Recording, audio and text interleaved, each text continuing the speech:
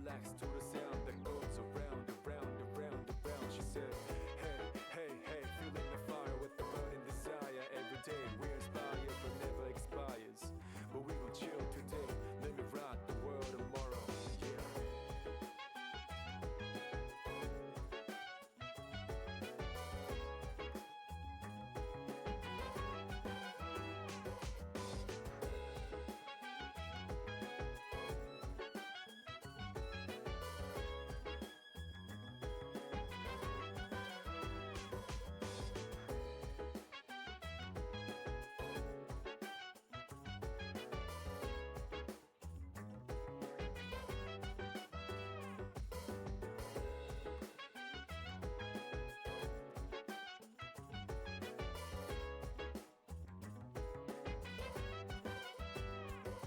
So dance, if you wanna go ahead.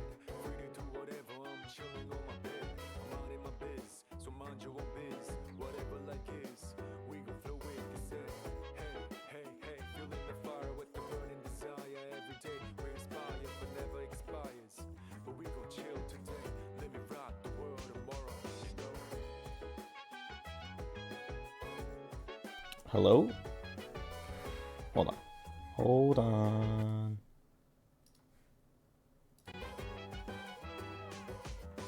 Okay.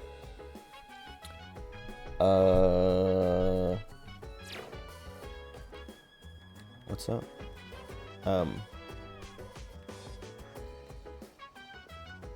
My brother came over yesterday. He actually came over early enough that I was like, oh, I could stream later. But he was it was so annoying. So yesterday I watched Dune Part 1 finally. And I was talking about it on Saturday night. I think I was like, I want to watch it because I want to see Dune 2 now that everyone's been talking about it and it sounds cool.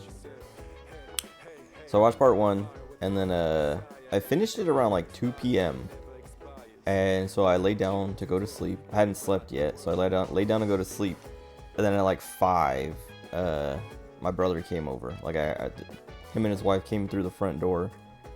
And then from there until like 6, it was just like nonstop, them yelling, dogs barking, just like extreme obnoxiousness. And I was just like, I guess I'm done sleeping. And so like I got up around like 6:30 and fed the puppy, talked to them for a bit, got food, came back, and just like hung out. And I was just like, I don't know, I was so tired. Like I was like, I thought about streaming, but I was like, bro, I'm just like, I'm tired. Like my head, it was that feeling of just like, you know, only getting like 3 hours of sleep and being woken up, and your head is just, you're just like tired in a different way than like if you just wake up tired or if you don't, you know, get enough sleep. I don't know. It always reminds me of just like, well, yeah, I don't know. It's just, I don't. I don't know. I guess it's just like a specific type of tiredness of just like being woken up and like basically being kept awake in a way that's like, it's different than your alarm going off and then you waking up and be like, oh, I'm still tired, and then getting ready and doing your thing. It's like, no, someone is just like screaming and yelling all over the house, and dogs are barking, and you're just like, oh, I guess I just have to stay up now. Anyway, it was annoying. So yeah, I was just like, whatever. I watched Vinny stream too. Even after that, I was still like, man, I could stream. Like I don't, like, I'm not getting any sleep anytime soon. But I'm just so tired. I just want to sit here and veg out. I don't even know what I was playing a little bit of 14. What else did I play? I feel like I played something else. Or watched something else. I don't even remember. Oh no. Well, yeah, I was up until like, I think I finally fell back asleep around 2 a.m. Because I was also waiting for my brother to leave, because he said he was going to leave yesterday. Like, he came over yesterday and was like, yeah, we're going to be leaving soon. Like, around, like, 8-ish or whatever. And I was like, oh, okay. Like, it's kind of surprising, but alright. and then I was just like sitting here waiting, and then I heard them go into the guest room, and I was like, I don't think they're actually leaving. And then I finally fell asleep again around 2 a.m. And then I woke up at like 5, like just before 5.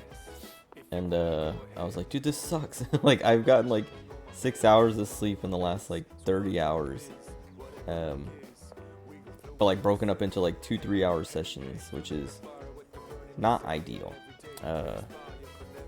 But yeah, then I just like stayed up from there until like noon today. But yeah, they finally left. They left around like, I don't know, 11 or so.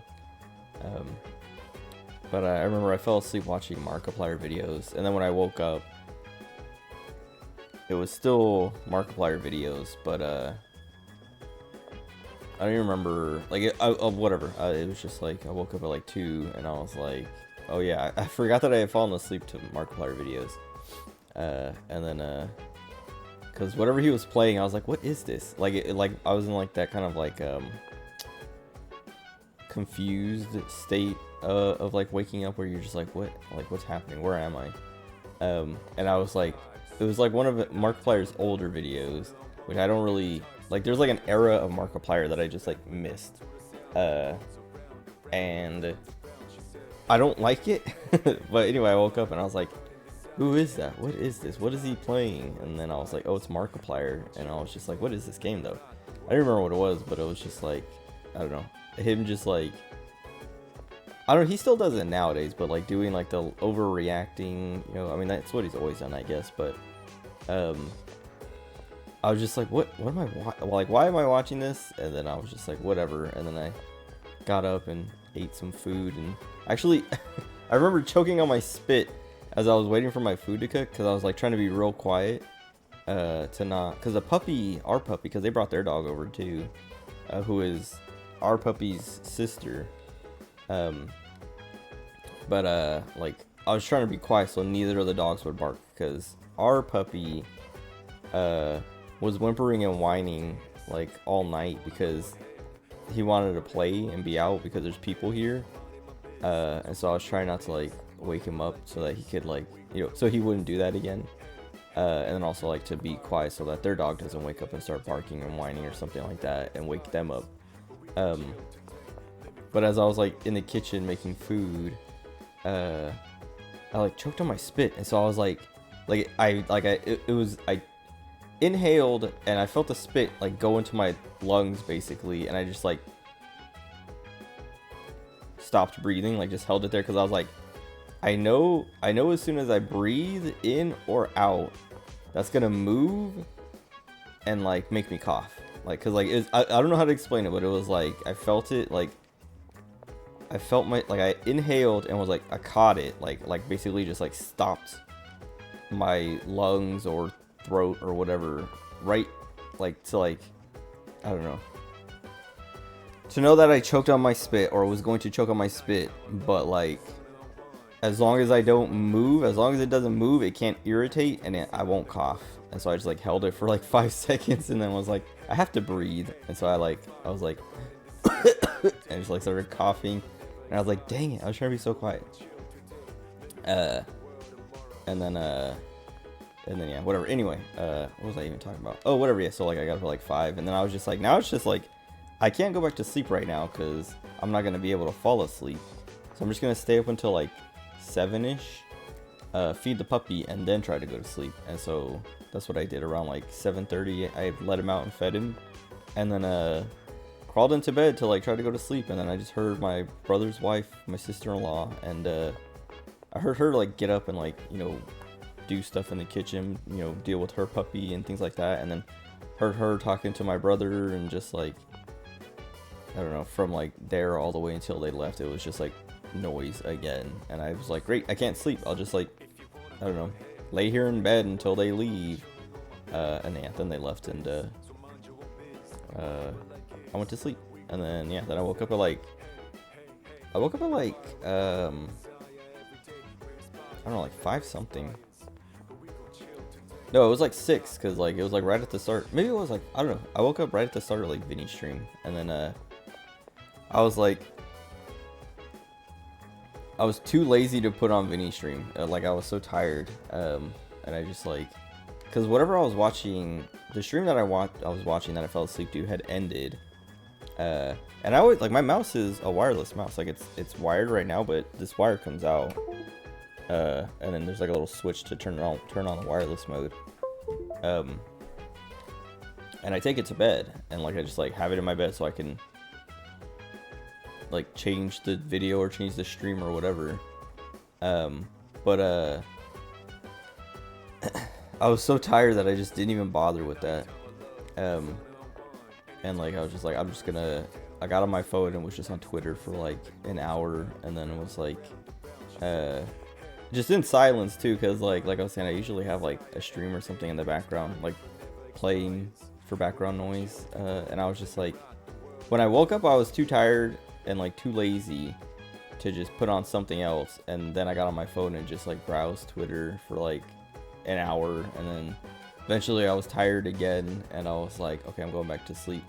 And then I woke up at like just before 8, and then I finally put on Vinny's stream, and I was watching that as I ordered food, and then I fed the puppy, and then yeah, and then that's kind of how I got to here. Well, I just kept watching Vinny stream even after I was done. I was like, I was gonna stream because he was playing Balatro, whatever, when I put it on, and I was like, all right, when he's done with this, which will be like around 8, because he usually does like 2 hours per game or per thing, I was like, when he's done with this, I'm gonna stream. And then he started playing this game called Rockstar Life Simulator or something, and I was like, well, let me just, like, my food had just gotten here, and I was like, let me just eat my food, and then when I'm done, I'll stream. And then by that point, I was like invested in watching his Rockstar Life Simulator, because it was pretty, I don't know, it's like, it's a jank game, and like kind of a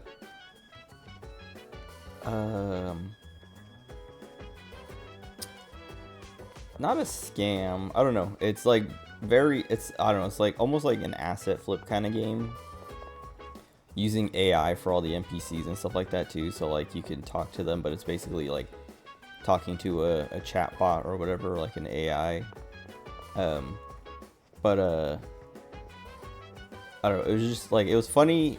Vinny's funny, so like the way he like I don't know, played with the game was fun, because it's like, it's Rockstar Life Simulator, he is in a band, and so like when he would do the mini game, the like rhythm game mini game, it would play like this generic, like, I don't know, probably like what do you call it, like free music, what do they call it when you can like copyright free, like, there's a word for it, like for that kind of music that is just like, I don't know, anyone can use it and play it and do whatever they want with it. I don't remember what the word is, but anyway, there's a lot of music like that where it's just like, you can tell it's just royalty free, I think is the word I'm looking for. DMCA free too, I don't know. Anyway, it's just like, you know, the most basic sounding music. Not that all that kind of music is basic sounding, but it is like, just like, this person is just like, I don't know, just pick a track that sounds like rock music and throw a rhythm game on top of it. But anyway, he was playing those mini game parts, and then like coming up with lyrics to whatever the song name, like whatever he names the song or whatever. And it's just, I don't know, silly, fun. Anyway, I kept watching that, and then finally I was like, I gotta stream. Like I stopped watching this stream, like it was still on, but I started like reading stuff on like VT and Twitter and stuff like that, because I was like, I saw Doki Bird was streaming, and I forgot about it too, because she is playing RE4 remake. She said she's gonna finish it, but like, that was the thing, is like, I was like, oh, Doki Bird's streaming, so like I was like going to the Doki Bird general, and then put on her stream for a minute, and I was like, I mean, she could still finish the game tonight, but she's like, when I looked at it, she was barely at the Krauser fight, and I was like, I don't know if she's gonna finish it tonight. There's like a decent chunk still. Like that's at the end of the game, but there's like a good, I don't know. Depending, I mean, I don't know. I guess it depends on how quickly she tries to like go through everything, but could be another couple hours at least. But anyway, when I got to that point, I was like, I gotta stop. I gotta stop watching stuff so I can play video games. But yeah, anyway.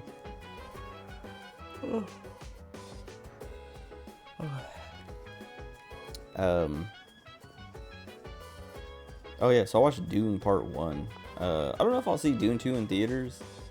Maybe I'll just wait till it comes to streaming, if it's not already streamable. But I liked Dune 1. I was like, wow, that's like, well, and the ending was kind of, I wasn't expecting it to end already, but I was like, okay, that makes sense, I guess. Because when it ended, I was like, wait, what? Because like, there were parts of it where I was like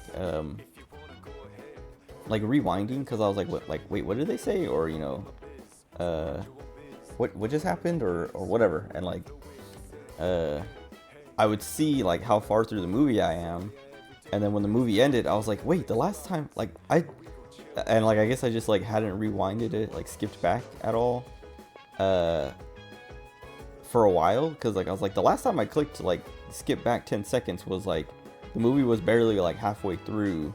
And so like when it ended, when the credits, like when it started doing the credits, I was like, wait a minute. And I looked at the, you know, the little like movie length bar or whatever, the seek bar, whatever you call that thing. And it was at the end, and I was like, dang, what the heck? I was like, dude, I went through like, cause it was like a long movie. It was like 2.5 hours or something. I was like, I don't know. I was like, dude, I guess I just watched it for an hour and didn't ever need to like skip back again, even though like the first hour and a half I was skipping back every like 20 minutes, because I was like, wait, what did they say, or what just happened, or you know, whatever. But anyway, I liked it. It was cool. It was like it's kind of interesting because like Paul is like this messiah to these people, but like they're like there's a part where the ecologist girl is like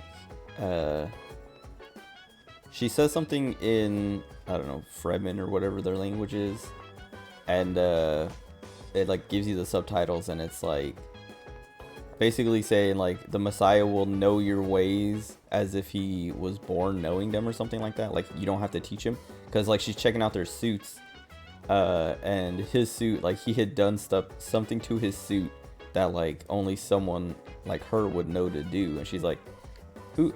She's like, oh, you've worn the suit before, and he's like, no, I haven't. And she's like, well then, why are your boots like that? And he's like, I don't know, it just seemed like the thing to do. And then she like says the thing in her language that's like, he will know your ways as if he was born knowing them or something like that. And like there's like other things like that is like, it's like they're like, wow, this is the Messiah, like a mother and son will, you know, arrive or whatever. And it's all like all these things that is like just prophetic. But then he's studying their like culture and stuff like that, and like basically I don't know if he knows their like prophecies and stuff and is doing it on purpose, or if he is just like happening to, like he's like, oh, we're going to this country, so I'm gonna study like their culture and, you know, language and stuff so I can like fit in. But to them they're like, oh, he's like, you know, the Messiah, he knows all this stuff, he just knows this stuff. And it's like, no, he's like, and that's what I was saying, I was like, I can't tell if he's like, if he did it on purpose to like appear like the Messiah. Well, I don't think he did, because like someone says it to him at some point, like they think you're his I think it's his mom, is like, they think you're the Messiah or are calling you the Messiah or something, and he's like, what? Like, no. And you know, like, why would they think that? But yeah, I don't know, it's like, it's, I don't know, it's cool to see like this, like to see like It would be like if Jesus, like if you got to see Jesus's life and he's like just doing all these things that are like, I mean, it's different because Jesus knew he was like the Messiah, the Son of God, and went around saying all that stuff basically, or like living like that. I mean, maybe Paul becomes like that, but it'd be like, there's all these rumors and prophecies and stuff of like a Messiah, and then the Messiah himself is like, he knows those and is like intentionally fulfilling and making those prophecies happen to like trick these people. But that, like I was saying, like it doesn't seem like Paul is doing, like, well, it doesn't seem like he's doing that, but maybe because like his mom is like there's all this weird like political stuff going on too that's like kind of pretty interesting, like secret societies basically behind the scenes and stuff like that, and then like overt just like big not monarchies. I mean, there's like monarchies, but like I don't know, just like political like war stuff. But anyway, it's interesting, and like the what's the word? Not mood. Atmosphere is really cool of the whole movie. Like all the different parts. Like even though it's like takes place in different places. Like you go from Atreides or whatever their planet is to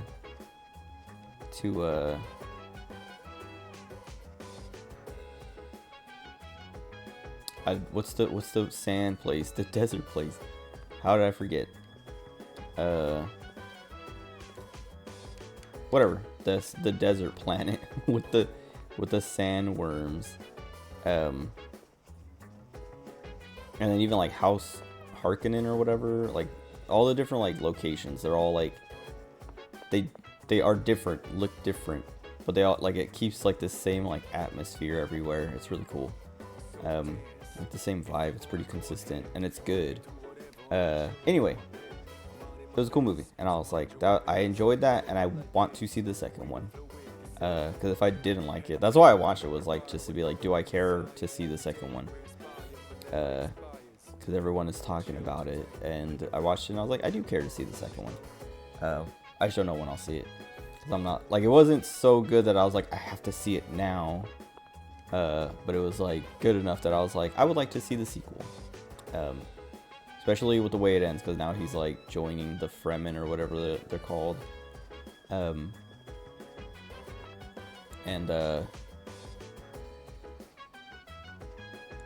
Yeah, I don't know, like, because he's like, but yeah, it's like I don't know, it was like a good place to end on a cliffhanger, I guess. It's not really a cliffhanger, but it is kind of like, it's like definitely like sequel setup.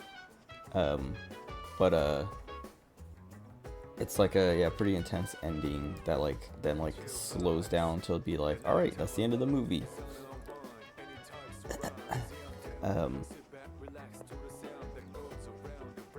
But yeah, whatever. Anyway, that was cool. And then then I was like, I finished it and I like went to sleep, and then I woke up like not even 3 hours later, like 2.5 hours later, to my brother and his wife just yelling across the house, and like they weren't like fighting or anything. They just like were just like talking loud and yelling at the dogs and whatever, and just like dogs barking and whining because they're like our dog, as if they would like leave the living room area and close the gate behind them, he would just like sit there and whine and whimper because he wants attention and wants them to come back and play with him. And then when they were over there and their dog was over there, the dogs were just like fighting with each other and barking and squealing because like one would get owned by the other one and just like start whining because it hurts or whatever. And I don't know, it was annoying, and it was like non-stop. But whatever. What else did I do or see or play? I guess that's it. I feel like I did something in 14, but now I can't remember. I did the event, the Little Ladies Day thing, and it actually, I was like, it's like they're combining Little Ladies Day and Hatching Tide or something like that. And this first part for Little's Lady Day felt like super short and super like lame. Like it was literally just like go here, talk to this guy, go here, talk to this guy. Now go over here and well, go here, talk to this guy, go here, talk to this guy. Go here, ride this mount around and talk to these other people. Then go here and talk to this guy, and then it's over. And I was just like, it felt really short, and also cause like the reward is a Goobbue with like flowers on it, a pink Goobbue called Petey, with flowers on it, on her, and so it's basically a reskin of a mount, an old mount. It's ugly, and I was like, well, hopefully they like, because a lot of people were complaining about it, like even before it was here, but I was like, I don't know, maybe they'll make the story for it like fun or cute enough that like it's fine. And it wasn't like I don't know, it wasn't like, I don't know, I would say it wasn't bad, but it wasn't like it was like, I don't know, like I feel like most events have been like this, and probably because Dawntrail is coming out in I don't know, a few months. I don't know when it's supposed to come out. I've seen rumors of June and July, but I don't know. But anyway, I was like, this event sucks. Like this mount is ugly, and that story was just like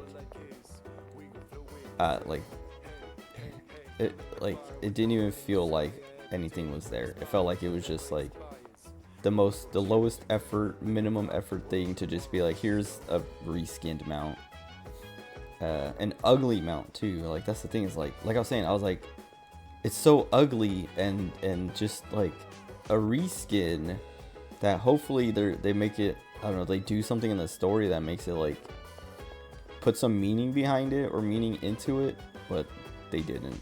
Because like the story is basically, this Goobbue likes to make people happy, like bring happiness to people, but it's also shy in big crowds. And so like the story is basically, it has to perform in front of a big crowd, so you have to encourage it, and then that's it. Yeah, and it's just like, that's it. And like then the guy who owned it is like, how about you take her from now on? I'm gonna go live by myself in the woods. And it's like, that's it. Like it wasn't even like apparently, you know, he had been with this Goobbue for like ever, and it was gonna be hard for both of them to separate. But then he's like, how about you take her? I'll go live in the woods. I'll probably, you know, have to figure out how to deal with the loneliness, but it'll be fine. And then that's it. That's all he says basically. There's no like dramatic goodbye or anything, and it's just like, I don't know. And I was like, I don't know why did I expect so much?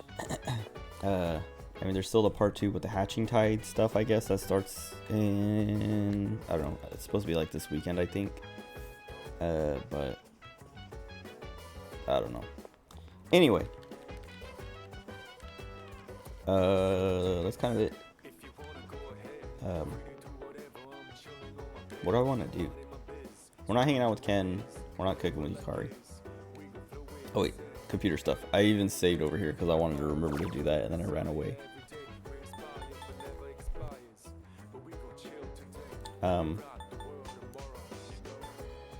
I feel like part-time master at least, because these are stats. Like this is charm, academics, courage. Help you earn a higher hourly wage.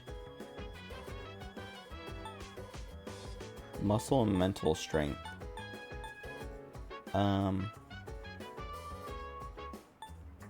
This sounds like it might be, I don't know, magic or something.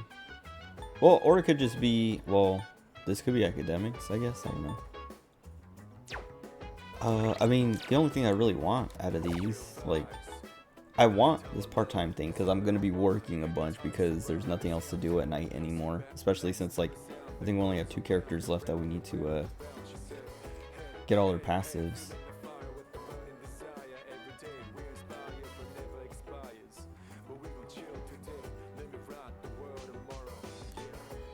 Well, I just save so I can see what they do and then reload. Wait, this is about breathing? Free my mind. Oh, SP. Okay, so the other one's probably HP then.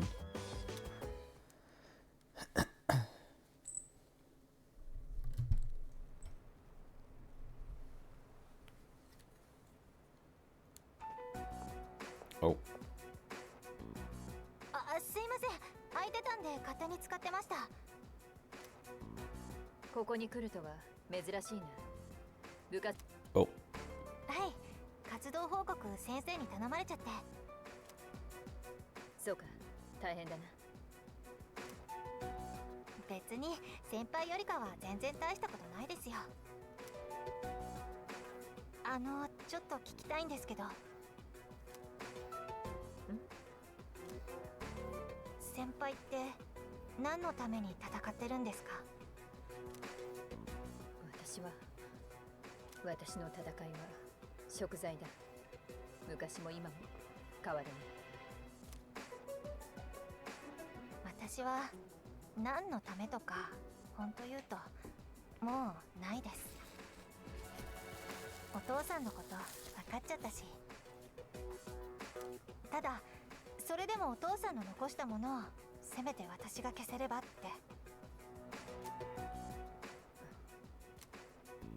なんで戦うかなんて最初に考えなきゃですよね。なのに私今頃になって初めて真剣に考えてる。仕方ないさ。けどみんな違いますよね、戦ってる理由。まあシャドウをやっつけるってだけでもいいとは思うんですけど。何が言いたい？自分でもよくわかんないです。次の満月でいよいよ最後のシャドウだし、考えてるうちに終わっちゃいますよね。そうだな。次で全て終わるさ。そして普通の学園生活に戻れる。そろそろ生徒会の委員が来る頃だ。話なら後でも聞くが。あ、いいんです。すいません。お邪魔しました。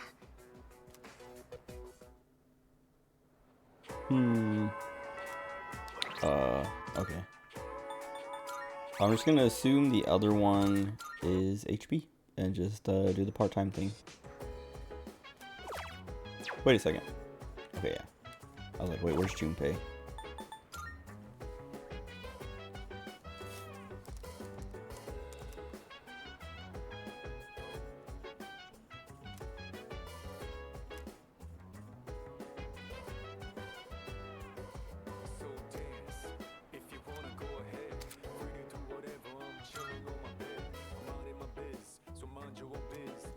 I wonder if that like actually increases the amount you can earn or just makes it more likely that you get the extra money.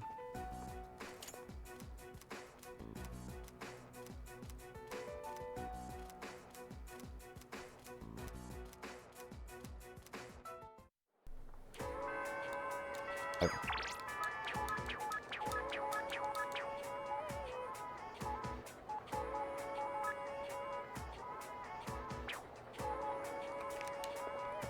Okay, Fuka. I guess Yukari's here too.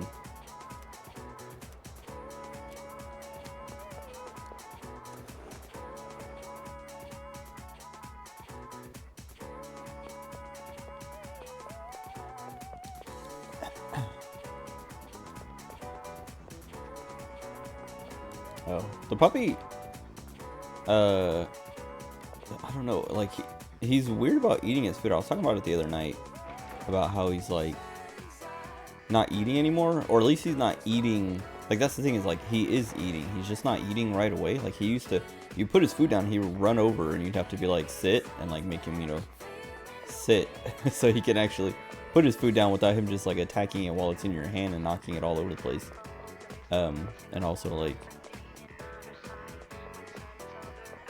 yeah, I don't know, so he could put his food bowl down and like then tell him, okay, go ahead, eat, like train him or whatever. But nowadays you put it down and he'll like he goes to sit in his spot that's like, oh, I'm ready for food, and then you put his food bowl down and he just stays there and you're like, eat, and like I'll like go like scooch him over and he just like sits there and like slides because he's like, I don't know, he doesn't like get up and walk or anything, and just like looks at me and looks at his bowl and then looks at me and it's just like, I'm like, eat, like go ahead, and like I'll like push his head towards it, like dude, it's okay, eat your food, and then he'll just like hover over it, like he'll literally like just hover over it, and then he'll like get up and walk away, and then like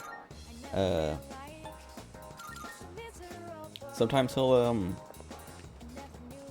like he'll go sit back in his spot and I'm like, dude, your food, just eat your food, but then I'll like go to like grab his bowl and like start like pulling it away as if I'm gonna like take it away or something, and he'll get up and like run over, and then I'll like stop, and then he'll just like sit there, and it's just like, okay. And then sometimes like I'll go to reach for it and he'll like put his head over it and start like growling because he doesn't like, he's trying to protect it, and I'm like, okay, good, now he's gonna eat, and then he'll just like lift his head up and look at me again, and I'm like, eat your food, and I'm like, whatever, and then like I'll, you know, come back to my room, and then I'll check in like half an hour, and he'll have eaten some of it but not all of it, and then I'm just like, dude, like what's going on here? And then like I'll come back to my room, and then like earlier today, I ordered my food, fed him, he didn't eat his food.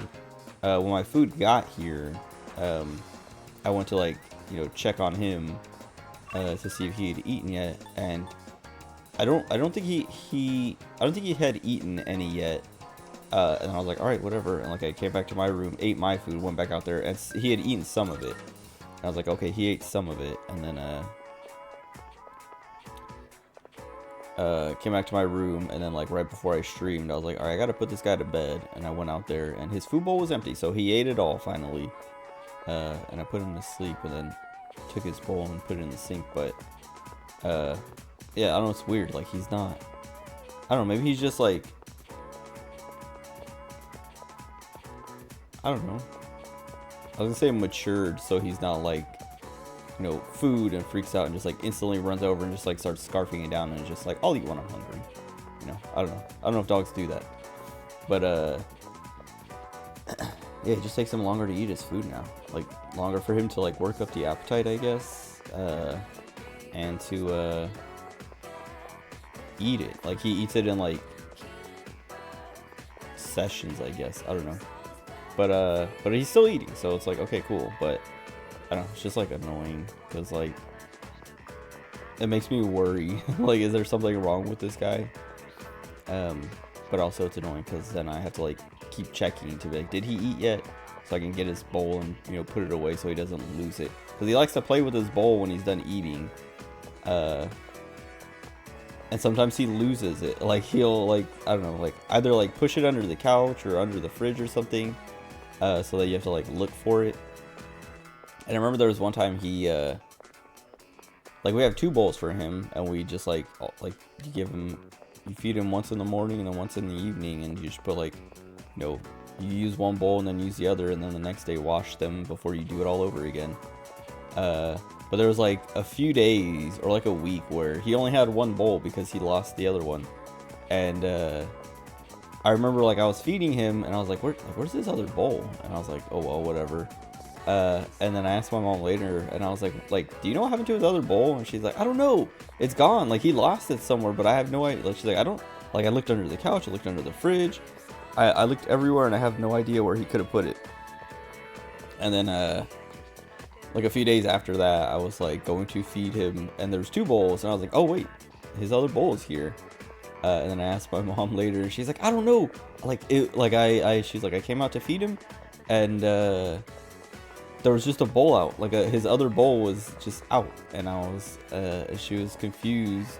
Like she was like, I was confused, and like I just like I don't know who put it there or where it went and how it got back here. Like how it was just out in the open again. And I was like, it's probably a ghost. She's like, don't say that.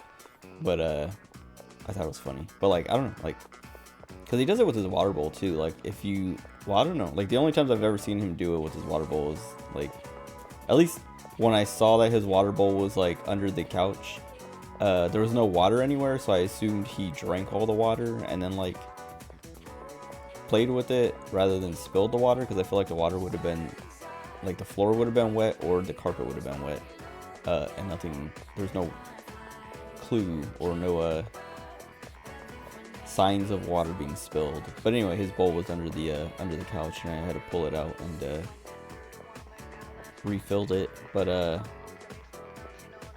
like I was thinking about it. I was like, if he did that with his food bowl, how would he get it out? Because like if he lost his bowl and then like found it, but it was somewhere that like you like, because if he got it stuck under the couch, he wouldn't be able to get it out, and we would be able to see it. But if he got it stuck somewhere like under the couch or under the fridge in a way that we couldn't see, like there's no way he would be able to get it out himself. Because like if it's somewhere we can see, he might be able to like, you know, push it out with his paws or something. But if it's like out of sight, there's no way he's gonna be able to get to it. So like, I mean, yeah, like whatever. Like it's still like a mystery of like where did it go, and how did he get it back from wherever he lost it? Because like, I don't know. There's nowhere for him. Like, it's under the couch or under the fridge. That's it. There's nowhere else to like put something, or lose something. But whatever. Anyway.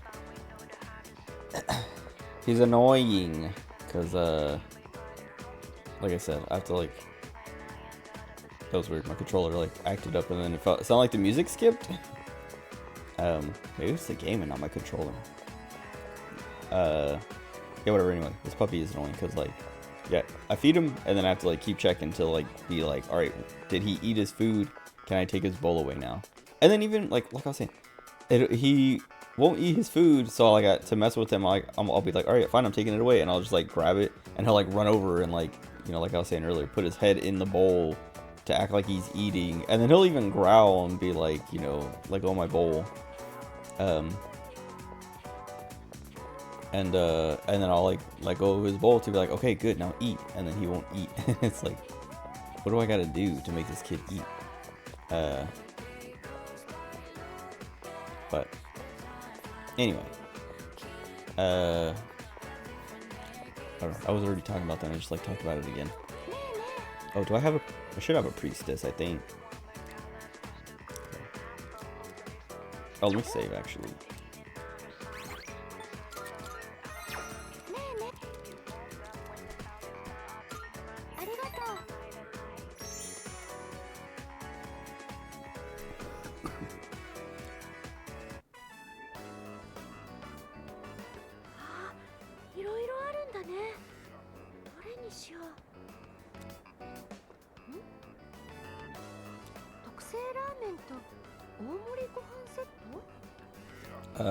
I got Popeyes earlier. It was annoying. I ordered it because I didn't want to. I was just like, I don't want to go anywhere. So I ordered it, and it was like, dude, I gotta stop ordering food because it's like, it's just not worth it. It's like too expensive. And then they forgot, like, I was talking about this the other night. I was like, I don't like shrimp, and then I was like, except like popcorn shrimp, I guess. And ceviche.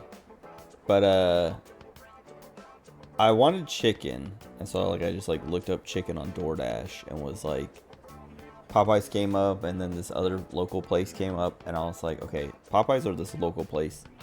And I was going to get the local place until I was looking at the Popeyes menu and saw the popcorn shrimp, and I was like, okay, I'm gonna get wings and shrimp. And then it's like pick your sauces, and I picked my sauces, and then the food got here and they didn't have my cocktail sauce that I asked for my popcorn shrimp. And I was just like, I paid like $15 extra to get no sauce. And yeah, I was like, like I was saying, it's just like, that's 2 times in a row I got DoorDash deliveries that were like missing something. The last time was at Pizza Hut, which was missing my drinks, $7 worth of drinks. This Popeyes thing was only like, it was like, okay, I'm missing like 50 cents worth of sauce, but I paid $15 extra, right? Because it's DoorDash. Everything is like 10 times as expensive, and then you have to pay the stupid like delivery and convenience fees, and then a tip for your driver for them to just like forget to bring your food. But what was it? Oh, well, the other place, I was gonna say, what reminded me of like that, it's her talking about the rice, because like the other place was they have like 4 different like main meals, I guess, and it's like chicken, like big chicken strips, and you can get like one is like chicken sandwiches, chicken sandwiches, what's the other one? Chicken sandwiches, I think it's like just chicken on bread or something, like on toast or something, and then like something else, and then chicken on rice. And I was gonna get the chicken on rice, because I haven't had that in a long time from that place, and I like it a lot. Like the rice is good, but I was like, no, I'll get Popeyes because I want the shrimp. And now I'm like, I should have went the other way, but maybe I'll do that tomorrow. I don't know, and I'll go pick it up myself.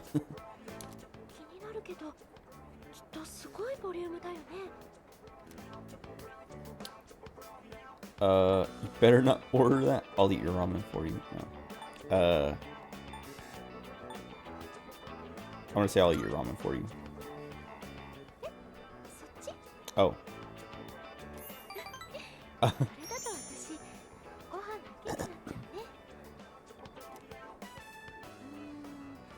Okay.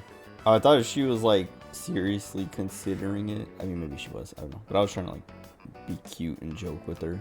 And she was cute back. But whatever. Anyway.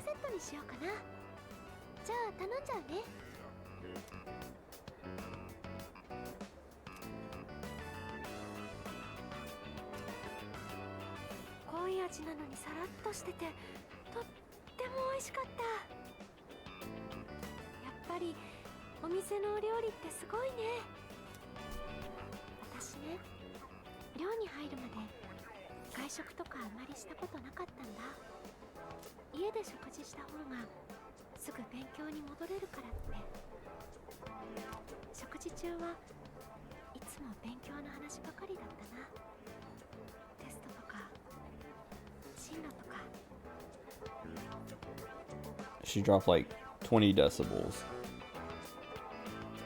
Sounds suffocating.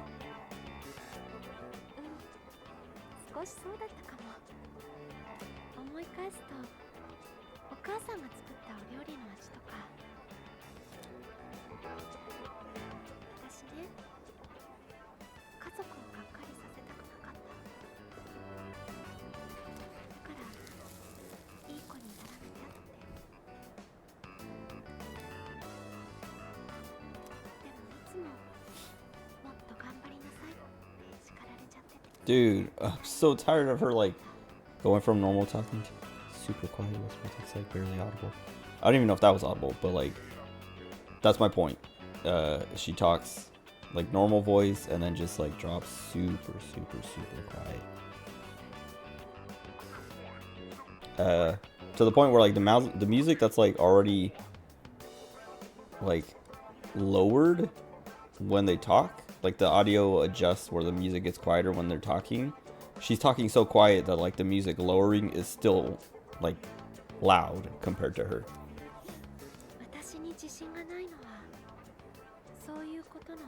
And I get it. I like know that's her character, but like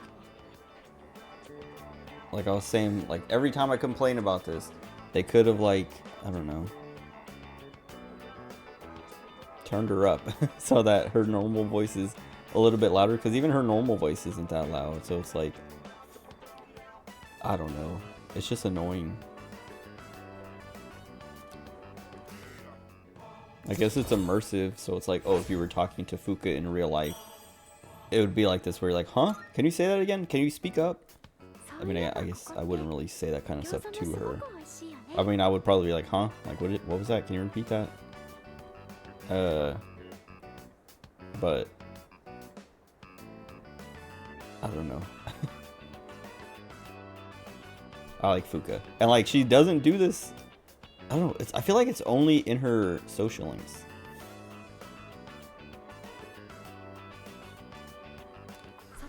Because everywhere else, her like normal speaking voice is like, I feel like it's a lot louder than her normal speaking voice here. And then I'm like talking over her anyway. Anyway, it's not like I'm gonna hear her.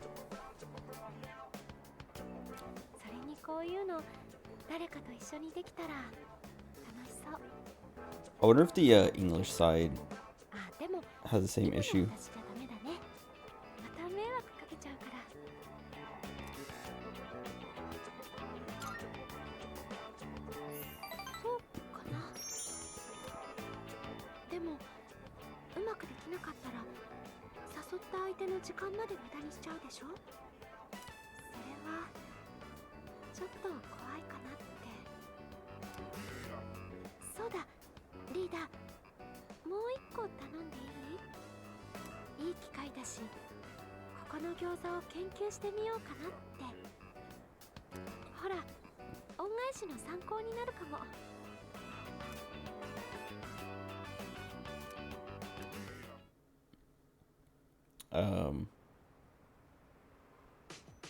She's almost done.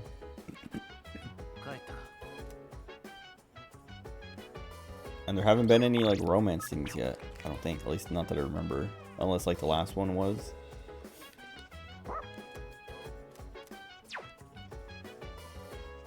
I might take him on a walk.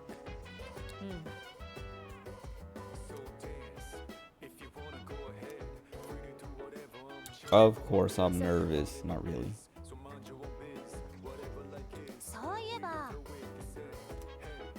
Do you have a reason you're fighting? I do. For Aegis.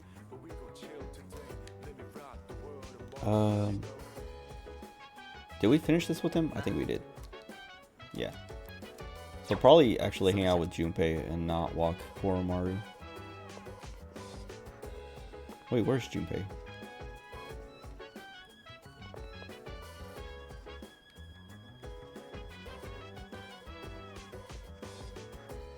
I think this is the 27th.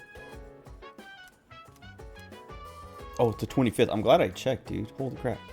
I would have, like, just went past the 24th straight to the 27th and been like, okay, time to do it, and realized I missed it.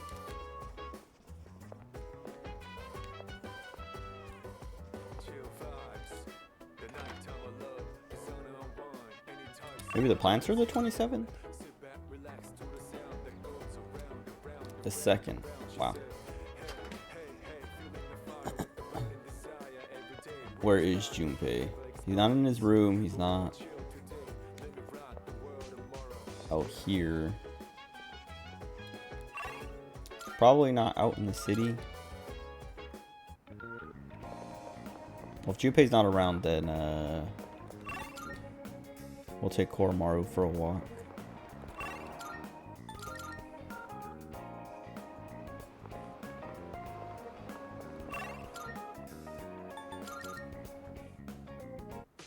I'm gonna ask Fuka.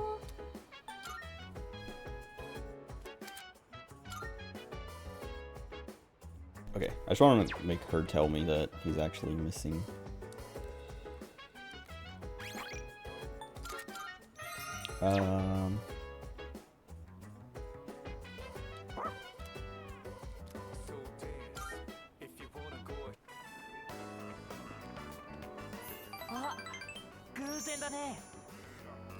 へえ、犬飼ってるんだね。シバかな？ What is he? I mean, he looks like a Shiba. 白い毛並みっていいよね。なんかこう神秘的じゃない？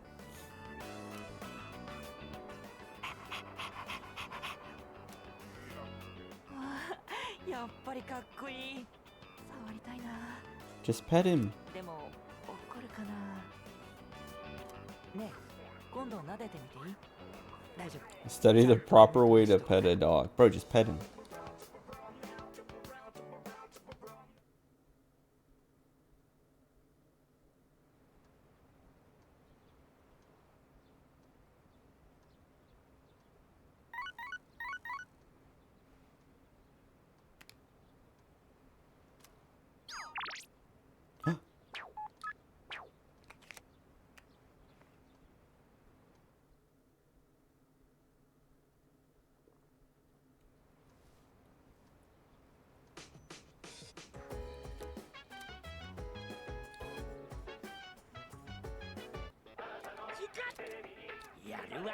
Halloween set.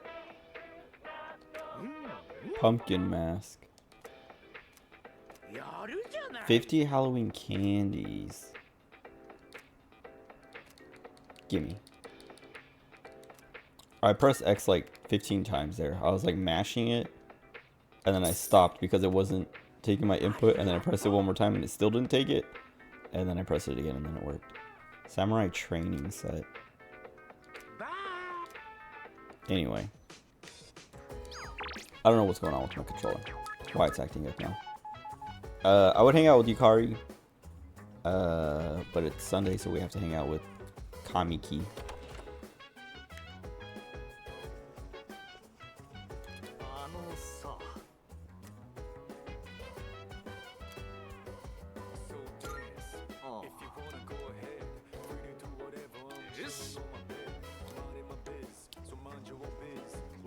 He's so it's not fair. He goes from like, I want to be, you know, I want to use my persona forever, I like having this power, I don't want to lose it, to then being like, you know what, it's okay to lose it because I'll have Chidori. And then my brain is like, no you won't. And then it's like, yes you will, because we're gonna save her. Like, I could leave her dead. I'm not gonna do that just to ruin Junpei's life.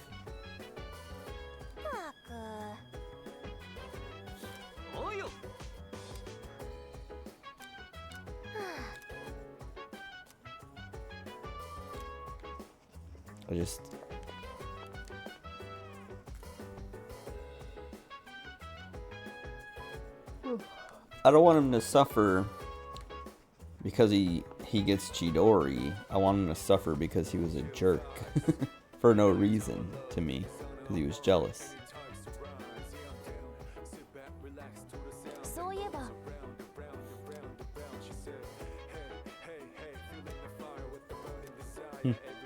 She's helping Akihiko train.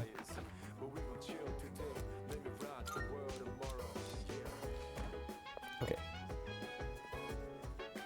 Who haven't we talked to? Akihiko? Ken? But they're not out, so they're probably not out.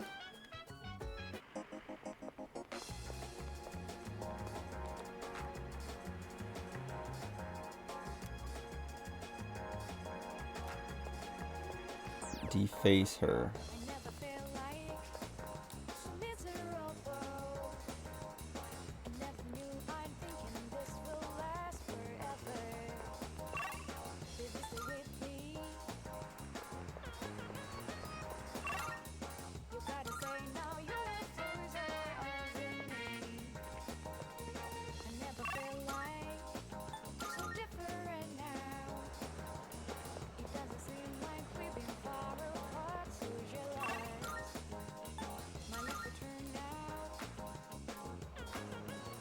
I think I might be forgetting something.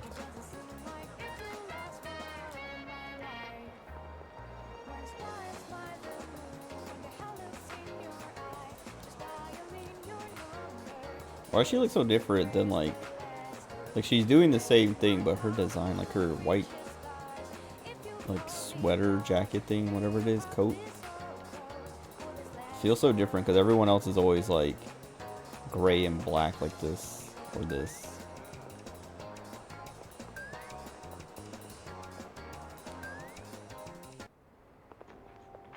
Maybe think there was something special with her.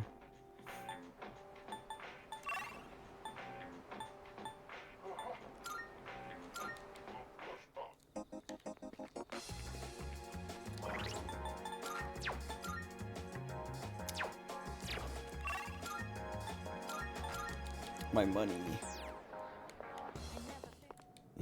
If I can fuse a sun, maybe I'll do that. 素晴らしい。楽しみにご用件を伺います。どのようなペルソナをご所望ですかな。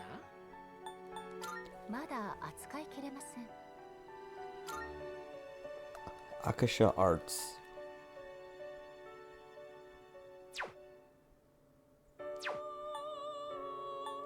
Nothing new, so I might as well just summon. どうぞご覧ください。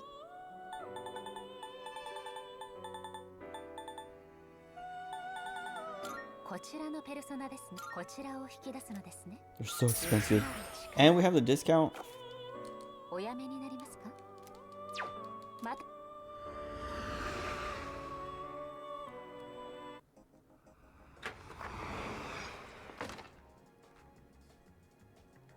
ご機嫌。依頼を受けていただけますか。 Rhonda 54. Female summer garb. That's not gonna matter. それ。 Because, I guess doesn't wear that. Probably.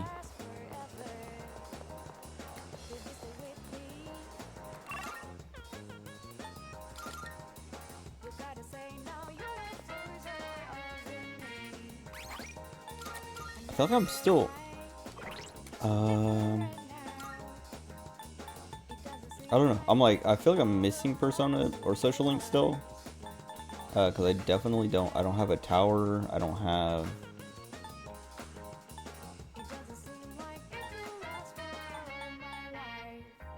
I don't know if Eon has a Social Link. Definitely don't have tower. And I'm like... Is that gonna come somewhere else? Like, part of me wants to look it up, but I don't want to spoil myself. I'm just gonna type in missable social links. Hold on.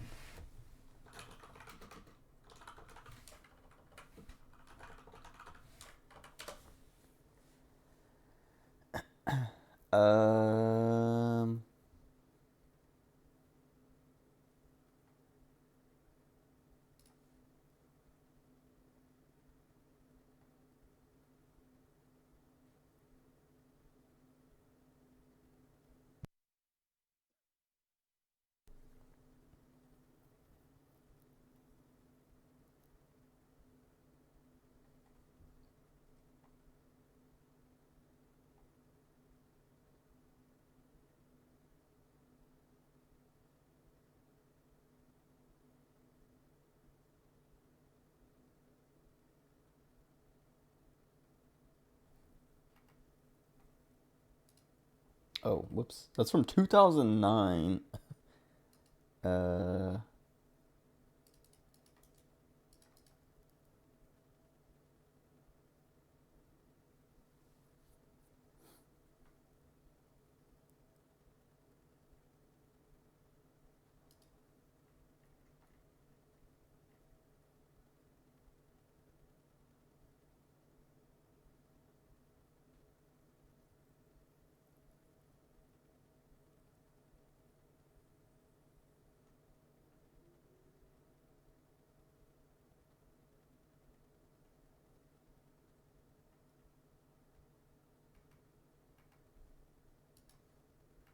So far, I'm just seeing something saying missing Mitsuru and Kamiki, but it's more that they're like, you need to prioritize them so you don't not finish them.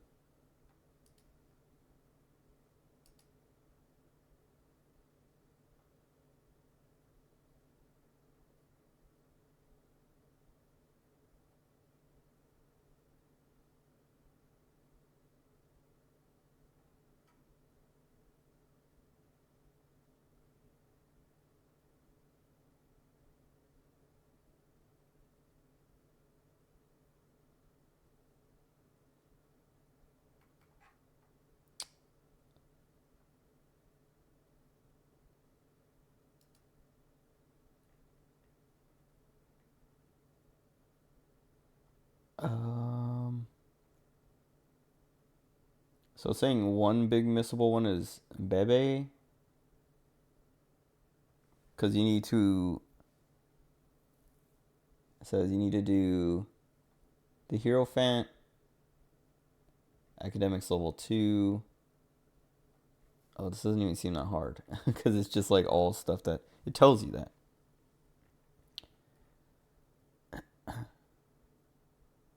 Oh, there's one that you have to get Yuko to rank 4. That's the tower one. Okay.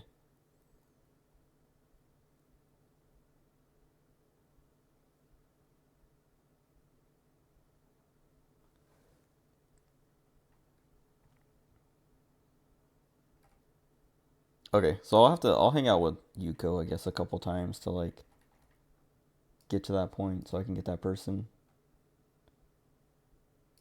That's what I was like. Yeah, I don't know. When I got Kukulin forever ago, or I guess not that long ago, but whenever I got him, I was like, I didn't get the bonus from the tower, and I was like, why don't I have the tower social link yet? I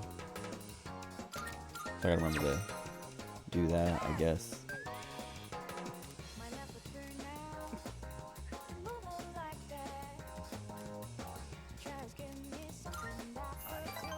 So he's trying to die on me. 昨日の夜徹夜したんだ。本を読んでいて、今までも不安や痛みで眠れなかったことはある。だから大丈夫だと思ったんだけど、具合悪くしてちゃ世話ないね。You need to listen to your body. ありがとう。あ、いや、ごめんって言うべきか。叱られるなんて久しぶりだよ。君に会えるかもしれないと思って出てきたんだ。別れの時間は少しだけ後に。この間、優しい話が読みたいと話したね。だけど僕はこの世界にある星の数ほどのどんな話でも満足しないと思うんだ。僕の命が求めるものは誰かのために書かれた話では足りない。僕は相当にわがままなんだろうね。君とのことも同じさ。君は僕に会いに来る。そして僕のためにそばにいて、僕のために話す。僕のために有限の時間を使ってくれる。そうやって君は僕に贅沢をさせる。だから僕は君が好きだ。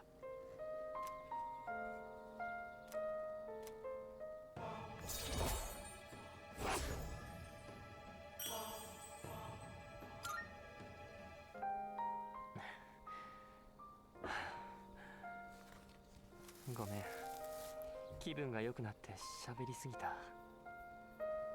またここで会いたい。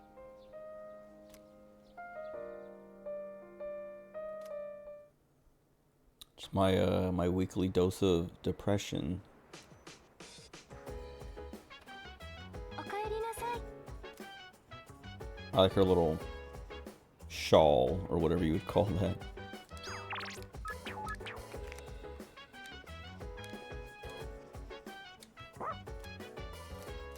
Why is he always... I mean, I guess I know why he's always trying to go for a walk, but... What's up, Games for you? It's going well. How are you?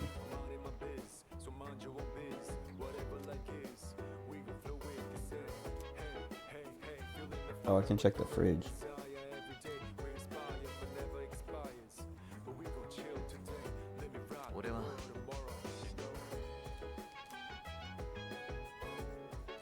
Okay. Doing good. Good. Wait. Oh, no, I put that in this morning. Whoops.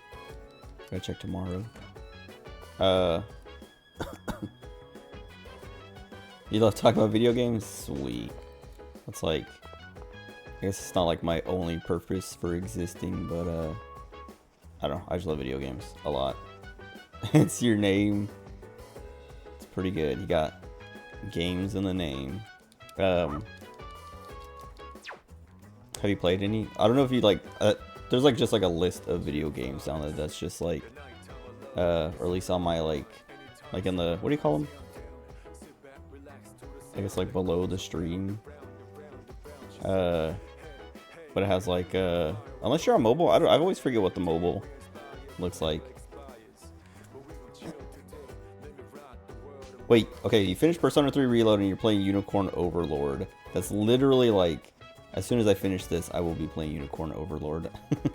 I got the physical, the Monarch edition or whatever, like the collector's edition.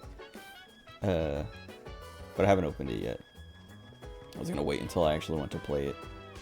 I played the demo though. But how much have you played of Unicorn Overlord? Or at least, well, I don't know. I was gonna say how far are you, but I don't even know. Like the demo I played well, I played the demo for 5 hours, even though it's a 5-hour demo, and I still had like 2 hours left on the demo because the timer only tracks, like it only ticks down when you're like on the overworld map. And by the time I like hit 5 hours like of real life play time, I was like, all right, I'm done. Like, I'm gonna wait till the full game comes out. I'm not gonna play any more of this demo. I was gonna ask like how far are you, but it's not gonna make any sense to me. Eiyuden Chronicle 100 Heroes pre-launch trailer. Eiyuden Chronicle sounds familiar. Hold on. Let me look. I don't think I've seen the pre-launch trailer.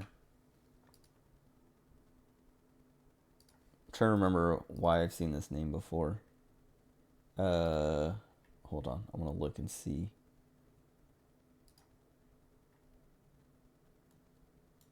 Oh. Kickstarter funded. 505 Games Publishing. I wonder if that's why it's familiar, is because of the Kickstarter thing.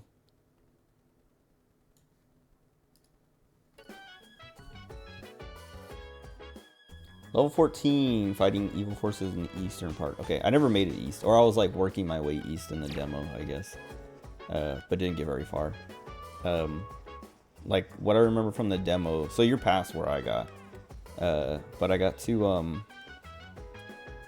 I recruited the blacksmith guy from that one town.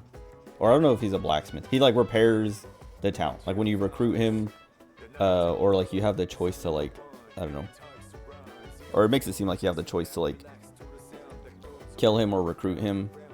Some lady like runs up and is like, no, help, he helps build the town, like please don't kill him. And then he's like, yeah, I like to fix things, I'm not evil. And it's like, oh, okay. Spiritual successor to Suikoden. Don't they still make those games though? Actually no, they don't make, wait, do they? I don't know, I haven't played any of the Suikodens. Oh wait, I mean I haven't played any Suikoden, whatever games, but didn't the what's his name? Is it Murayama? I can't remember. There's like the, I don't know if he's like the writer or the director or what of those games, but didn't he pass away like a year or two ago or something like that? Maybe I'm thinking of someone else. But is it from like the same team, or is it just like, because it, I mean, I guess it being Kickstarter funded doesn't mean it's not the same developer.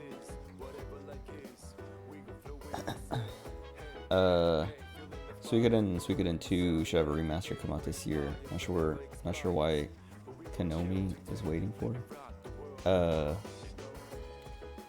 Maybe I'll check them out. That's like, I've been like playing a lot of JRPGs the last few years, and a lot of them that I haven't played before. Okay, same dev. All right, that's cool. So are they doing it because they can't make Suikoden games anymore or something? Is it like a license thing? Like, I don't know. I don't know who might own it, but something like There's an example that's like right on the edge of my brain. Long story about it. I'm trying to think of the one that I'm trying to compare it to. It's something that I played. Bloodstained. Because Igarashi, you know, I don't know what the story is, why he can't make another Castlevania, or why he left, or was fired maybe, I don't remember, but then he goes and, you know, does the whole Bloodstained Kickstarter thing because he still wants to make a Castlevania game, but he can't use the name anymore. Sounds like it's probably something like that. I don't know if I finished reading with her. Nope. I mean, I did, but not gonna read with her. I'm probably gonna take Koromaru for. Oh no, I have to finish making coffee with Ken, right?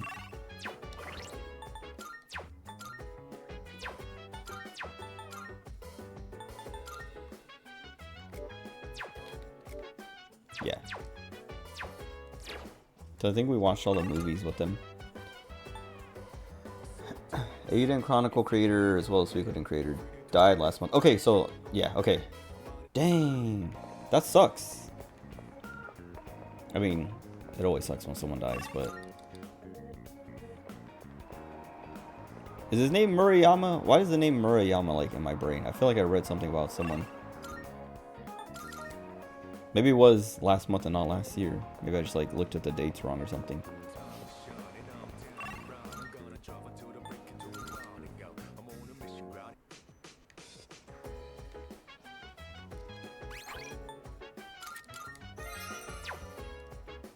It is him. Okay. Yeah, that sucks. Like, yeah, man, that sucks.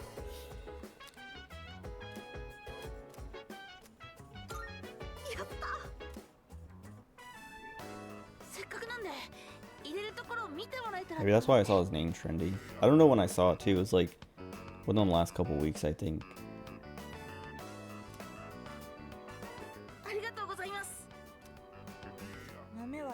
Oh, wait. Okay. I was like, I want to see which alert you got. You got Cat from Gravity Rush. But also thank you for the follow. I appreciate it.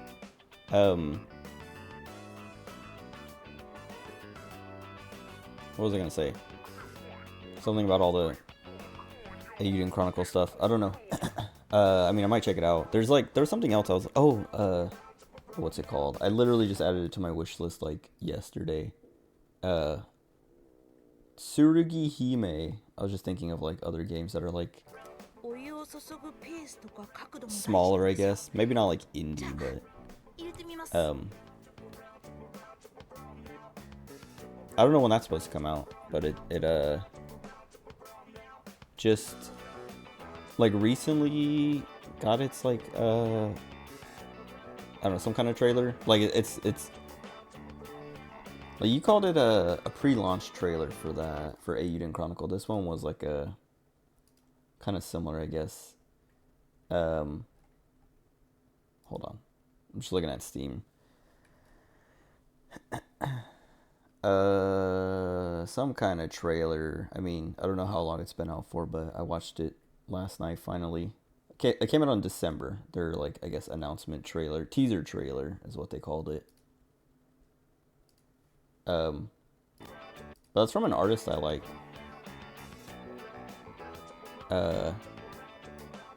They do a lot of Servants in Fate Grand Order, and so I was just like looking at their Twitter last night because I was looking at their art, and then I saw that they are working on a game, and I was like, oh, cool.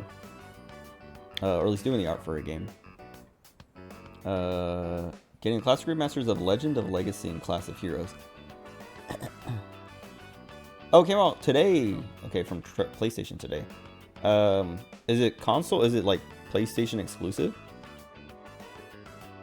I only have a PS4, and it's jailbroken, and so I don't know. Okay, no, okay, good. Because I was like, I'd rather play it on PC, or on Switch even. Because right now my PS4, it's jailbroken, and it's basically just a Bloodborne machine. Because I jailbroke it so I could mod Bloodborne to be 60 FPS, and then I was messing with trying to get a randomizer set up on it, but I still have to like figure that out because the randomizer, there's like a setting for fog, like to make there be fog everywhere all the time, and I can't figure out how to turn that off or like randomize it in a way that makes that not happen. And it's almost unplayable because I can't see anything. But then yeah, now that it's like that, it's hard to like do anything or like get any games for it and stuff like that, unless I like go back, excuse me, like update it to be normal again. But I don't want to do that because I don't want to like, I like having it jailbroken, and I don't want to like get stuck being unable to jailbreak it again. I don't have a PC. Getting one soon. Nice. $4,500. Need 500 more to get a PC. Oh yeah, that makes sense. I would say 4,500 should be enough to get a PC. But if you're like, if you need like a monitor and all the accessories and peripherals, then I guess 5,000 is like a good chunk to save up.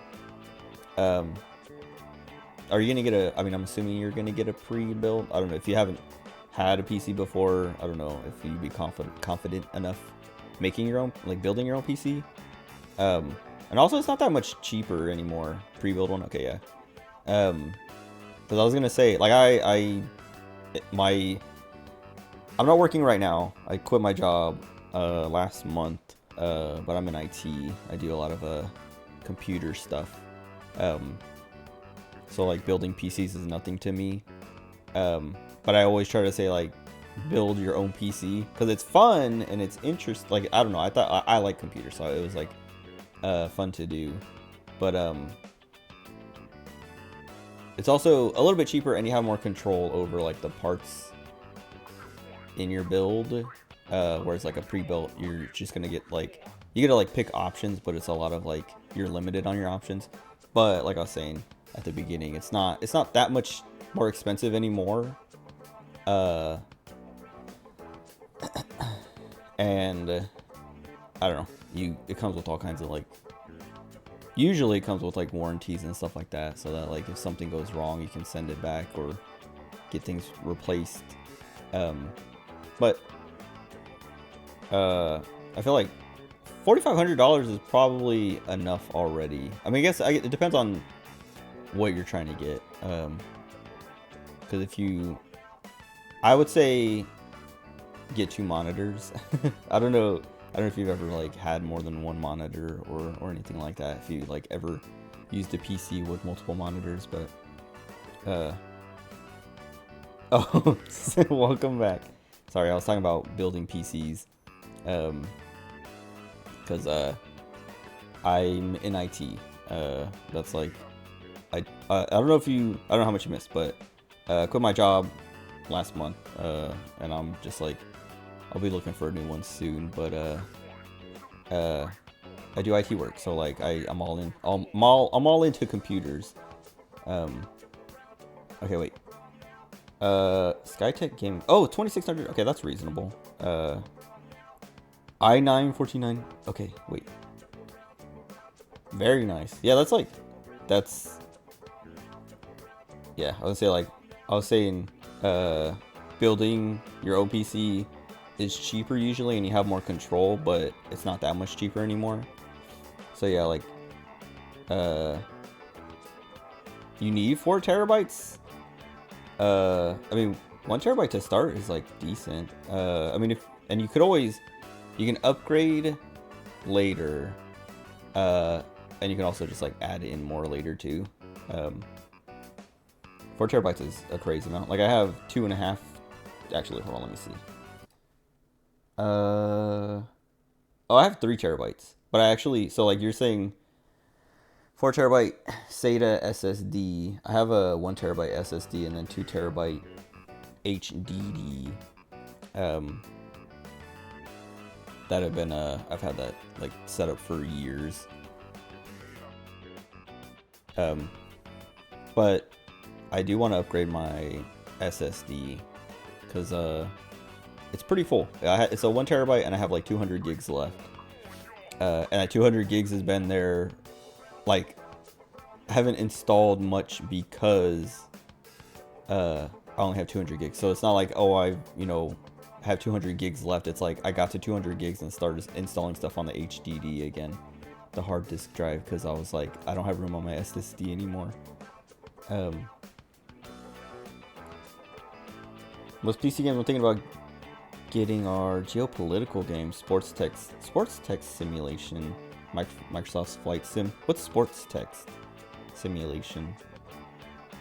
And I'm pretty sure Microsoft Flight Sim is a pretty big game, or at least I guess it probably depends on how much you download or install or whatever. But it's a lot of maps, which I know are that's a lot of space. But you have a pretty intense build there. The i9-14900K is like, I don't know if I would say it's overkill, but it's definitely like, I don't know what else you're gonna do. I mean, I guess if you're doing like Microsoft Flight Sim and stuff like that, maybe it's useful there. Text simulation, like management type games. Okay. So it's like, I guess it's just like a sports management sim, but in text form? That's what it sounds like. Or like a lot of text rather than like, I don't know. Basically, yes. Okay.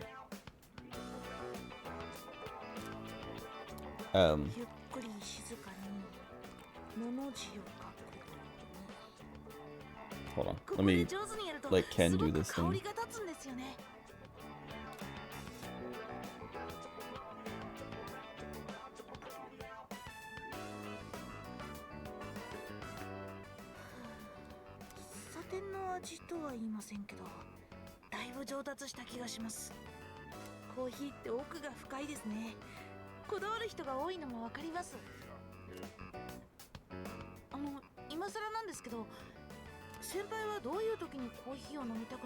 When do I feel like drinking coffee the most? I don't really drink it much. I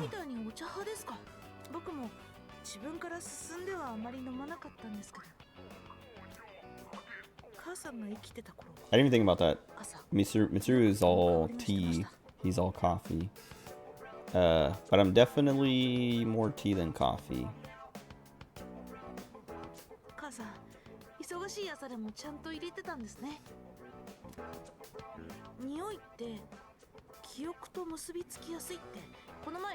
Japanese instead of English, yeah. When I played through Fest, I played it in English, but I want to play through Japanese because I don't know, I hadn't done that. Like when I played through Persona 5, I played through Persona 5 in English, and then I played through Royal in Japanese. So I'm kind of doing the same thing here. I played through Fest in English, and now I'm playing through Reload in Japanese.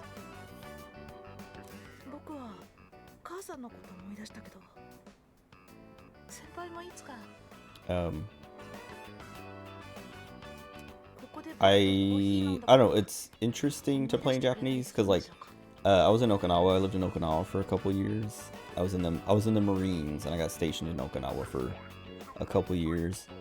And while I was there, I learned a bit of Japanese and like spent a lot of time in Japan. 2 years, I guess. And so like, I don't know, playing through games. I don't always play through games in Japanese, but when I do, it's like nostalgic, I guess, a little bit. And then it's also like fun to like hear what they're saying in Japanese and then look at the English localization and be like, why do they localize it like that? Sometimes it's annoying, sometimes it's fine, but somebody that playing Japanese, if they don't have English VO, I mean, I do the same thing. Like I was saying, I don't always play, like I'm not like a subs only or dubs only guy. It's literally just like whatever. I feel like I mostly lean towards English, but it depends on just like what I feel like doing at the time. And if they don't have English, I'm not gonna be like, oh, I'm not playing that game then. Or if they don't have Japanese, I'm not gonna be like, oh, I'm not gonna play that game. But I'm trying to think. There's like, there's something I was playing. Maybe not like it was like a couple years ago or something. But I was switching back and forth between English and Japanese, so I'll even do that sometimes.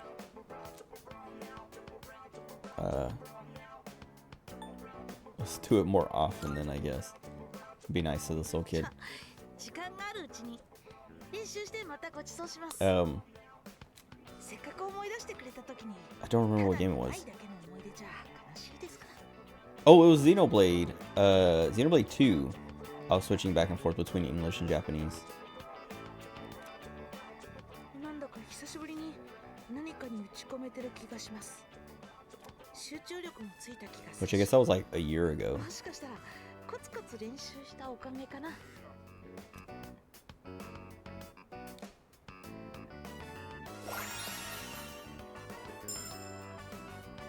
10 SP each turn? That's okay. ありがとうございます、先輩。おかげでコーヒーの味、ちょっとだけ分かってきました。 I mean, that's pretty good, but 母さんが好き I haven't been using Ken that 僕 much. だってきっと。あ、おかわりまだありますからね。よかったらどうぞ。 Excellent coffee. せっかくここまでやったんで、また声かけてください。今度は今日よりももっと美味しく入れてみせます。 Record of Agarest War and its series. It's Japanese but English text. No. I haven't played that. I'm trying to think. I listened to a couple podcasts. I can't remember which podcast it was on, but I know I heard someone talking about it. But no, I haven't played it myself. It was either Castle Super Beast or 8-4 Play. I'm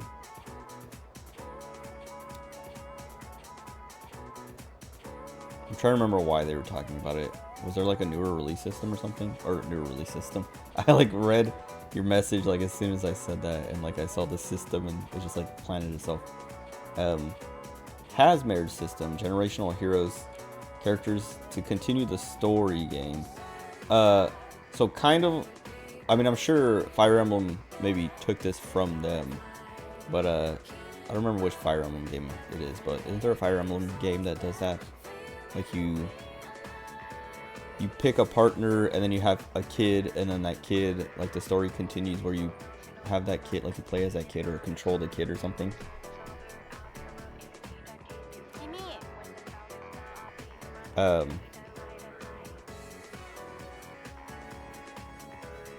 Yeah.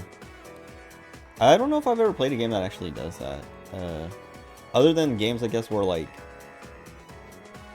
I'm trying to think, like the story is like, oh, you play as, you know, this guy and then he dies and then the kid like replaces him or something. But even then, I can't think of like an example of that. But I didn't even play the Fire Emblem game that has that, or I think I did, but I never got to that point. I don't know if it was like Awakening or so there's a couple DS Fire Emblems that I played a little bit of but didn't ever finish. And it was Awakening and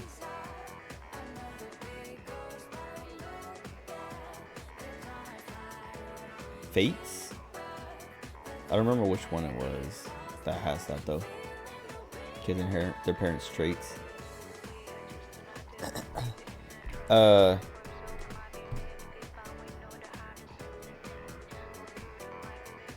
So wait, okay, it's probably not this, but Record of Agarest War, and since it's a series, does that like the sequels? Is that how like the sequels work, where like the kids, like each generation is like, well, I don't know. I guess like I would say, is it just each game the next generation, and then like you have kids or whatever, and then you control those kids, or is it like each game is self-contained, and that's like the point of each game is like there's multiple generations in one game, and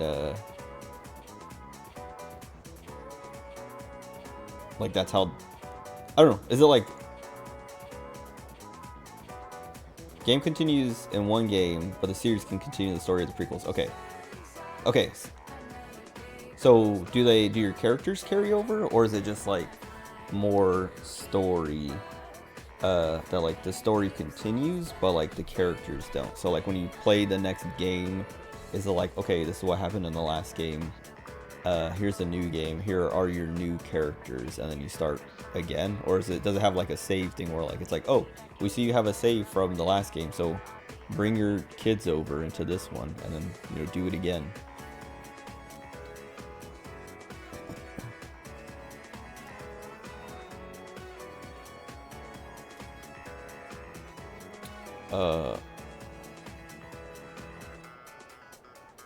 I have no idea what the answer to this is. Izumo, okay. Children is all in one game. Sequel will carry over some characters in the prequel. Okay. So like basically the main character that you play is like fresh for each game.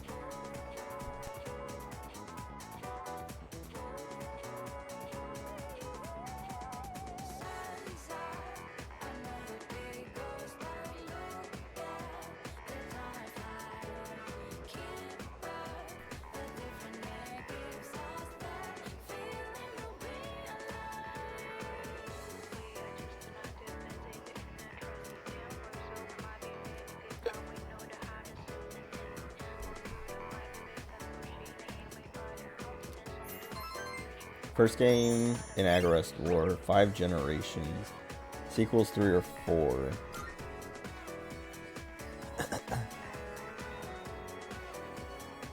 Well, like,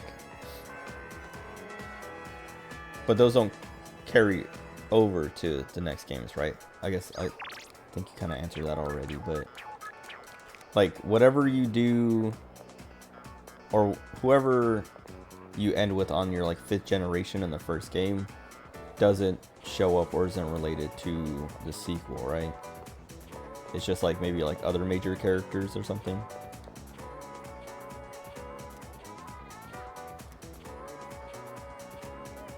I don't like this guy. He's so weird. He went to the middle school to check out the next year's first years.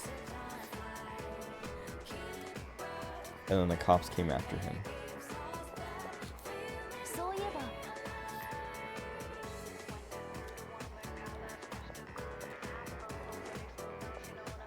Side heroes or psychics carry over. Because this one guy in the first game has the artifact that gives him immortal life. Okay. That's okay. Alright. That's what I was thinking. Because like I feel like it'd be pretty complicated to try and like let you just carry stuff over. But games have done that, like Dragon Age and Mass Effect and stuff like that. But that's different. Because you're not really like you're just it carries over one character's like choices and stuff like that, like your choices that you made and things like that, rather than like all this like I guess it still counts as like history, but I think like each like Mass Effect, because I only played Mass Effect 1 and 2, or at least finished Mass Effect 1 and 2, but Mass Effect 3 I played the demo, and I can't remember if I played the full release, but I didn't finish it. I didn't even like, if I played the full release, I don't think I got past the demo, or barely past where the demo ends, if I did. Hard to explain unless I played 3 of the games. No, I get it. I mean, like, I get that it's, like, complicated. I probably have to, like, sit down and read or watch a video that explains it, rather than have you explain in little, Twitch chat boxes. Bro, when is she gonna let me hang out with her?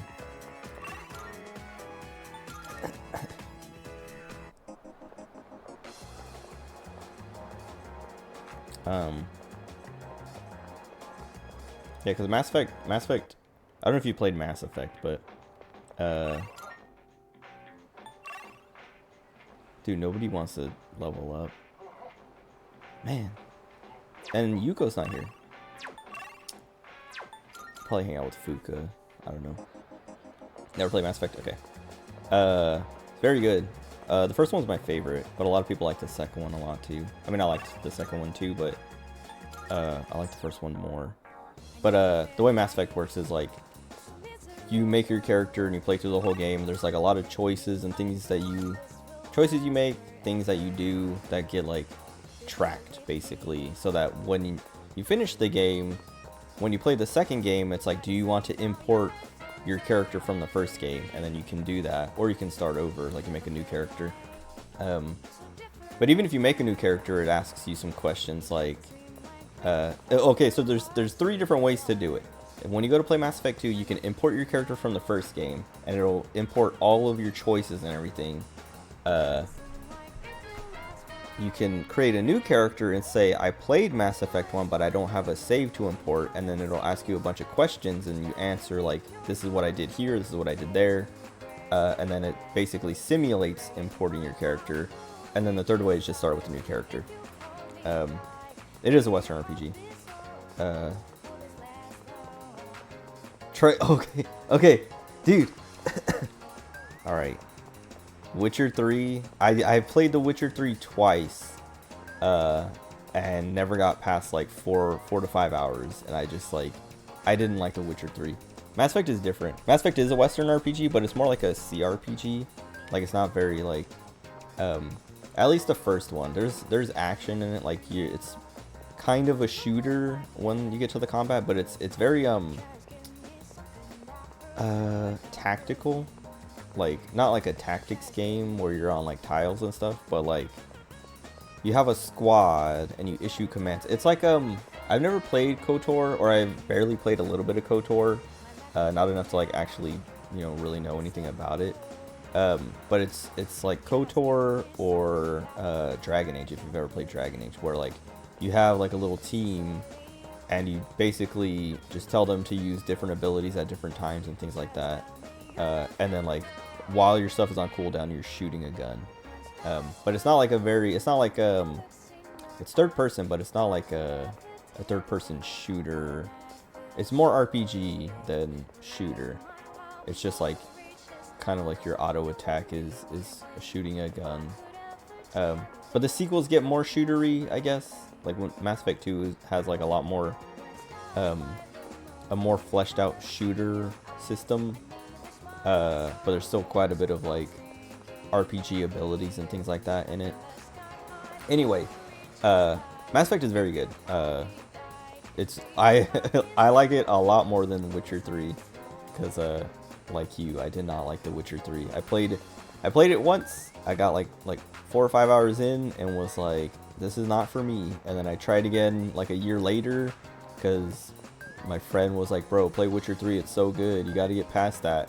And I tried again and was like, dude, I don't like this combat at all, and I don't care about any of this. Like, it looks nice, and maybe, I don't know, maybe it gets better, but I just don't like it, and so I never finished it.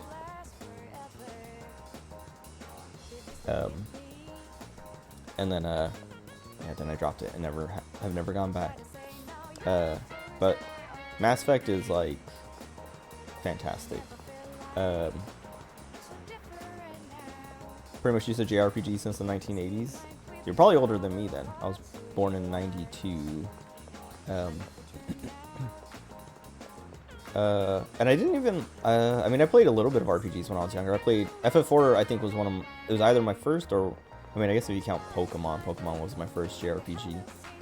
And it's one of my favorite series.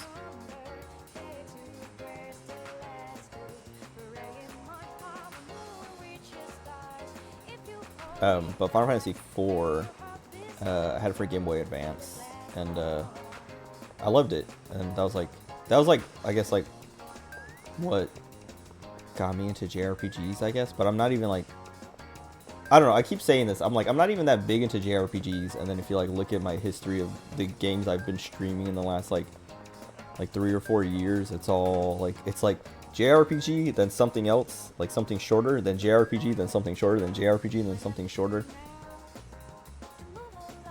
Like, I played through all 3 Xenoblades over like the last year, with like RE4 remake and Dead Space remake, and then like the Fatal Frame games mixed in, and then now I'm playing Persona 3 Reload, and once I finish this, I'm gonna play Unicorn Overlord. And once I finish that, I'm gonna play, I don't know, probably another JRPG. First JRPG was an action RPG game called Zelda. When you first got your NES in '86. Wait, that's cool. I mean, I don't know if I would call Zelda a JRPG, but I know what you mean. I actually played, so like when I was a little baby, I don't know, like only a few years, like maybe like 3 or 4 years old, maybe 5 years old, I don't know. We still had excuse me, my parents still had an NES, like Super NES and all that stuff. Like they kept all those consoles, and so like some of the first games I ever played were like original, like Mario Bros and Duck Hunt and Zelda and stuff like that on an NES. Even though like other consoles had come out, like Sega consoles, I don't know when and what consoles came out, but I remember like one of the first consoles that I got that was like my own was, or at least like I have brothers, so like our own was a PlayStation, and so like a lot of my nostalgia is attached to PlayStation, at least like PlayStation 1 games. Like I'm not a Sony fanboy, a Sony pony or whatever. I have no allegiance to PlayStation. That's just like what I grew up on when I was very young. But I did play like I was saying, a lot of NES games when I was younger, like very, very young, because that was what my mom and aunt and like cousins, like older cousins, were playing, and like how I was introduced to video games basically. Atari 2600 was okay. Gaming wasn't much for me until Nintendo came out to the US. Then I was obsessed with games. I think I was kind of the same way. Like I was always like I was saying, when my mom and aunt and like older cousins and stuff were playing like NES games and letting me like play and then lose, I was like, okay, this is cool, but like whatever. Let me go outside.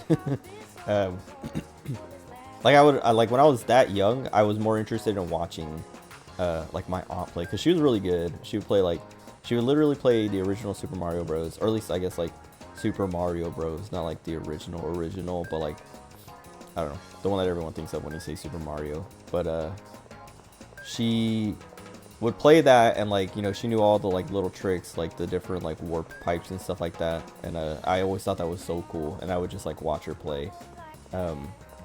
But I was never really interested in playing myself until we got a PlayStation. I mean, I was interested in playing myself, but I was a little kid, so I was bad at it, and so I would just like, you know, give up and be like, here, you do it. But when we got a PlayStation, I was a bit older. Well, not a bit older, but like a couple years older, a few years older. I was smarter. I was able to like play video games myself. And one of the first games we got was Spyro, and I liked Spyro a lot. And I would just play that game and 100% it over and over again because I liked it so much. And then then we just like got other PlayStation games, Metal Gear Solid. We actually had Siphon Filter too. I remember I liked Siphon Filter. I don't know if I ever played this. I can't remember if I played Siphon Filter 2. We also had like a Die Hard. I think it was like Die Hard Trilogy, which it was like, apparently it was like the Die Hard arcade games, but like ported to PlayStation. I don't know, whatever. Anyway, played a lot of PlayStation games, but I never really played any JRPGs on our PlayStation, except for like Threads of Fate. I don't know if you've ever played that, but that was like a JRPG that I played.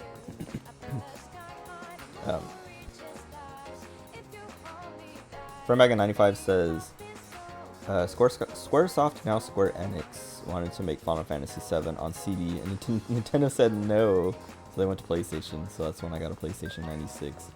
I think we got ours in like 97 or 98. Spyro had to have been out, so whenever Spyro came out.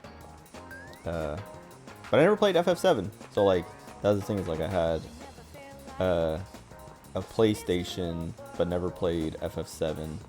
And then I'm trying to think, like, yeah, I don't know, I didn't really play any JRPGs on PlayStation. Like Threads of Fate is like the only thing I can think of. other than like demos, because I remember playing like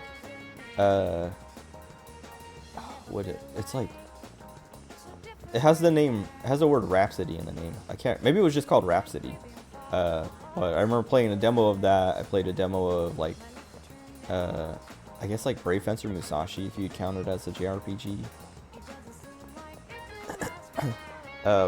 But I never, like, I was a little kid, so I didn't have money, so I never got to buy the full game. But FF7, so like, that's a game, so I never played FF7 when I was a kid, and it wasn't until like, I was like, I don't know, like 18 or 19 or something when I was finally like, alright, let me play FF7. And then I played a good chunk of it, like, I don't know, like 10 hours, and was like, I don't like this. And so then I stopped playing it. And then like a year or two later, I tried it again, because I was like, no, I gotta finish that, because I gotta see why everyone likes it so much. And then I got like, just a little bit past where I was the last time, and was like, I don't like this. And then I gave up again. And then I tried again, and got like, either to the same spot or a little bit past, and then gave up again. Because I was like, dude, I just don't care. I don't like Cloud. I don't like, I just, it's ugly. I give up. But now I'm like, I should try again. It's been like 10 years since the last time I tried it. And I think I might like it more and might be able to at least finish it, even if I don't like it. Like, I'm at a point where even if I don't like a game that much, I'll still finish it. Like, I played through Silent Hill 4. I don't know if you've ever played Silent Hill 4. I don't like that game. I think that game sucks. Especially for, well, I think it sucks as a Silent Hill game. But I still beat it and finished it, and was like, yep, I finished it. I don't like that game. There's a bunch of games though that I have done that with, where I'm like, dude, this game sucks, but I'm gonna finish it anyway, just so I can know like how it ends, and like just in case it gets better at the end. So I can know like if I don't know if I'm missing something or not. Like, I want the whole experience so I can judge the whole experience. So I'll probably play FF7 sometime soon, within like sometime this year, I think, just so I can like get the whole experience and judge it all myself. Suikoden back in 96 to 2000 hooked me on JRPGs. That's how I got into JRPG games. I don't know, like I was saying, I've played I guess mostly Pokemon and Final Fantasy as like my JRPGs growing up. Like FF4. FF4 is like the main one, because I also played like FF10 and 12 and 13, but I never even finished those ones. I just like played good chunks of them. And it wasn't until recently, like I played FF10 like last year or the year before, and loved it. Like, I've played it all the way through and finished it, because when I played it when I was younger, it was because a friend had it and he brought his PS2 over, and you know, let me play, but it, like, he was only spending the night or like spending the weekend, so like I only had like 2 days to like, you know, play it, and we wanted to play other games at the same time too, so it wasn't like I got to just sit there and play FF10 non-stop. Never played Silent Hill games. I don't know how much you like horror, but Silent Hill 2, I would say, like, it's like the one that, you know, everyone knows and like everyone says is like, you know, one of the best games ever made. I would say it is one of the best games ever made. Like, it's scary, but like, I feel like Silent Hill 2 isn't that scary. Like, it's more weird than scary. Like, I guess it's more creepy than scary, like unsettling. There's some jump scares here and there and stuff like that, but it's like, it's just like a weird experience, and the story is like, it's really good. Like, I don't remember if I cried, but I might have teared up or like choked up at least a few times through it. Even knowing, like, I knew the twist and the spoilers and all that stuff, and then playing through it myself, I was still like emotionally affected by it. Horror games you like are the ones from the Dark Pictures series. I've never played those, but I've watched playthroughs of them. Those games are cool. I think the Little Hope one, the most recent one, I think there's one after the Little Hope one, right? Like the one about the like the vampires or whatever. I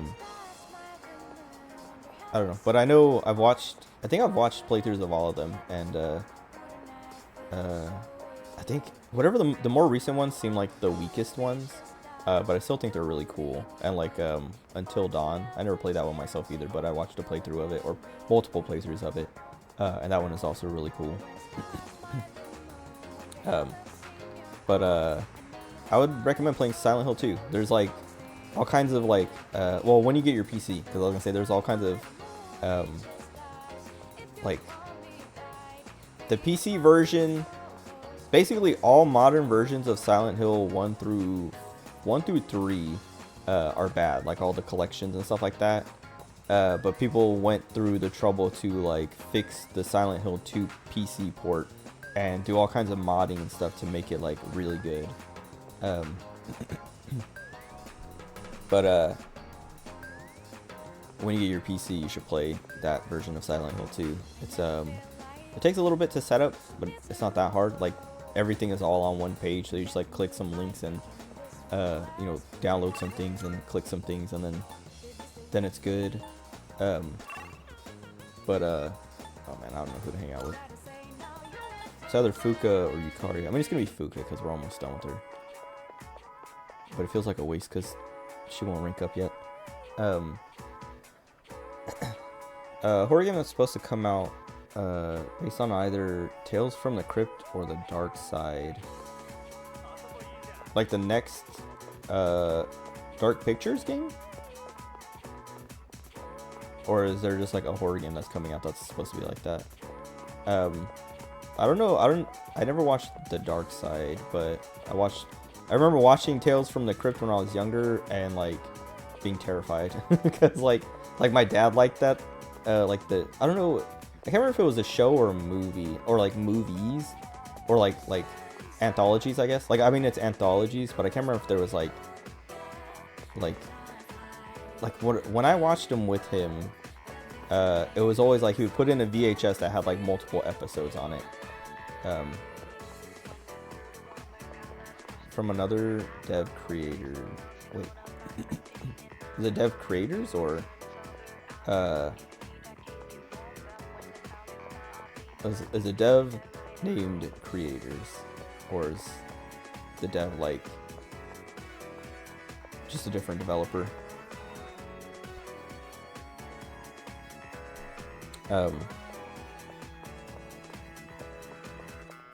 Does it have a title?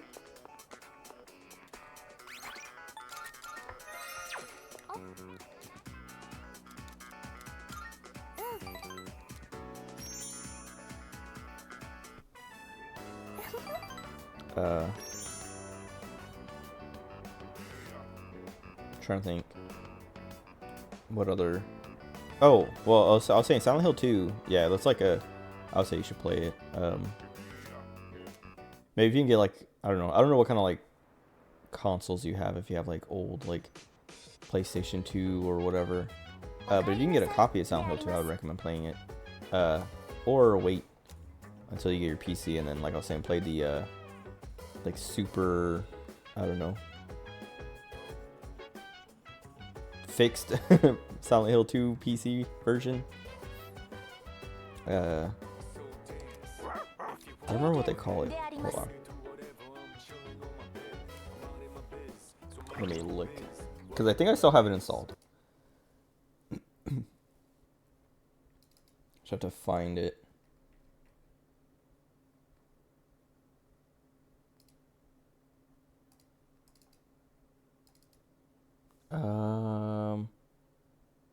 I still have Silent Hill 2 installed.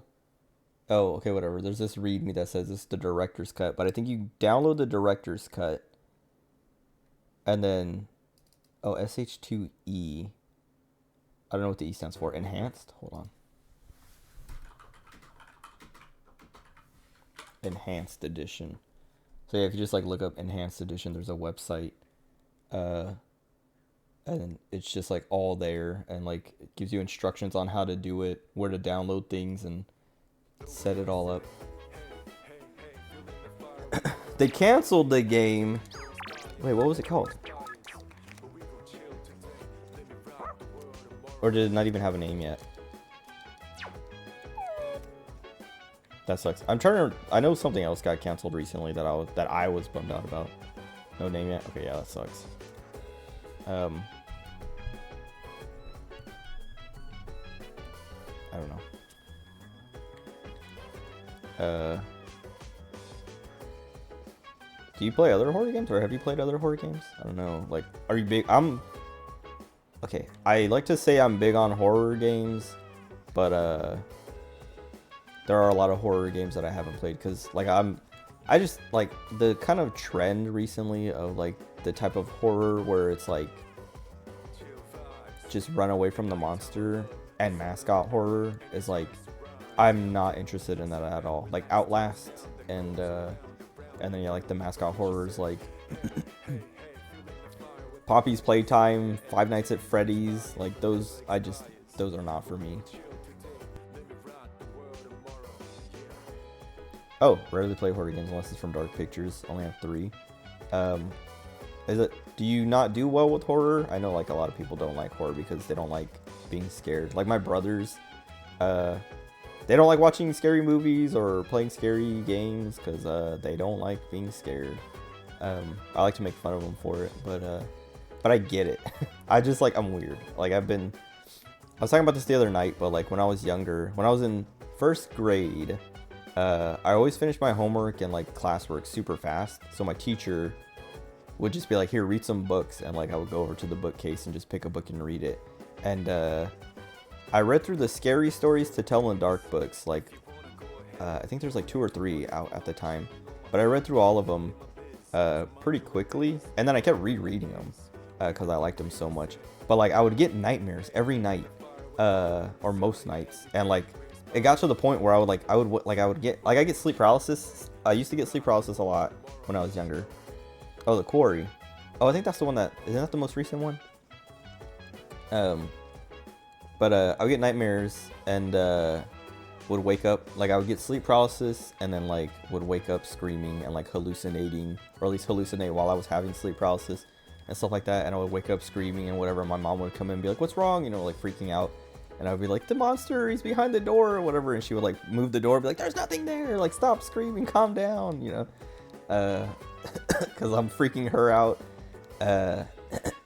But eventually got to a point where I was like having so many nightmares that my mom called my teacher and was like, don't let my son read those books anymore. And my teacher told me, she was like, your mom said you can't read these anymore, but I won't tell her if you don't tell her. And I was like, cool. And then I kept reading them. But I don't know, ever since I was a little baby, a little kid, I was like, I loved horror and would just like watch movies, read books. Even though I was having nightmares and stuff, I would still consume the scary stuff because I just liked it so much. But like I was saying, nowadays, like the type of horror games that come out most of the time, I just have no interest in because like, I don't know, they just don't appeal to me. Like I was saying, like Outlast and stuff, like the type of horror games where you can't do anything, you can't fight back, those are just like unappealing to me. They just like, I don't know, like Amnesia was like kind of what started that trend, and I feel like Amnesia is the only good one of those, because I played through Amnesia The Dark Descent and I loved it, even though it's that type of game. But then like I've played like other, like can't even think of any examples, but like other indie games of that like version of a horror game, like that type of like just like avoid the monster and run from the monster, and have never like, I don't know, they're not that scary. Like I don't know, they're just like missing something, because like Amnesia was scary and like used that pretty well, because like you don't even have to, like the monsters don't show up that much, you don't have to run from them that much. I mean, you do have to run from them when they're there, but like, I don't know, they just do it so well. And then like other, like Outlast, I never played it because like I watched it and was like, this just does not look appealing to me at all. This just looks boring and frustrating, because it's just like, try to do the thing, and then if the monster gets alerted, like hide under a bed, hide in a closet, run away, and then just wait for it to go away, and then like try to avoid its patrols. And like, they just, I don't know, they're almost like stealth action, like they're almost like stealth games, like Metal Gear or something, but without like, I don't know, the coolness or the scariness. I don't know. Like I was saying, they just, I don't know. And then like a lot of, there's like a lot of other horror games that like do the same thing. Then and it's just like, I don't know. It's just not for me. I like Dead Space is probably my favorite horror game. Actually, one of them. Because Silent Hill 2, like I was saying, Silent Hill 2 is like one of the best games I've ever played. And then Fatal Frame 3 is also one of my favorite horror games. And RE4 remake. Well, RE4 and remake. Because they're both like really good in different ways. And then Resident Evil Village, like, I don't know. Resident Evil games are good. Silent Hill games are good. Fatal Frame games are good. Dead Space. But like, I don't know. I guess I like shooters. Like horror shooters. Because Fear 1, at least, I don't know. I don't think I ever played Fear 2. I played Fear 1 and then one of the, like, expansions. Wait, two things that scared me when I was young was a cartoon called Rikki Tikki Tavi, and a book where a female was bit by her spider. Dude. Okay, that book, the girl got bit by a spider on her face, the pimple grew, and when she was in a tub, the pimple burst, all the tiny spiders bursted out. That's from the Scary Stories to Tell in the Dark books. Scary Stories to Tell in the Dark books that I was talking about that I read in first grade. I mean, I read them beyond first grade, but that's when I first read them. That's one of the stories in that book. I don't know if it's like its own book or in like a different book as well, because like a lot of those stories are like collected. Like the author or whatever is like a folklorist or whatever, so he goes around, like he, you know, has gone around the world or whatever and like collected all these horror stories and then compiled them into this book or into these books. So that story isn't like, you know, original to the book, or maybe it is, I don't know. But that's from one of those books. I don't know if you remember. I don't know if there was an illustration with that story, but at least in the Scary Stories to Tell in the Dark book that it's in, there is an illustration, and it's like this girl with like a, I don't know, I can't find it. I don't want to find it, dude. The art in those books is so like terrifying. That's like the worst part of those, like the scariest part of those books. Is the art. I can't remember the illustrator's name, but he's so good at like drawing like freaky pictures. Book made me hate spiders, including when I was young, that a black widow fell on me. Oh god. I have a story. My friend, when I was younger, he ate a black widow. Like he literally, well, I wasn't there for it. But I remember like, I can't remember if he told me or his brother told me. I think his brother told me. No, I think he told me.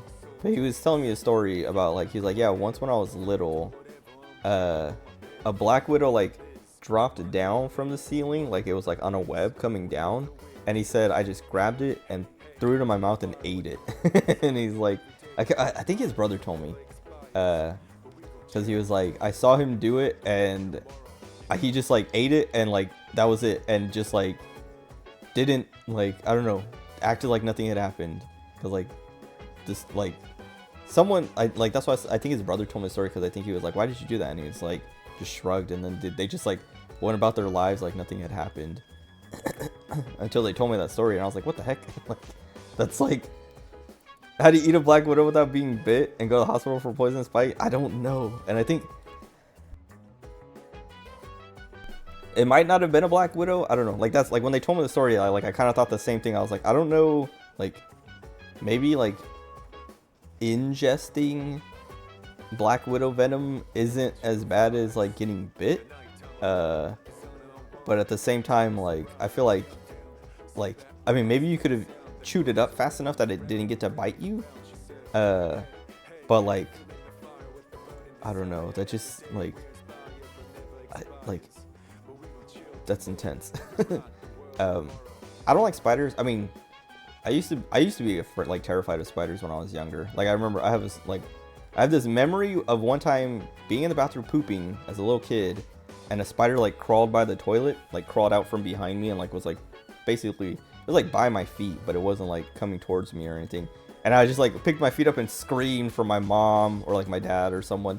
and then like they came to the bathroom and the door was locked. So I was like, what's going on? I was like, there's a spider. I was like freaking out, and they're like, open the door, and I was like, I can't, because I didn't want to like get up from the toilet and like walk by the spider, and I was also still like pooping, but then like eventually they like unlocked the door because it had like a little hole that you could like stick a toothpick in, and then like you push on this little thing in there and it like releases the lock, and then they opened it up and I was like, get the spider. And I was like freaking out, and they got the spider for me,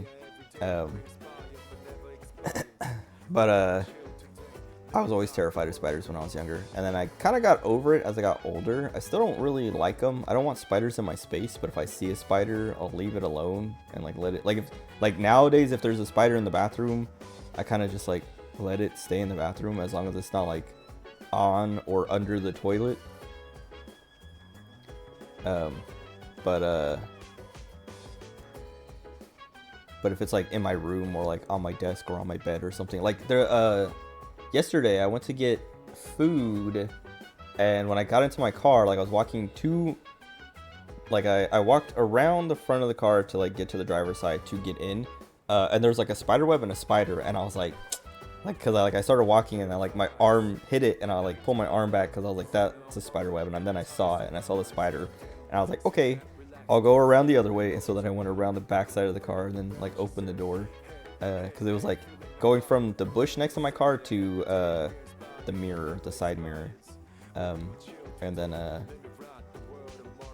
yeah, I just like went around and then got in my car so that I wouldn't have to walk through the web. But then I still like I opened the door and I saw the spider run over to the bush. I was like, okay, cool. Like at least he like went to the bush and not to my car, because if he went to my car, I would be kind of paranoid that he's gonna crawl into the car and get in the door somehow and like get inside my car.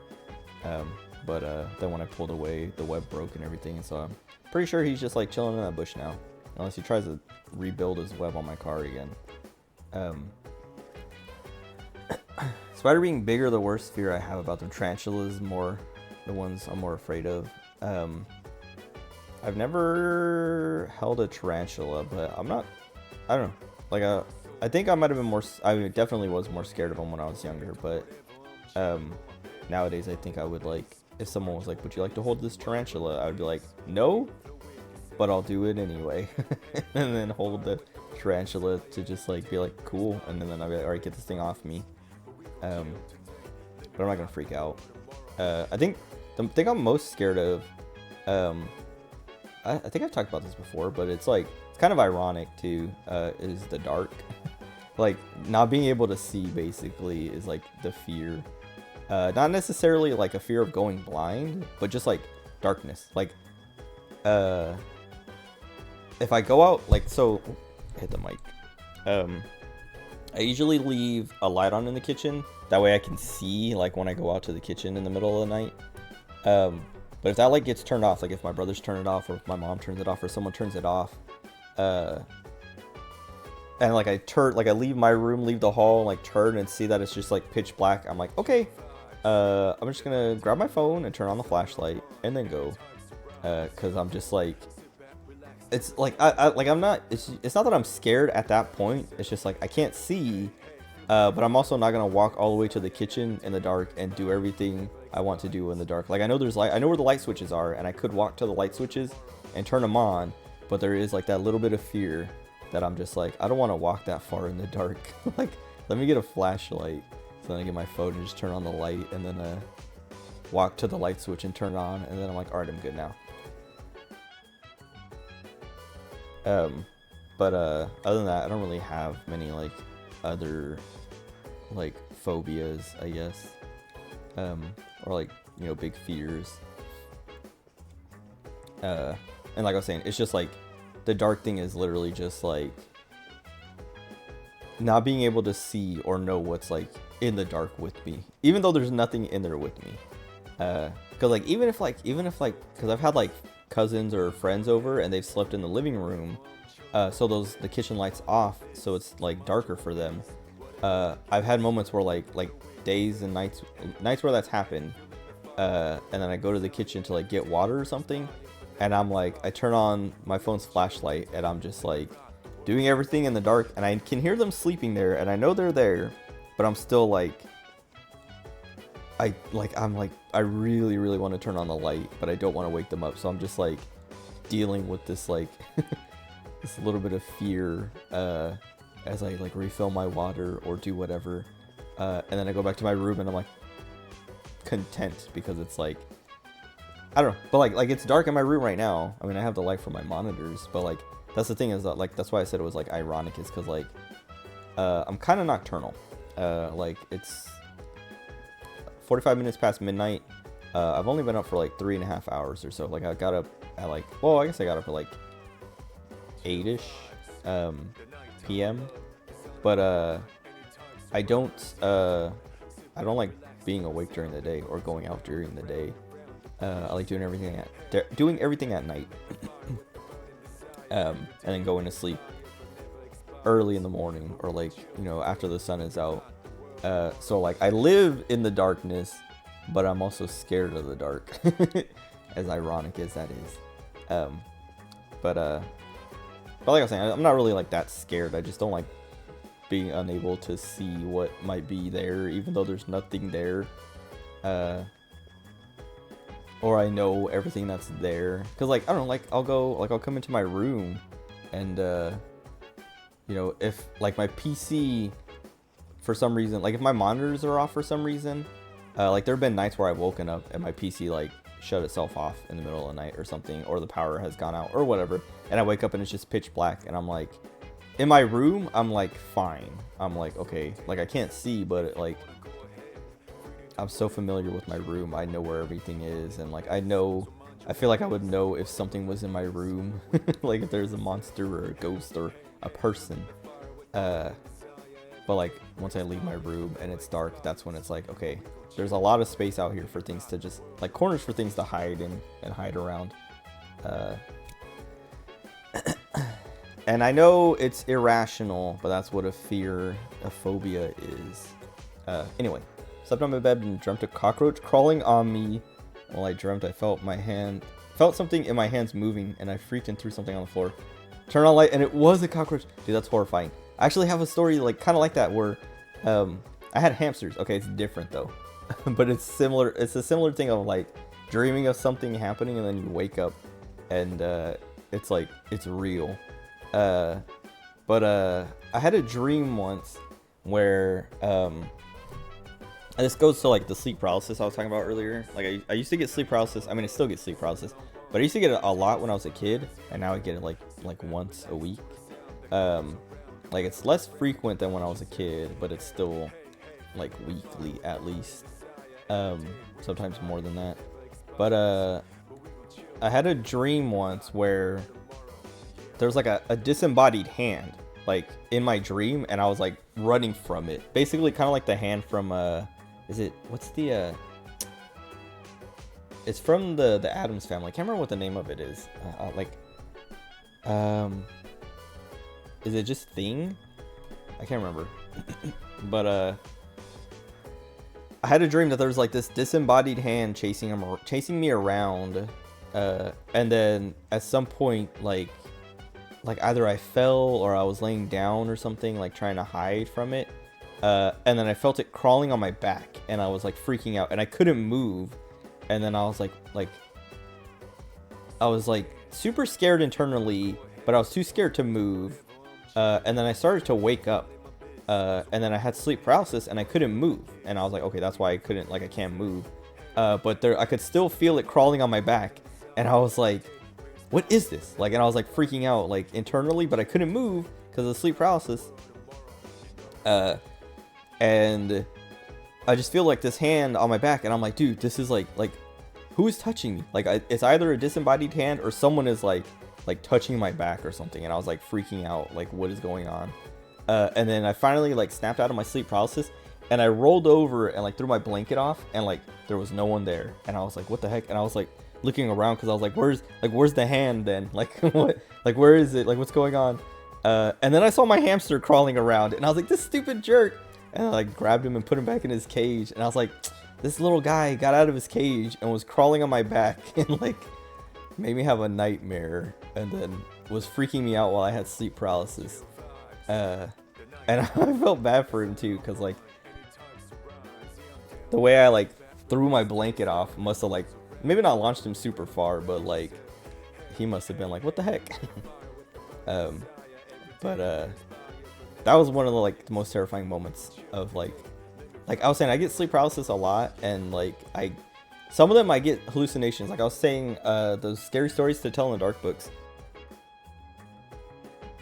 There's a story in one of those books called The Thing, and there's a picture here. I'm just gonna show it. I hate this picture so much, but it just like I just have like childhood nightmare trauma. I wonder if like just looking up The Thing will get it for me. I'm getting a lot of the movie The Thing in my search results. Okay. Thing scary stories. Dude, this is gonna give me nightmares. Ugh, I hate it. Okay, hold on. Open image in new tab. Make it bigger. Dude, I hate looking at this so much. Okay, hold on. Because I gotta get it in here.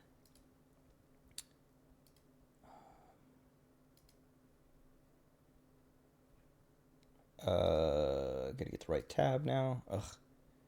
I hate this so much, dude. Hold on. I gotta now open, like, make this stupid window the right size and shape. I'm like holding my breath because I don't like this so much. Hold on. I gotta shrink it. This is why, I don't know, I love horror. So like even like being scared like this, I'm like, I'm enjoying myself, as weird as that sounds. Okay, so this is The Thing. And when I was younger, so I was reading those scary stories to tell in the dark books. And this story, the story's not even that scary, but this like, the picture that comes with it, like now I'm paranoid and I want to like check over my shoulder because like, dude, I hate this so much. Oh, you can't see my cursor. Whatever. Anyway, I read the story. The story's not even that scary. The story is basically these two little kids are playing in a graveyard or a cemetery or whatever. And they see this like in the distance and they're like, what the heck? And so they run from it and they run all the way home because like it's following them. And then they get home and it's like walking around their house and, they're like freaking out and like, you know, eventually it goes away and then like years pass, like they grow up. It was like two friends, and they, you know, they grow up and they like live their lives and then one of them dies, and the other one goes to his funeral and it's an open casket, and when he looks at the dead body of his friend, it's this. It's The Thing. And so like it's like the story is not that scary. Like I was saying, oh god, that scared me. Man. I like I transitioned the scene to get rid of it, and then I went and like minimized OBS, and then the picture was still there because it was still open in Firefox, and it scared me. Anyway, and then I closed that tab and it had like a million of them because that was a separate tab. Anyway, that's the story and that's the picture. But I had a nightmare. I actually had a few nightmares about that thing, but one night I had a nightmare and sleep paralysis, and the way I was sleeping was I was on my back, and so like I woke up and I had sleep paralysis, but I could see down by my feet, like towards the other wall from my bed, because like my bed was like up against this wall, and then like up against, like basically like my head was like at a corner, basically like there's a wall behind me and a wall to my right, and then down where the other wall, the opposite wall from the one behind my head is, we have a closet, and then like the door is to the right, like right by the closet. And I woke up, had sleep paralysis, and I was basically like this, but then I could see something in my peripheral, like down by my feet, or like down towards, like, you know, that way, and I looked down and I could see the thing standing right in front of my closet.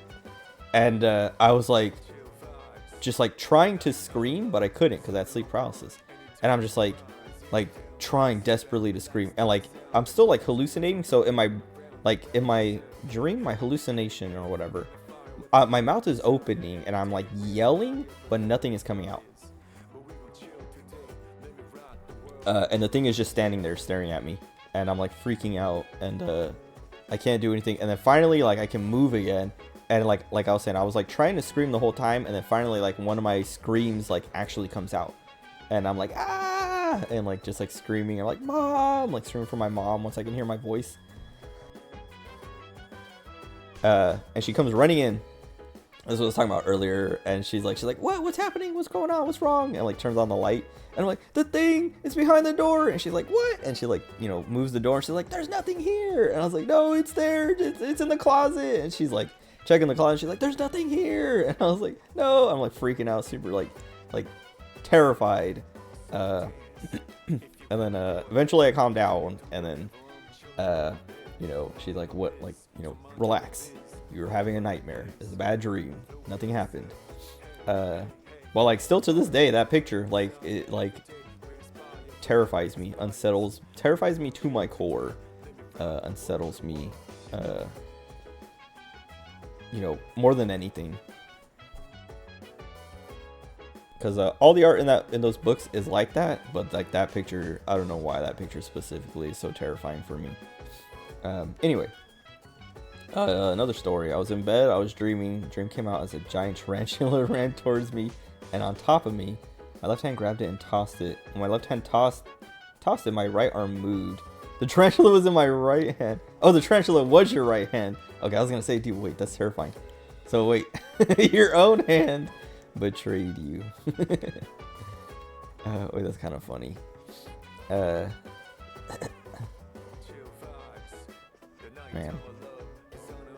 I'm trying to think of, like, the scary stories to tell in dark books. Like, there's some scary stories, and there's also, like, silly stories. I don't know, I really like those books. I don't know. I was thinking about rereading them, like, maybe this Halloween, this October or something, but, I don't know if I have it in me. Because, like, I don't know. I talk about loving horror, and, it's not that I'm not scared of anything, but, like, I, like, adjust to it pretty well. Like, playing through the Fatal Frame games, those are some of the scariest games I've ever played. But like, I get used to it pretty quickly, so that like it becomes more fun than scary for me.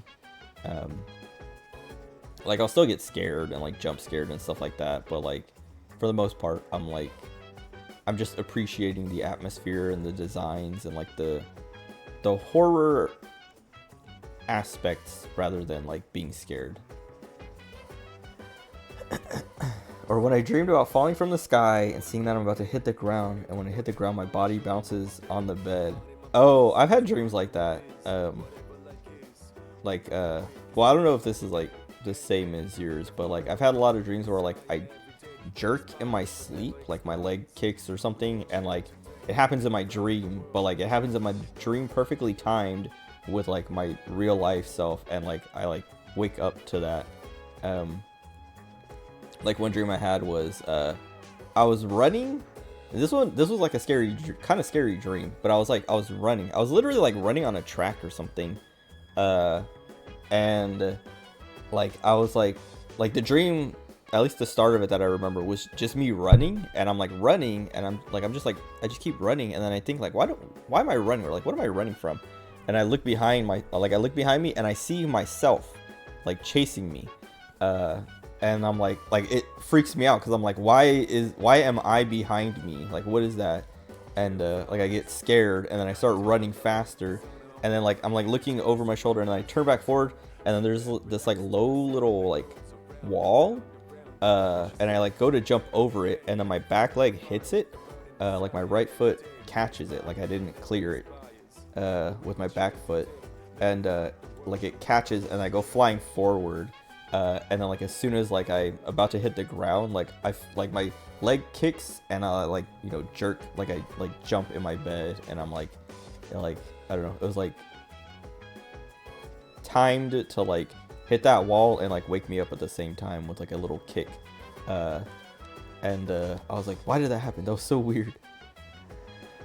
But I've also had dreams like you're saying, kind of like where I have a dream that I'm falling, and then I hit the ground, and then I wake up on the floor. Like me and my brother, used to have bunk beds when we were younger, and I was the top bunk, and I've fallen off my bed multiple times and woken up on the floor. Like I've had dreams where I fall off my bed and I hit the ground and wake up, and then I've also had plenty of dreams, or like I've woken up just on the floor. Like I didn't wake up from the fall. Like I fell off my bed and didn't wake up, and then I woke up later and I'm like, why am I on the floor? And then I climb back up and get back in my bed. Because our bunk beds didn't have a rail, like, or at least my bed, because I was the top bunk. It didn't have a rail. All it had was the ladder was like the rail, because like it the way it attached to the frame, it was like raised up a little bit, but it wasn't enough to like stop me from just rolling over it. But I had one nightmare once where like I had just watched Mars Attacks, and I was scared of the aliens, and I had a dream that the aliens were in our house, and in my dream I was on my bed, like in my bunk bed, and I could like see them. They like walked past our room, and I was like, oh god, like I gotta get out of here. And so like I like climbed down my ladder in my dream, and then like I was getting ready to like sneak out into the hallway, but I heard them coming, so then I like got down and like crawled under my brother's bed, like hid under his bed, and then I woke up and I was under his bed. And I was like, what the heck? And I don't know if I like sleepwalked, or if I fell off my bed and then rolled under his bed somehow, like eventually like made my way under his bed just like sleeping, and then woke up under his bed, or what. But it was weird. Back in the 80s, we had a TV series called V, where aliens came to Earth and they're reptilians in human skin. Oh god, that's like the conspiracy theory that like currently exists, or a conspiracy that exists. That was like a thing. My dad used to scare me with stories of aliens, because one of the, like, he said, he told me this story because I used to be like super into paranormal stuff, like supernatural and also just like extraterrestrial. Like I was always reading books about like ghosts and aliens and like all that kind of stuff. But one time I was asking him about aliens or whatever, and he was like, oh yeah, aliens are real, and they can turn invisible, and they can, you know, walk through walls, they can do everything. And I was just like, it scared me so much, because I was like, oh god, like there's no escape. But I know he was just messing with me. But at the time I was a little kid, so I believed everything. I was terrified. I was like, dude, anything and anyone could be an alien. Not that they were necessarily reptilians that were like in human skin, but that like they could disguise themselves as humans, and like I could be talking to an alien at any point, or my dad could be an alien or whatever, you know. I'm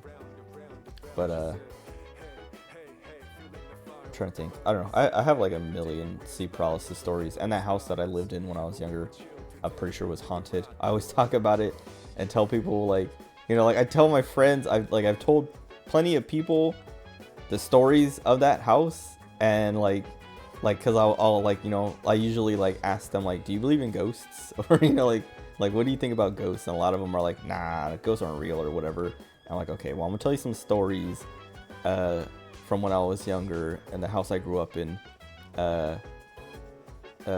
because I don't really believe in ghosts, but like I experienced some stuff in that house that makes me, you know, doubt it sometimes. Oh, what's up, Aiko? I could be talking to an alien right now and I wouldn't even know it. I could, or I could be like, this could be all set up by an alien, like almost like the Matrix. Like I'm just in a simulation, and aliens are just like observing me, and nothing is real, and I'm just like, there's a creepypasta that's like that. I can't remember what it's called. It's like a one-word title, I think, but it's like, the story goes, this guy is like paranoid that everyone around him is an alien, so he doesn't answer the door anymore. He doesn't like he doesn't trust anyone or trust anything. Like his girlfriend or someone is like calling him and texting him, and he's like, you know, talking to her, but he's like in his head he's like, she's an alien. I don't believe this is my girlfriend anymore. And then like she comes to visit, or his brother comes to visit or something, or check on him, and they're knocking at the door, and he's like, he doesn't answer because he's like, that's an alien, they're an alien. And then eventually, I think it's called Psychosis. But eventually, like, the story makes you think like, oh, this guy is crazy. And the story ends. I don't remember how it ends, but like it ends, and then it has like an epilogue kind of thing, and it's from the point of view of the aliens, and they're like, look at this guy freaking out, like, and it's just like, it's kind of funny. Like it's creepy as you're reading through it, because you're like, wow, like, you know, everyone is aliens, but also like this guy might just be crazy, because the name of the story is Psychosis. And then you get the little like post, you know, story epilogue thing where the aliens are like, yep, the subject is, you know, like, you know, paranoid or going through psychosis or whatever, and like it's like, wait, he was right the whole time. And it's just like, I don't know, it's like, what if that's happening to me right now? No, but anyway, what was I saying? Oh yeah, I don't know. My dad made me scared of aliens when I was younger. And then I was talking about like the ghost stories in that house. Yeah, like just like a million things that just like, I'm like, bro, there's no explanation for it. So I don't know what it could be other than ghosts. I guess I can like tell some of the stories. I don't know. Like I've killed enough time just like running around doing laps in this room. I might as well keep going. Oh wait, hold on. Another TV series back in the 80s called War of the Worlds. Oh. Aliens taking over the planet. If they take you as hostage, you become a puppet for the aliens.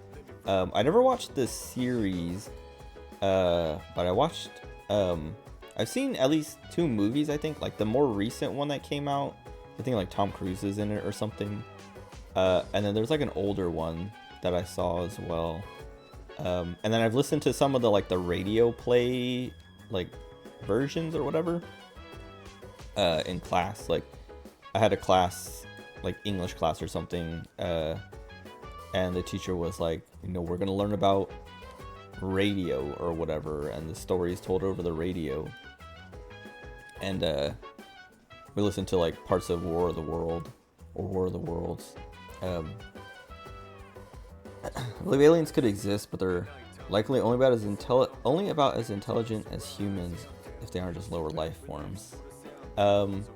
I kind of agree, but I feel like also they could, I mean, there could be aliens. I feel like our universe is too big for us to have contact with anything equal to us or even smarter than us. Like I feel like there might be more intelligence, like higher level aliens out there, but even they don't have the technology to like reach us. Like I believe that's possible. Not necessarily that that's true, but like basically I don't think we'll ever know in our lifetimes. Don't believe in aliens. I do believe other planets have humans that we do not have contact with. So kind of like what I was saying, yeah. I don't doubt that. Like if it's possible here, I don't doubt like why. I don't see why it would be possible elsewhere in the universe. It's too big and too big to like just see it, because it's like such a rare thing in the first place that like, you know, the odds of us finding another planet with the same, you know, kind of life and stuff like that, like basically another planet that had like hit the same astronomical, pun intended, odds. I don't like, yeah, it's just like kind of like unreasonable. I don't know.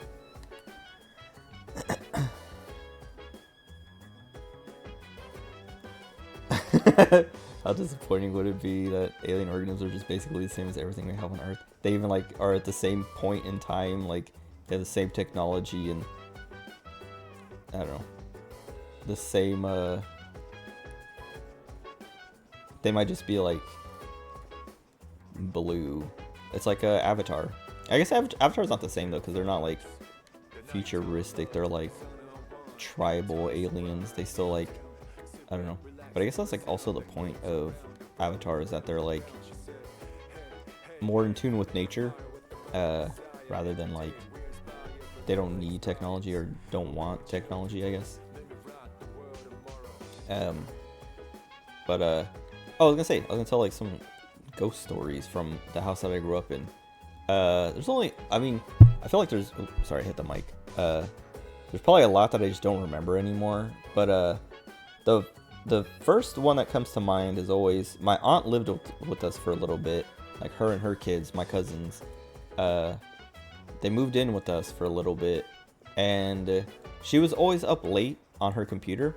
And like sometimes I would wake up in the middle of the night and like go to the bathroom, and I would hear her typing or whatever, so I would go like hang out with her because I wouldn't be able to sleep because I don't know, like I've talked about this before, and I was talking about this earlier, like I'm kind of nocturnal. I kind of always have been, and like I would go to bed, you know, when my parents told me to, but then I would wake up like an hour or two later and just, you know, be awake, and like, you know, I'm like, I'm not tired anymore. I don't like to sleep. I don't sleep at night. So like I would wake up and I would like go to the bathroom or, you know, whatever, just like hear her playing games on her computer. So I would go to hang out, and I would just like, you know, walk over to her room and just be like, oh, what are you doing, Auntie? And just, you know, like watch her play. She used to play a lot of like card games, like Gin, Rummy, like whatever. I mean, that was like her Gin, Rummy, Gin, I don't know, whatever it's called. Or if they're, I don't know if they're two separate games, or if like Gin is like a version of Rummy. I don't remember. But she would play like a lot of online card games. Like it was called Banana Royale or something. It's like this really old, like I don't know if it still exists, but it was like themed around monkeys, but it was like kind of like online gambling. But she wasn't like, it wasn't like, I don't know.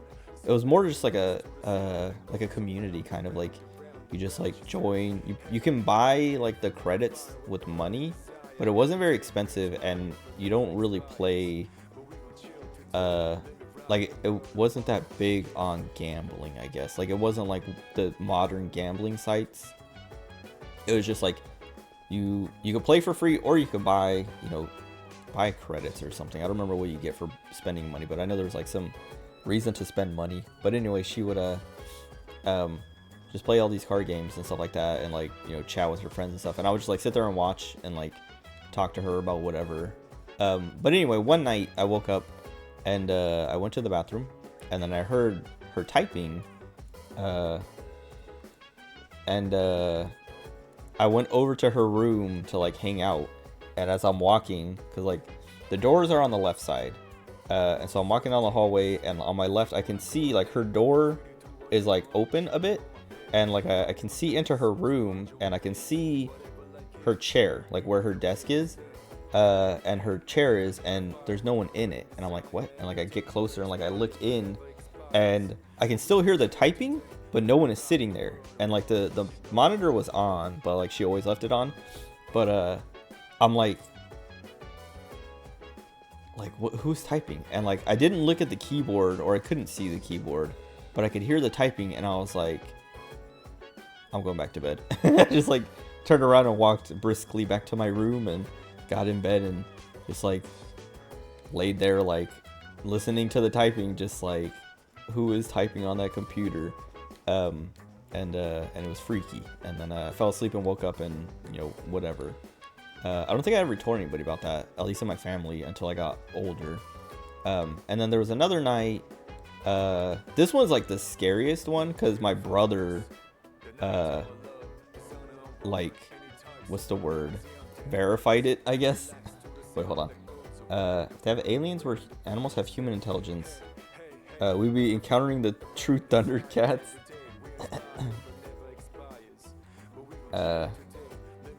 What was it? Oh, so like this other like freaky occurrence.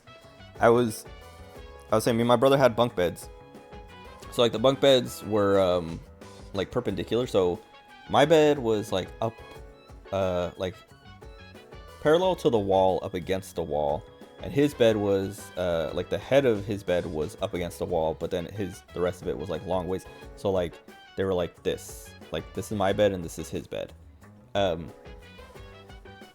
And so like if I wanted to, I could like look over the edge and see like, you know, his legs and feet basically, because they would be like sticking out. But one night I woke up and I heard somebody walking around the room, and I was like, huh, like what's my brother doing? What is Chase doing? Why is he walking around the room? So I look over and there's no one there, and I can see his feet in bed, and I'm like, that's weird. And then like I like just like roll back over and I'm like scared. I'm like, what the heck? Like someone's in my room, but I can hear them, but I can't see them. And I'm like I start like I'm just like scared, and I just like lay in my bed, and then I hear like shuffling on his dresser, because like he kept a lot of like his homework and classwork and stuff like that, his papers on his dresser, and so I could hear like those papers like being shuffled around and like moving, and I'm like, what the heck? Like, why are they like messing with his stuff? But I can like hear them like moving around and like, you know, shuffling papers or like messing with stuff, and like I hear noises. I just hear like footsteps and noises, and I'm like, I'm just scared, and I'm like, I can't move, and I don't want to look anymore because like there's nothing there, and I'm afraid to look and see something there or have something like, I don't know, notice me, and so I just like don't move, and I'm just, you know, like I just lay there frozen until like eventually I fall asleep again, and then I wake up in the morning and everything's normal, and I'm like, whatever, and I go to tell my mom, like as we're getting ready for school, when she's getting ready for work or whatever, I'm like, Mom, there's something in my room last night. And she's like, what? And I was like, I heard someone walking around, and like I thought it was Chase, but I looked over and there was no one there, but I could still hear them, and then they started messing with stuff on his dresser and like around the room, and I could hear them still, but I couldn't see them. Like I was like, I think there's a ghost, and she's like, no, like I think she was like, I can't remember what excuse she came up with, but she was like, no, I left the window open or this and that, blah blah blah. And I was like, Mom, no, like then why was it closed this morning? And she's like, oh, basically she made up all these excuses that like later on when I brought this story up again, she was like, oh yeah, I lied. She was like, I just told you whatever I could to get you to stop being scared because you guys were freaking me out. And I was like, what? Well, anyway, so like as I was telling her this story, my brother was like, yeah, like that was so scary, dude, because like he started saying like I heard it around, like he was like, I was scared because it was walking around my bed and I couldn't see it, and so he's like I like heard someone walking by my bed and I didn't see anyone there, so then I like covered my head, and he's like, and I just like stayed there with my head covered as I like heard them walking around my bed and like messing with stuff on the dressers and stuff like that. And I was like, so it wasn't a dream, it was real. And he's like, yeah, dude. And like he's like, I was so scared. And I was like, what the heck? And so, and then, like I was saying, that's when my mom was like, she's like, no, I left the window open, it was just the wind or blah blah blah, noises from outside. And I was like, you didn't leave the window open because it would have been cold, or I would have like noticed or thought about that, or you know, like you would have had to open our window while we were in our room, and like, you know, like what, like, and then one, then like I said, and then like when we got older and we're talking about this again, she's like, oh yeah, I just made that up because I was like, you guys are freaking me out and I wanted you guys to stop being scared. And then so there was that, and then there was another instance. It wasn't the same, but like there was a night, it was similar, where like my brother like verified it. Where like I woke up and I heard weird noises coming from our bathroom, and I was like, what is that? Like, and it was like a lot of like beeping and like high-pitched noises, and I was like this, like what is going on in there? Like someone is like pushing buttons on like a, I don't know, like a machine and making like beep noises or something, or like I don't know, but because some of them, like it was like beep beep beep, like just like all kinds of like different tones and like lengths and stuff like that, and I was like, that's like, it was scaring me, but like I was like trying to like figure out, because I was like, what, like I was scared because I was like, I don't know what that is, and like it's like 2 a.m, like someone's in our bathroom making weird beeping noises, but the lights are off, everything's dark, because our room was right next to the bathroom. Like we shared a wall with the bathroom, so like our door, how do I like, I could try to draw it, hold on. It's gonna take a second because I gotta get like paint.net opened up. Okay, oh, that's perfect. It's like still like perfectly there. Anyway, so like Our room was like this. Actually, make sure this is actually showing up. Yep. Okay. So our room was like, this is where our door was, and the door opened this way. And then the bathroom was like right here. And the door to the bathroom opened this way, I think. And so like the way our beds were set up was, mine was like this, and then his underneath like stuck out like this, and that was like the bunk beds I was talking about. And then like the dresser's over here, and then my dresser's over here, and then the closet is over here, and then there was like, we had something else over here, like another dresser or something. And then my mom's room was actually like right across from ours, so like her door was here, but she kept her door closed. We always slept with our door open, and the bathroom door was usually open, but her door, like her room was like kind of like this. She had a bigger room, but and then her door opened like this way, I think. Anyway, so like I wake up and I can hear noises come from the bathroom, like right here. And yeah, like I was saying, I just didn't know what it was, and I was like, it was creepy because I'm like, someone, it's like just like dark, it's like the middle of the night, and so I'm like, someone's in our bathroom like making weird beeping noises or something, like I don't know what's going on. Because my mom had her own bathroom, so it wasn't like she had her bathroom like over here, so it wasn't like she was in here doing something or whatever. And so then whatever, eventually I fell back asleep, or the noises stopped. Oh, actually, that's what happened, was the noises like just got like super loud, and then stopped, and like it was like they just like started like getting louder and louder, and then just like completely stopped. And I was like, it was scary. And then eventually I fell back asleep. Oh wait, why is my oh, okay, it's working now. I was gonna say my stream preview like paused itself. But yeah, the noises like got really loud and then stopped, and then I was like, it was scary, but eventually I fell back asleep. And then when I woke up in the morning, I told my mom about it, and my brother was like, you heard those too? And I was like, yeah, like what the heck was that? And he's like, I don't know, dude. And so like he heard them too, and then she said the same thing of like, oh no, I left the bathroom window open, so it was probably just like noises from outside, like police sirens or something. And I was like, Mom, this did not sound like sirens or anything like that. It was like someone, like, I don't know, pushing, like in my brain, like pushing buttons on like a computer or something, making beeping noises. Not like, it didn't sound like typing, but it was like beep beep beep beep boop, and just like all kinds of like beeps and boops that were like different pitches, different like lengths and stuff like that. And then like I was saying, it just like got louder and louder, and then like stopped. Which it could have been aliens. But it was like coming from the bathroom, and that's like what I remembered is like, because it was coming from the hallway, but it sounded like this side, not like down from where the living room and you know, everywhere else is.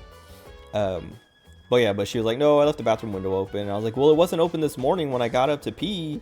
And she was like, oh yeah, well, because I closed it. And I was like, okay. And then basically when we were telling her these stories again as we were older, she said the same thing. I'm like, yeah, I just wanted you guys to stop being freaked out, because I didn't know what to say and I didn't know what it was, and I was starting to get freaked out. And so I was just like, okay, what the heck then? And these were all in the same house. And then there's like another story. Hold on. Let me read your comment. Reminds me of the time I was trying to sleep when I was younger on Christmas Eve, and I was hallucinating all these colorful lights all over my room. I was not on anything.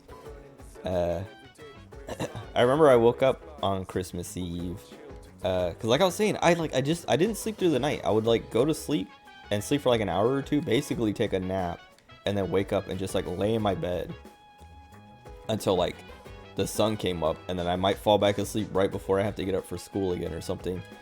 Or I would read or play games, like play games on my Game Boy Color or Game Boy Advance or something. But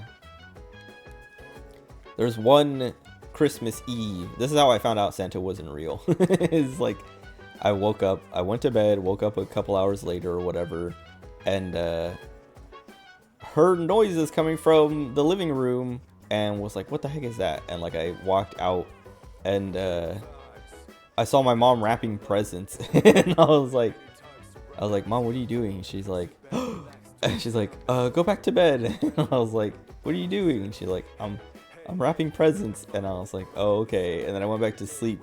And then when I got up in the morning, for Christmas to open presents, the presents that she was wrapping said from Santa. And I was like, Mom, these were the ones you were wrapping last night. Why do they say Santa?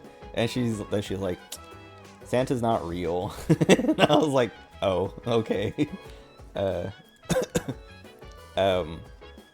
I mean, she didn't say it like that, but it was like, you know, that was like how the interaction went. Basically was like, wait a second, they say from Santa, but these were the ones that you were wrapping last night. And then she was like, well, you know, Santa's not real. But she said it more gently and, you know, whatever. But I wasn't really like that affected by it. Santa was a real person, and he punched Arius at the Council of Nicaea. I know Santa is based on a real person, but I don't know what, like, is that the lore? the real life Santa lore?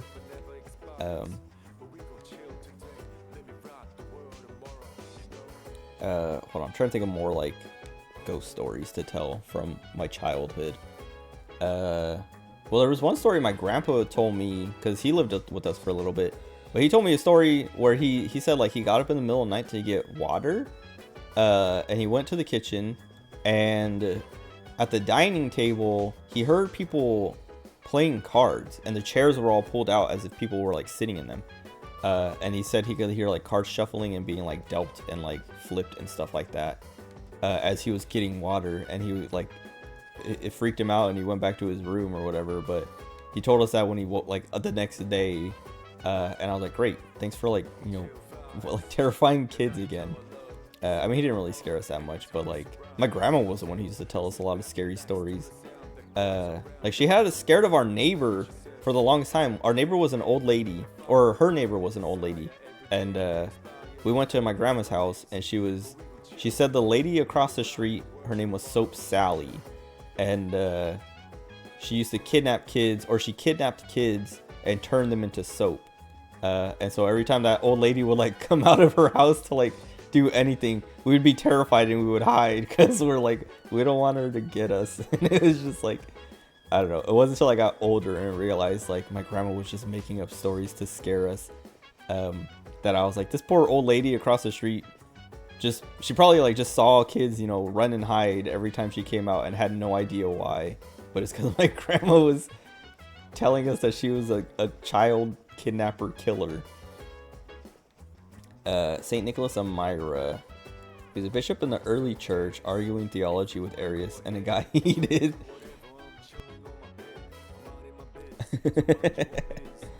That's funny. I wanted to say it was Saint Nick because that's what everyone calls him. But I don't know. I don't know the lore, the Santa Claus lore. That's pretty funny. Man, I haven't played this game in like an hour and a half. Just talking about random stuff now. It's hard to like play this game and talk because like I can't pay attention to them talking if I'm talking. Like if I was playing like other games, like I don't know, RE4 remake or something. That's just like a quick example. I guess even like Xenoblade, I could like run around and fight stuff and talk about these things, but this game is a lot harder to do that. If I was in Tartarus, it would be that hard. But like right now I'm just in between, you know, those dungeon crawling aspects. So like it's a lot of dialogue. So I'm just like, I can't, I don't want to keep pausing myself to like listen to Ken for 2 seconds. And then I'll pause myself to talk to Aegis 100%. I love Aegis. Hard to play mind test and talk. Can't pay attention to what blocks I'm placing. I feel like I get that if you're like being like if you're building something, but I don't know, if I was just like, if I was playing Minecraft or like just like, you know, just doing whatever, like digging or, you know, trying to find resources, actually yeah, I guess I get what you're saying. Like it's harder to build and talk than like to just destroy and talk. But if I was like building or something, unless I'm like, you know, like I need to like pay attention to like how many, like the specific number, like if I'm like, okay, I need like 8 blocks here, like that's where like it like gets complicated or like would be harder to talk. But like once I have like, I think once I have like the foundation or like the layout, then I would be able to start talking like easier as I'm building. But I never streamed Minecraft. I'm mostly thinking of like when I was playing with my friends, and I would be like, hold on, I gotta like count my blocks, and I stop talking or they stop. I have to make them stop talking because I can't pay attention because I'm like, I gotta make sure I don't mess this up. So I like have the perfect like, I don't know, it's symmetrical. What else happened in that house? I don't know. Like there's a lot. Oh, there's one time we had like a sleepover with my aunt and my cousins, and so we're all like in the living room. Basically, we like everyone had like there's like blankets and pillows and sleeping bags and stuff like that, and we're all just like staying up late watching movies all night, and then we all fell asleep in the living room. And so like my aunt was there. Like my aunt was like hosting it basically, and it was like me, her kids, my cousins, and then me and my brothers.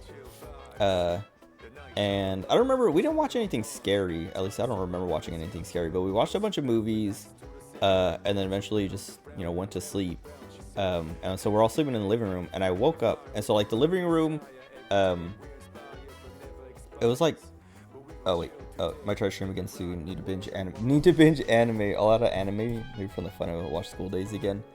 Have you watched Frieren? I haven't watched Frieren, but I heard that one's very good, and I want to watch it, and I might watch it. Then also I want to watch the Dungeon Meshi, because I read some of the manga. I read like the first like, I don't know, 10 or so chapters of the manga like a long time ago. It had been out for a while, but like it was still pretty early on.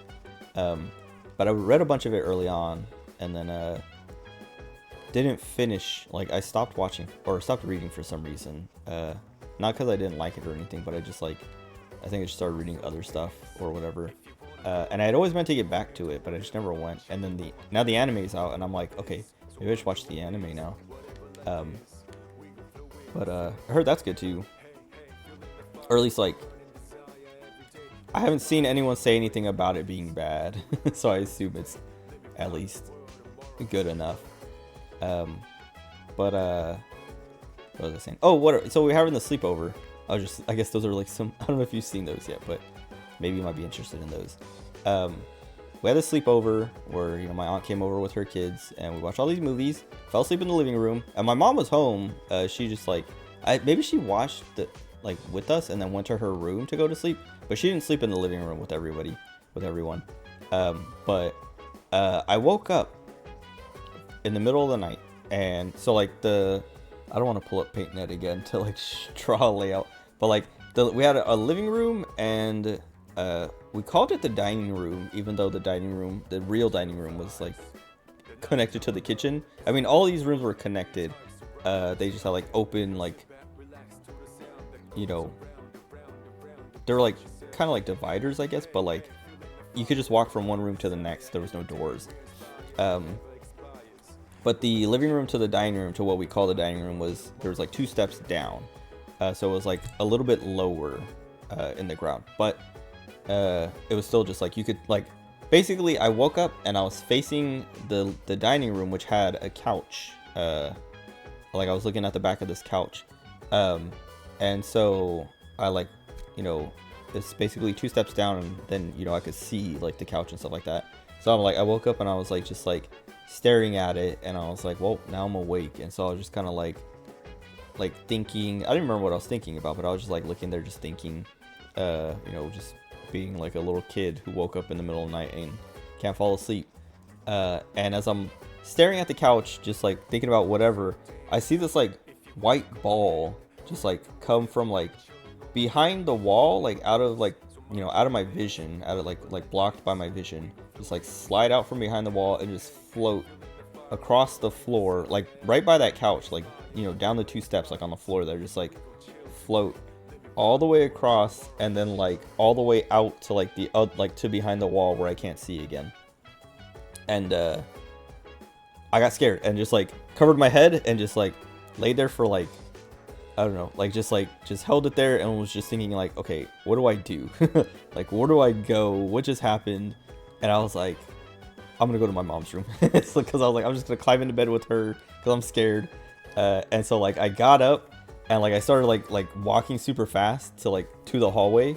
And my aunt was like, Rigo, and I was like, it scared the crap out of me. I was like so scared. I was like, and she's like, what are you doing? I was like, go to my mom's room. And she's like, why? And I was like, I saw something. And she's like, what? And I was like, there was a ball that just like floated across the floor, and I'm scared. And she's like, come here. And I got down and she like cuddled with me and was like, it's okay, like don't be scared. And I was so scared, but I was like, dude, like what did I just see? And she's like, what? Like tell me what happened. And I just like explained the whole thing, and she's like, okay, like just don't worry about it, just don't look over there anymore. And I was like, okay. Might try to watch Chainsaw Man. Ads for it make me not want to. I'm the type who seldom flushes their feces. Yeah, no, that's just nasty, dude. I love Power.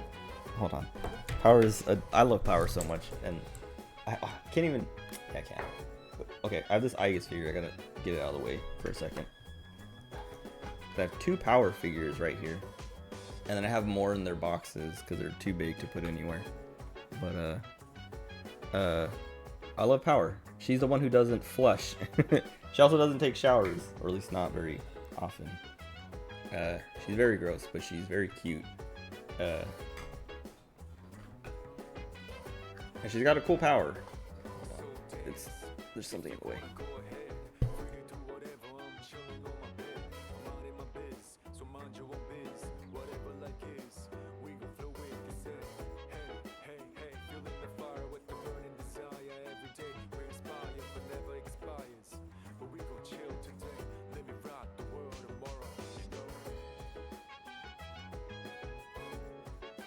Cute but revolting.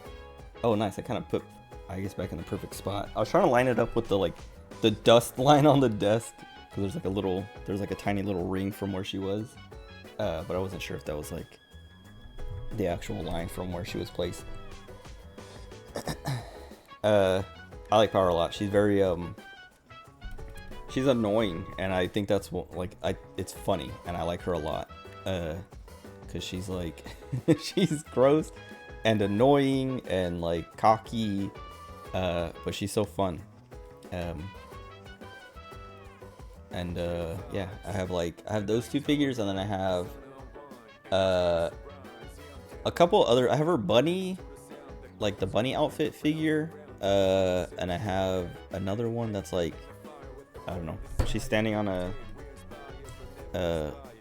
like a rock or like something with like a scythe made out of blood. I have the Nendoroid. I have another figure that's like pre-ordered. It's not out yet. But I love Power. I love Power. The character.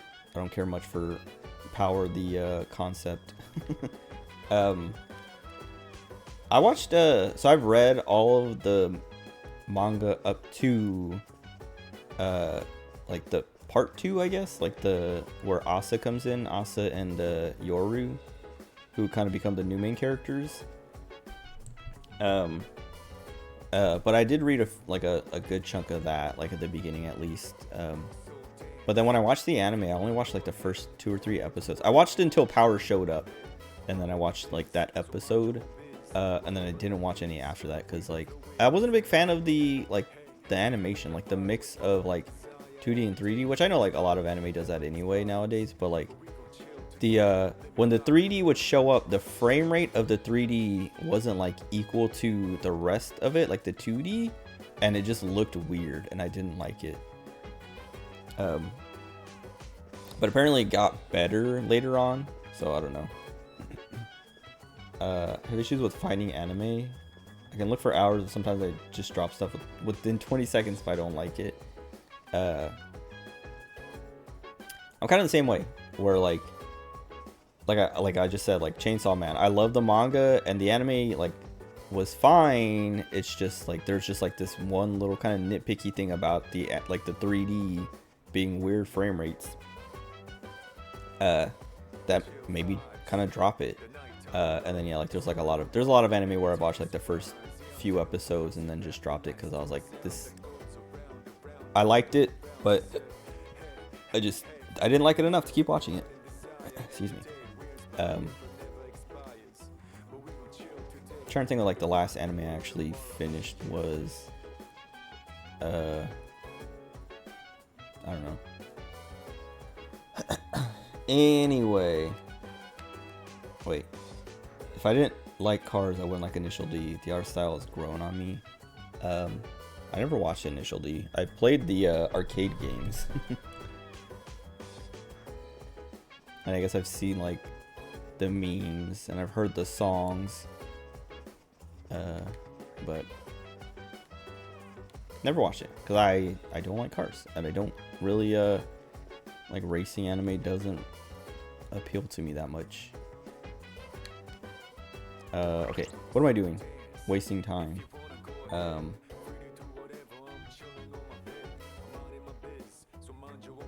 I done talking about ghost stories? I'm trying to think of another story to tell. I feel like I have one more. One more go. Oh, I guess. Well, this isn't even really like a ghost story. It's just so like I was saying. I had a bunk. Me and my brother shared a room. We had bunk beds. And eventually, like the room that like my aunt stayed in when she moved in with us, my grandpa stayed in when he moved in with us. That room was open because finally nobody was living in that room. And so my mom was like, "You want your own room?" And I was like, "Yes." And so then I moved into that room. And then I didn't even last like, I think I stayed in there for like a few months, maybe. I don't remember. I didn't stay in there for very long though, because like, I would hear whispering in that room, and like at first I was like, oh, this is like my sleep paralysis, and I'm just like hallucinating. But then sometimes it would happen before I even fell asleep. Like I would like go to bed, turn off the light, you know, climb into bed, and like lay down and start like, you know, getting comfy to go to sleep. And then I would hear whispers, and I would like wake up and like be looking around like, who is whispering? And I could never like hear what they were saying or make out what they were saying. But it was just like, because it was just like it was just like whispers that like didn't mean anything to me. Like I couldn't make out any words or anything. And then like that would happen. It didn't happen every night. At least I don't think it happened every night. I don't remember. But it happened enough that like eventually I was like, "Mom, I can't sleep in there anymore." like I told her, I was like, "It's scary. Like I keep hearing noises and it's scary." And she's like, "There's like," she had to keep like convincing me like, "There's nothing wrong. You just got to get used to it, blah blah blah." Like she meant used to it, like used to like sleeping in my own room by myself. But in my brain, I was always like, "Get used to the voices. Like, is that normal? Like hearing people whispering?" I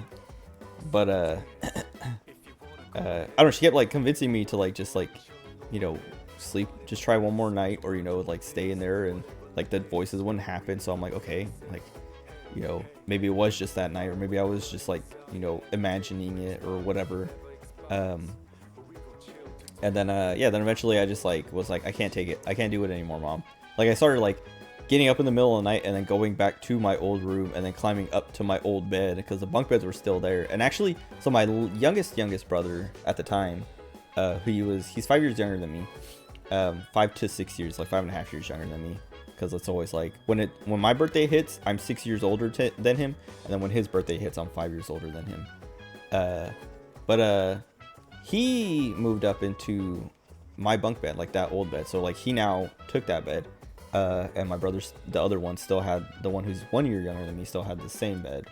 But like I got to a point where I was like, I'm just gonna get back in my old bed, and I would just like go back to the room, crawl up and like climb the ladder and crawl into bed and just like make my little brother move over, like not push him off or out of the way or whatever, but just like basically squish him up against the wall, make him like move over towards the wall so I can have some room, and just like sleep like that. And then I would wake up and, you know, climb down. Like at first I would like wake up and then, you know, wake up before I needed to, I guess. Like I would just happen to wake up early and then go back to my room,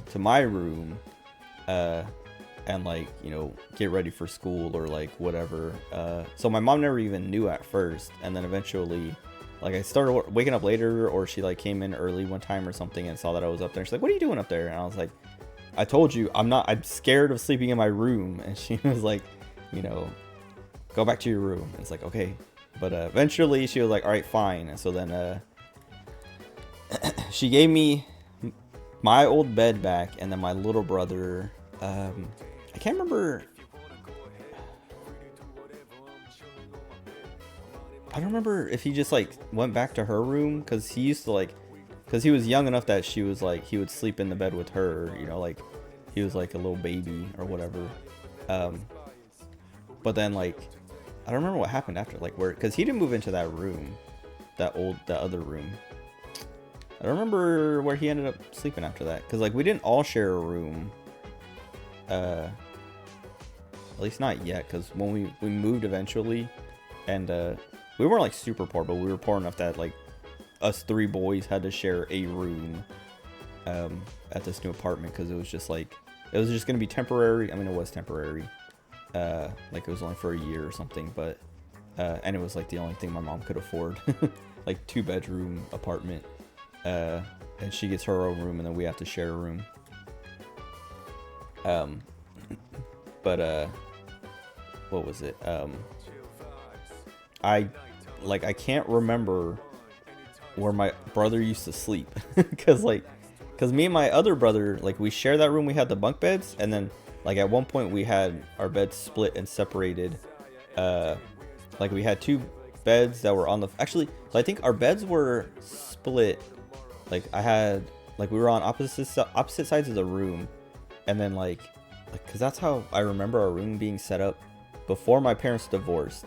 And then after my parents divorced, that's when we did the bunk beds. But I don't remember why. Like I don't remember ever like having a discussion or being told like, hey, you're gonna have bunk beds now. I just remember sleeping in both ways, like sleeping, because that's like when I was talking about that sleep paralysis I had early on with the thing. Our beds were separated and on opposite sides of the room, because that's how I was like laying down and I could see like at the foot of my bed and at the closet. But then after that, we had the bunk beds, because that's when all those other like scary things started happening, and I was like up on my bed and I would look over. And I don't remember. Yeah, like I honestly, I like literally cannot think of like when that change happened or why. I just remember like at one point we were sleeping in separate beds on opposite sides of the room, and then at another point we had bunk beds. I don't remember any in between or a day where we like moved the beds out and moved the bunk bed in or something like that. Don't believe in ghosts, actually. It might be surprising as I am religious, but I just don't believe in ghosts. It's to see spirits. Demons maybe, but that's about it. Well, I don't know what it was in this house. Could have been demons. Could have been ghosts. Could have been aliens. Could have been, I don't know. I was gonna say could have been nothing. Could have been the wind, but I don't think it was. It was not the wind. It was something. Something was going on. I'm trying to think. I like I was saying earlier, I have like a bunch of stories from this place, but I just like some of them I've forgotten, and some of them I just they're just not like readily available in my memory until something happens that reminds me of them. I was telling all these stories. It's funny too, because like I was telling these stories recently to my brother, mom, my sister-in-law. Well, she was my brother's girlfriend at the time. Maybe she was his fiance at the time, because it was on. We went to I was talking about this recently. We went to Yosemite because my brother wanted to propose to her, you know, at Yosemite in, you know, nature with like, you know, this like nice scenery and background and all that stuff.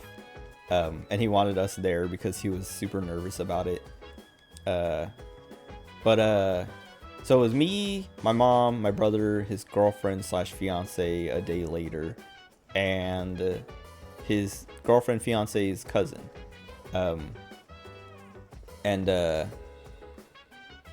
There was like one of the nights, because we were there for like a few days, one of the nights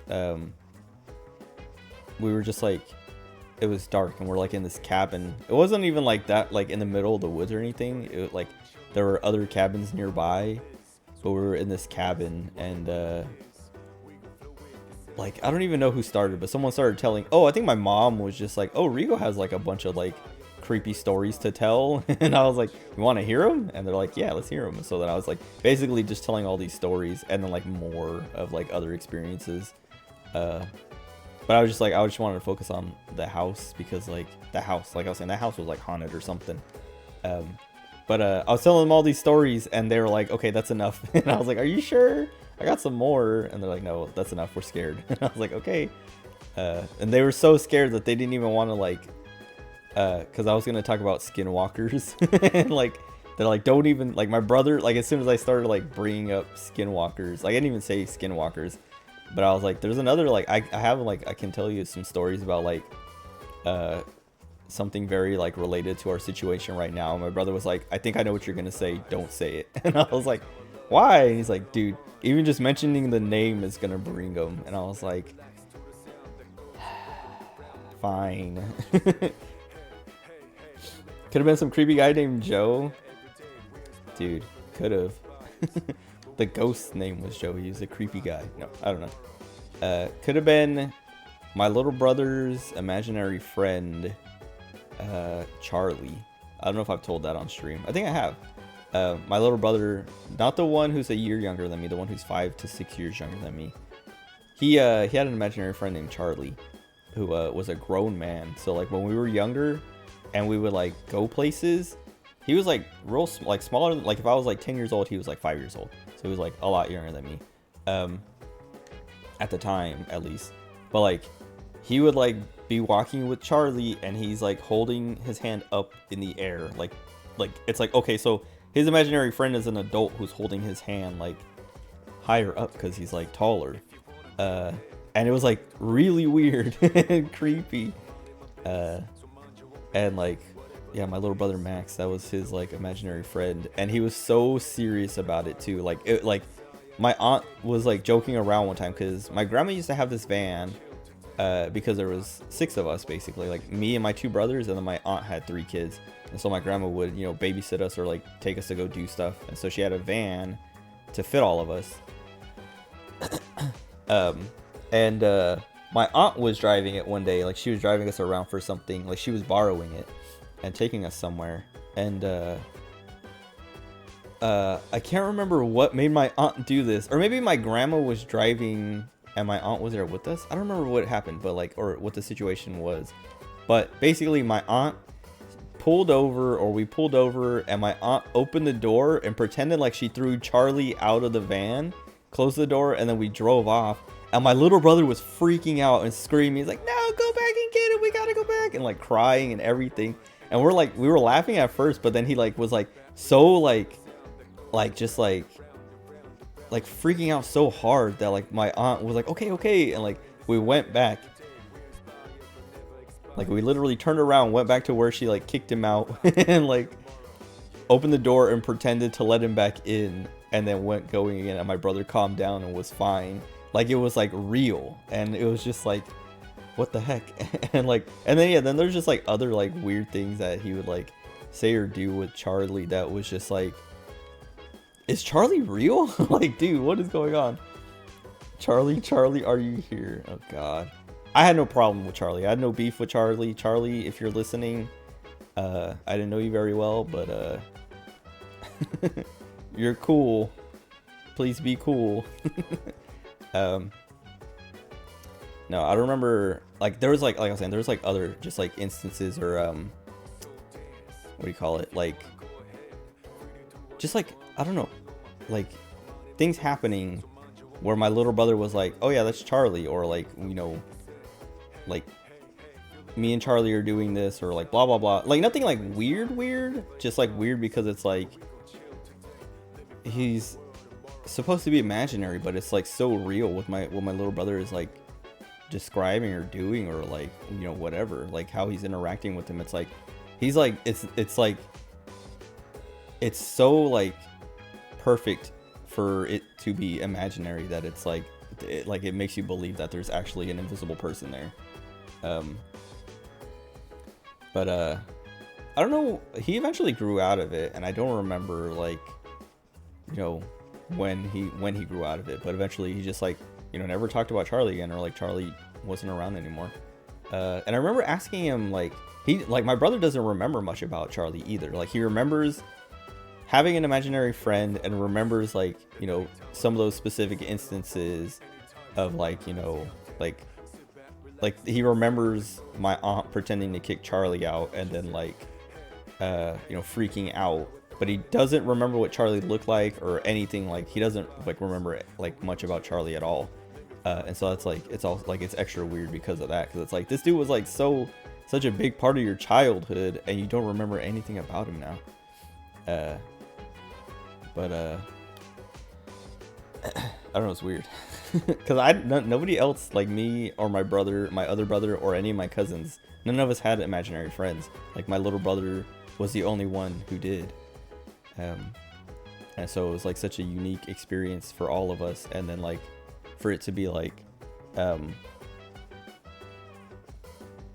so important to him at the time, and then for him to not remember anything about it now, or even like a few years ago or however many years ago, because like maybe like 6 or 7 years ago I asked him about it, and like he was like, I don't remember anything about Charlie.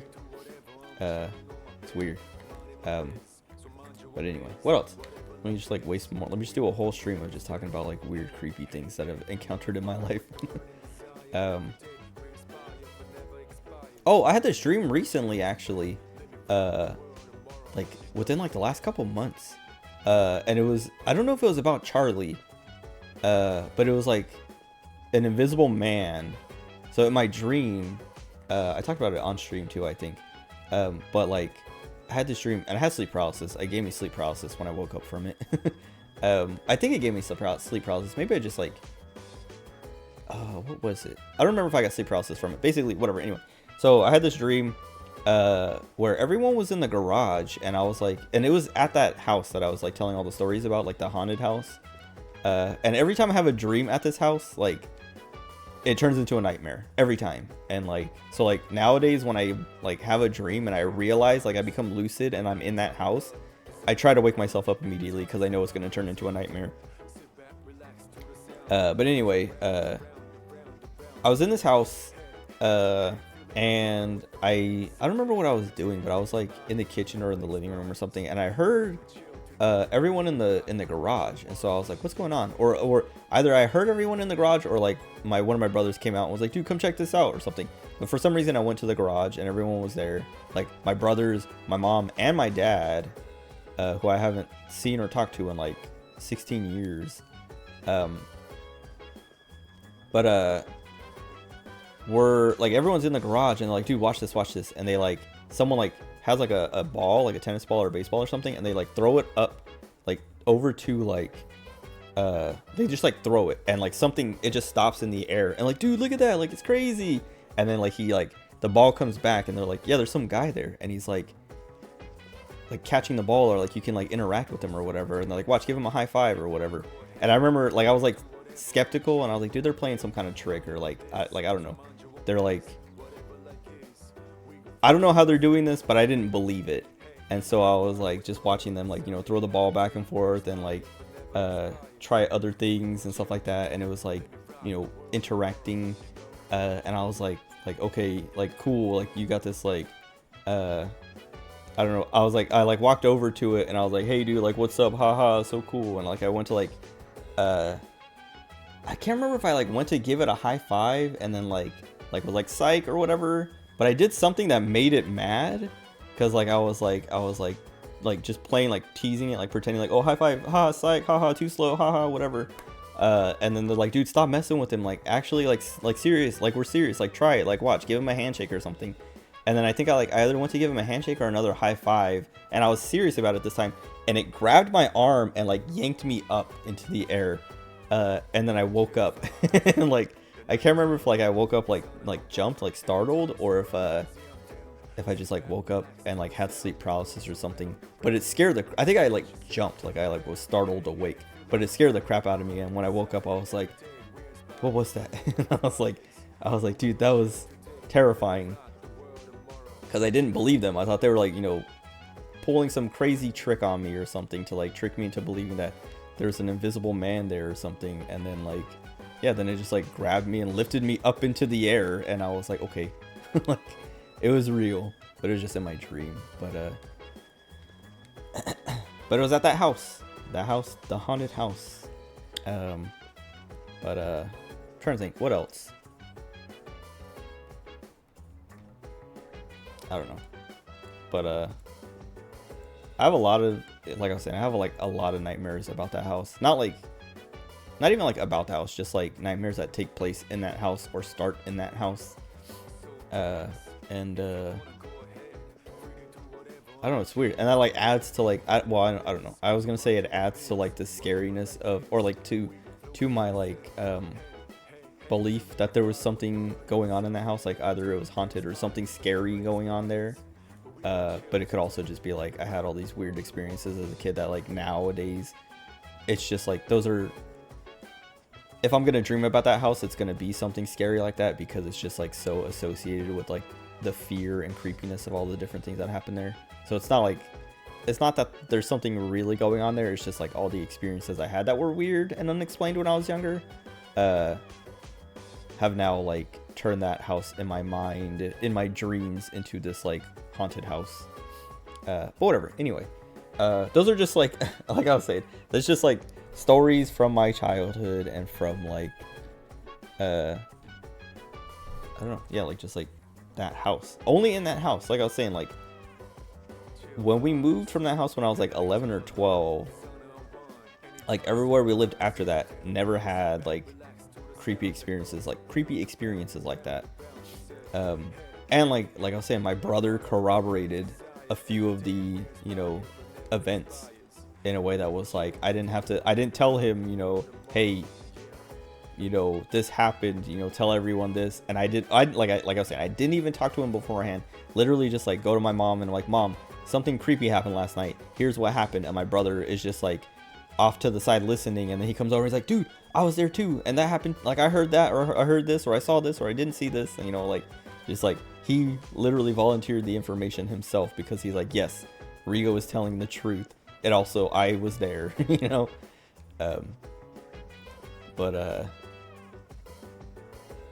Yeah, I don't know. The stuff never, I was talking about this like pretty recently though, but I was like, part of me wants to go to that house and talk to the people who live there and be like, have you guys had anything weird happen to you since you've been here? Because like, I don't know. I would love to know.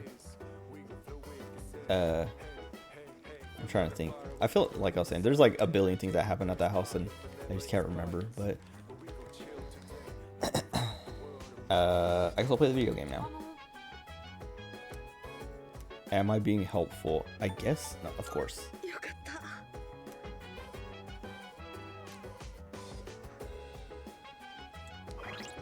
I don't know if I finished this with her. I did.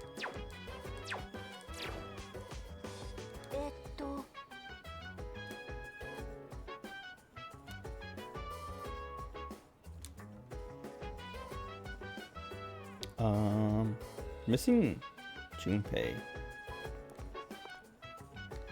Oh, we should read with them though.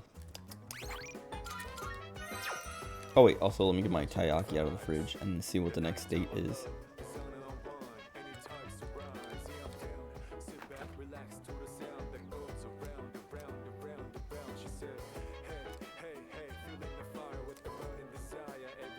Oh, Junpei. I wonder if there's one of these with Aegis. 11/11. I was thinking about this the other day, but how come like, why can't I just put more taiyaki back in the fridge? Because like right now I guess there might not be room because Junpei took my taiyaki out, but he was able to fit that like jelly or whatever, Doctor and jelly. So like, why can't I just put the taiyaki in place of the jelly? There's two of them. Actually, maybe there's only one, but I have two. But like, why do I have to wait 2 weeks to be able to, you know, put more taiyaki in the fridge? Because there was an instance where I took my taiyaki out of the fridge. Like I got chilled taiyaki for Elizabeth. And it's like, why can't I just replace the chilled one with another lukewarm one? Why do I have to wait 2 weeks again? Why? Explain, video game.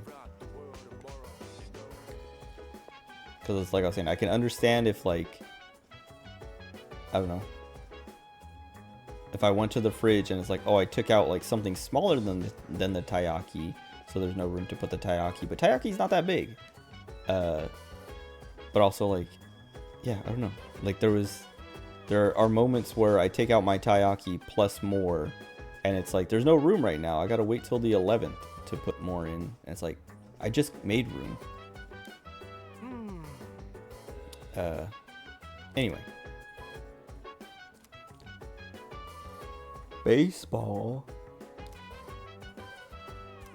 Old school Hollywood baseball.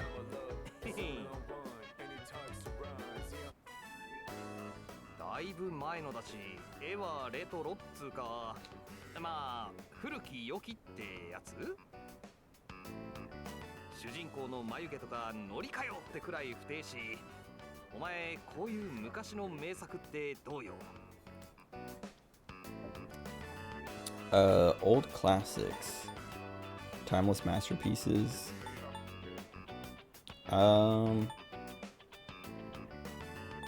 I'll say they're very tasteful. I don't know if I would say all old manga are timeless masterpieces, and I don't know about this one. 味付けノリ的な眉毛だけに味がって説明させないでくれます？ Wait, was I making a pun? I didn't mean to. やべ、読むの止まってたわ。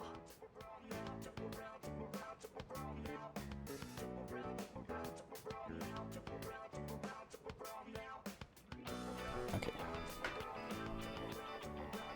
9回裏ツーアウト満塁、一打逆転サヨナラの場面。危うし主人公。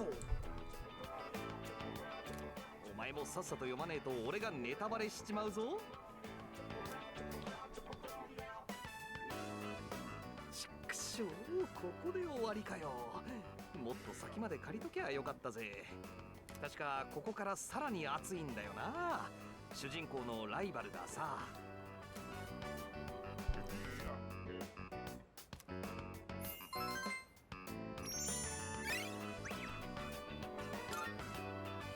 また今度続き借りてくるわ。じゃあそろそろ寝るとしますか。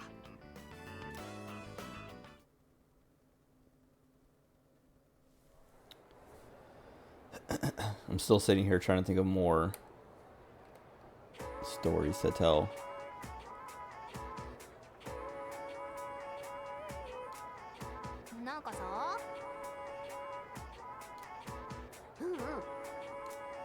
My friend's brother's friend got it.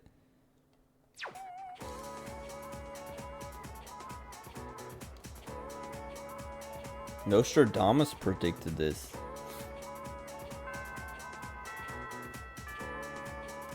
Oh, I saw something. I meant to look into it more. I saw something on Twitter like today or yesterday about someone predicting a 3-day eclipse or something. And I was like, what does that mean? Like that there's going to be a 3-day eclipse, or that there was one somewhere, and it was predicted. Because doesn't Alaska deal with that all the time? Like every year, more than 3 days, they just have like, you know, nothing but darkness. I guess it's not really an eclipse, it's just the sun isn't rising in those areas, or you don't see it.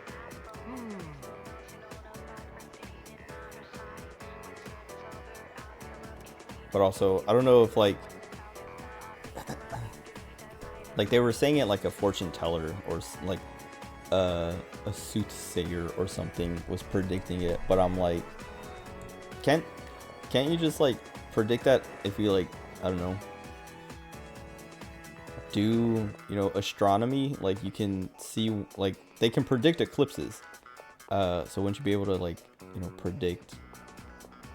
Not even predict, I mean, I guess predict, but like it's not like a vision or something. You can literally just like do the science and like figure out like, okay, the moon and the sun are gonna line up like this on these days, and you know, whatever. And so you can see if and when there will be a 3-day eclipse, or 3 days in a row that have an eclipse. I don't know if like a 3-day eclipse would be possible. At least not globally.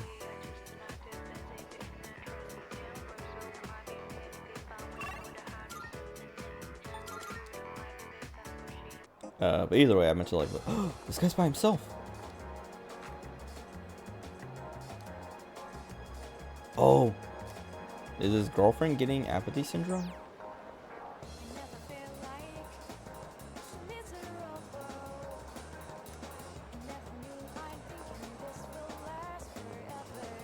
This guy's still stalking.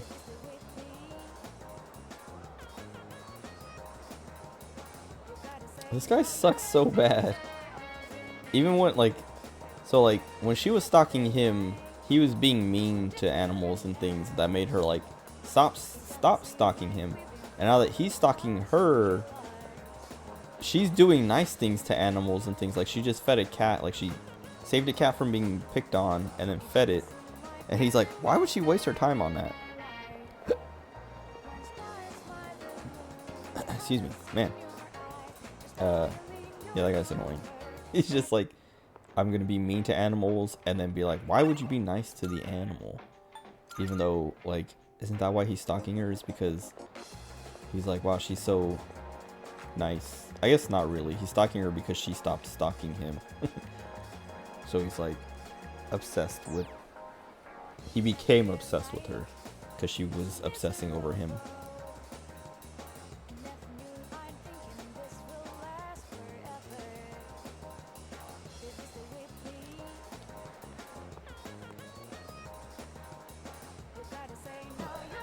Excuse me.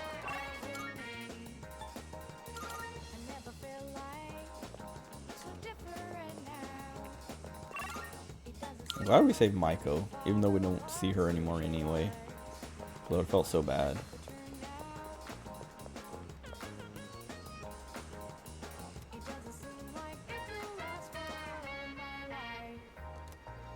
Policy meeting about apathy syndrome. I feel like they would have done that already. It's been like 6 months.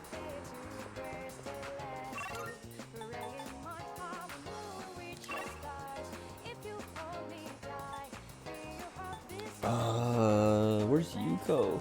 I gotta get Yuko because after I want to at least unlock the Tower Arcana, even if I can't max everyone out. I'll probably hang out with Keisuke. Or Buki? No, I'll hang out with Keisuke. I don't remember which side he's on. Or is he upstairs too? No.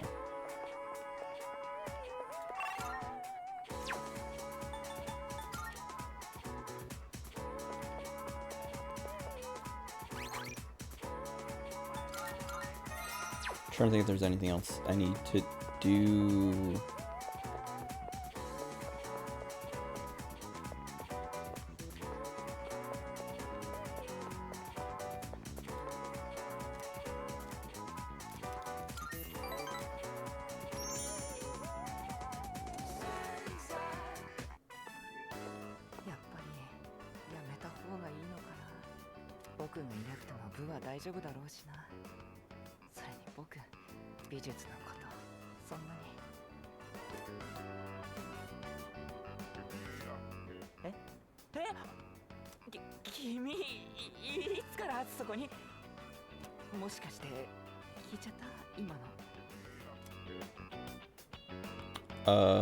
You're quitting?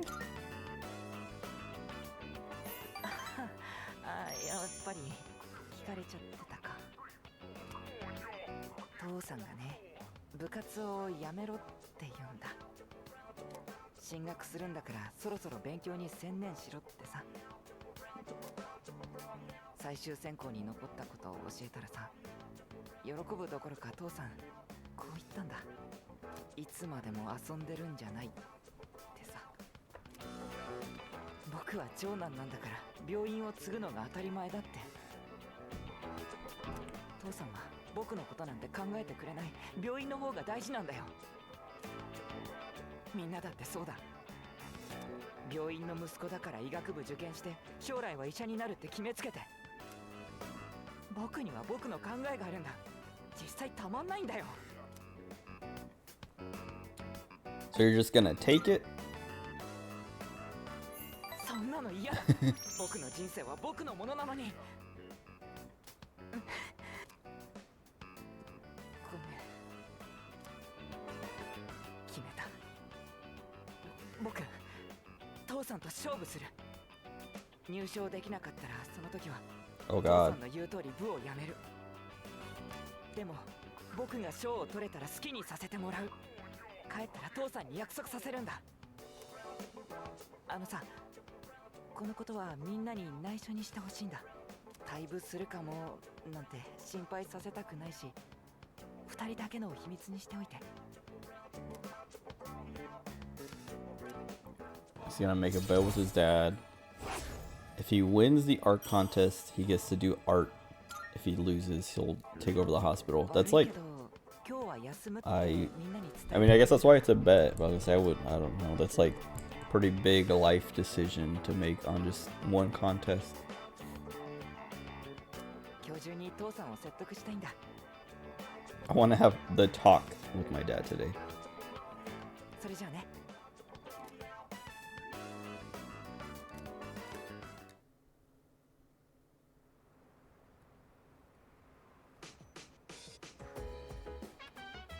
君か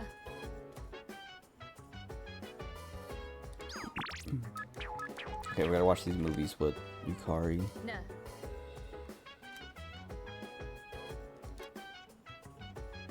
Would I say I enjoyed participating in C's overall? Yes. ありがとう Only because Aigis.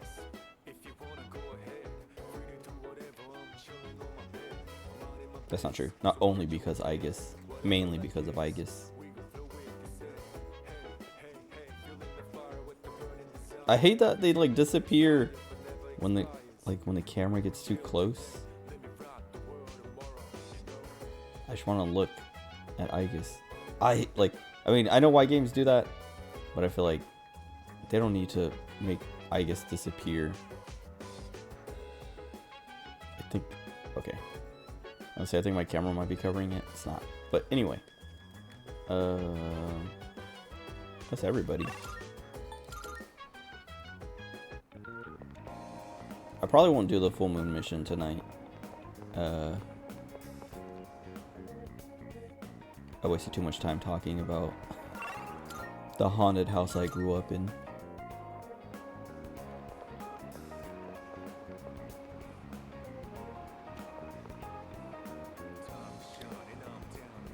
I'm trying to think. I feel like there was something I wanted to do down here or in here.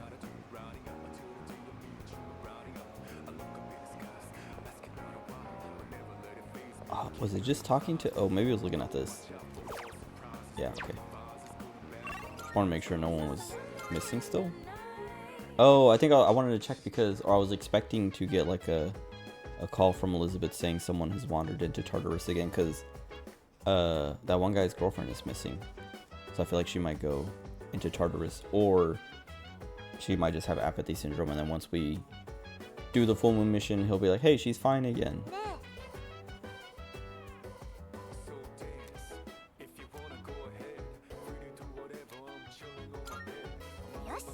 I didn't save, but このドラマ it's 毎 fine. 回必ず予想外の展開入れてくるよね。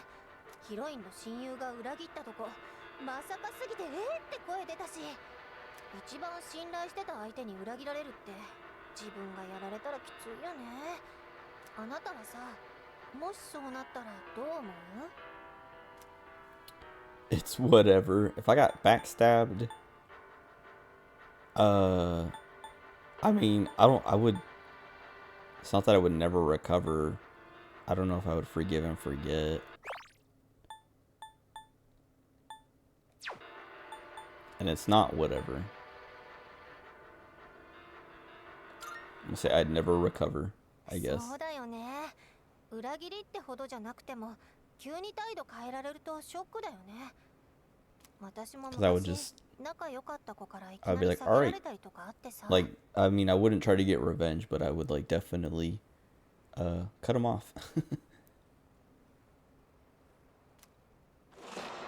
もう始まるね。展開早いからちゃんと追っかけなきゃ。うっそー、そこで終わんの？もう毎度のことなんだけどさ、じらすのうますぎでしょ。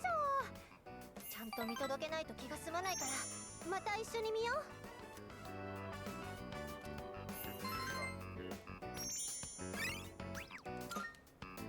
結構遅くなっちゃったね。そろそろ部屋戻ろっか。 Oh, I just remember they had the Oh right, Pharaoh has to come tell me we have a week. The HoloFest happened this weekend. I didn't watch any of it. こんばんは。 But I do want to watch like I don't know recaps, I guess. あと1週間で満月だよ。 Like I've seen some clips from the first day. Mostly just about like cosplayers, like dudes cosplaying as like the different HoloLive girls. いよいよ今回が12体目だ。 But I know they had like concerts and stuff like that too. 準備はいい？ここまで長かったのか短かったのか。でもいろんなことが起きたね。けれど思い出話をするにはまだ早いよね。じゃあ終わったらまた会いに来るよ。くれぐれも。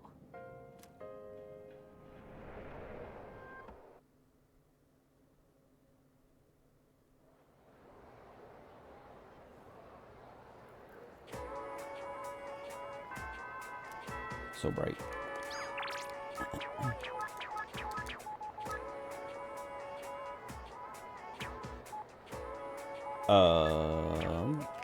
Is Yuko here?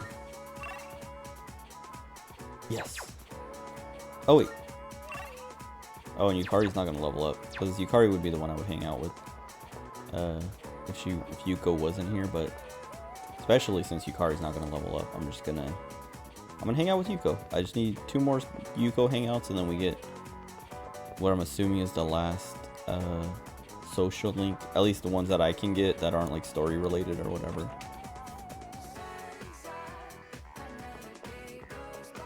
Oh, I guess I gotta keep looking around though first.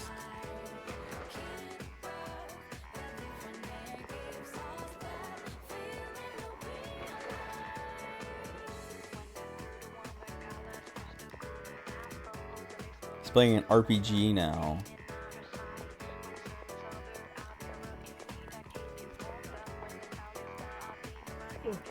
Excuse me.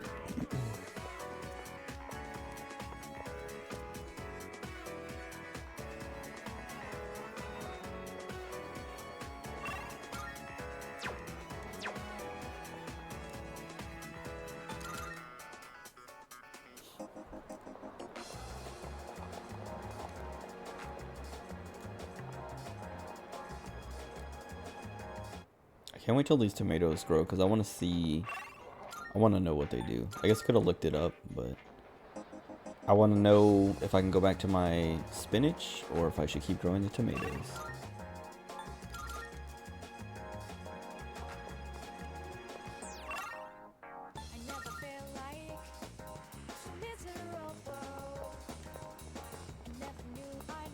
Wait a second. Oh, an apathy syndrome guy. I was like, the thing popped up like I could talk to somebody over here, but there's no one over here.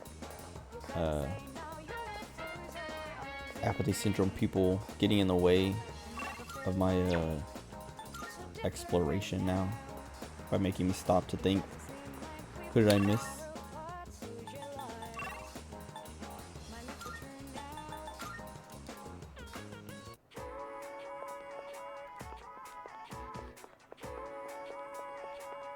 Poor Yuko. I like haven't talked to her or hung out with her since like the beginning of the game. I need a strength or something. I have one. Okay.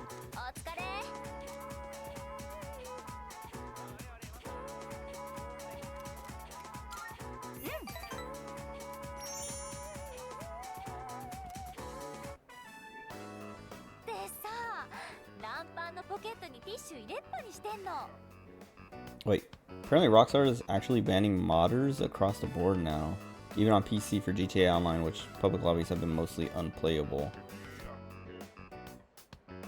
Can they detect if you're modding?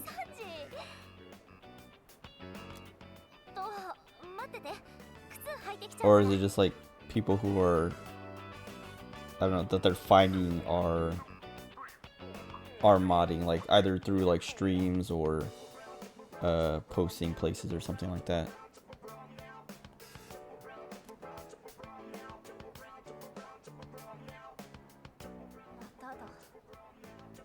Oh, is she getting bullied? Oh. 芸なさすぎ。よかった。靴は無事で。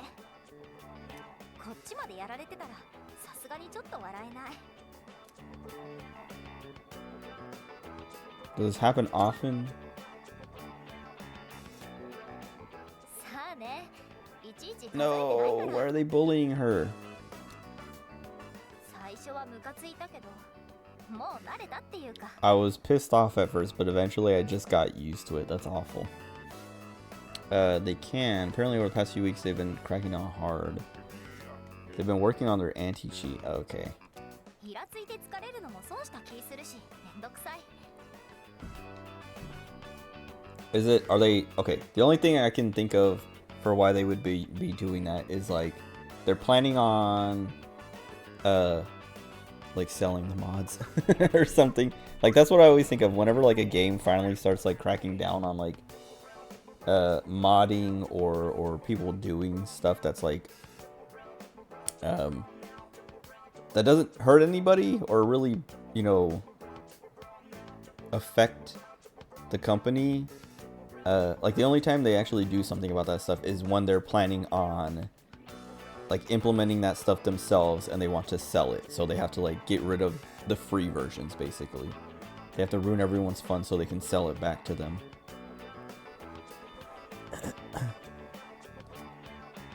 まあ、目の前でやってるの見たら捕まえて往復ビンタだけど。 Wait. Oh, okay. I was gonna say, did she say she knows who it is? But I didn't ask her.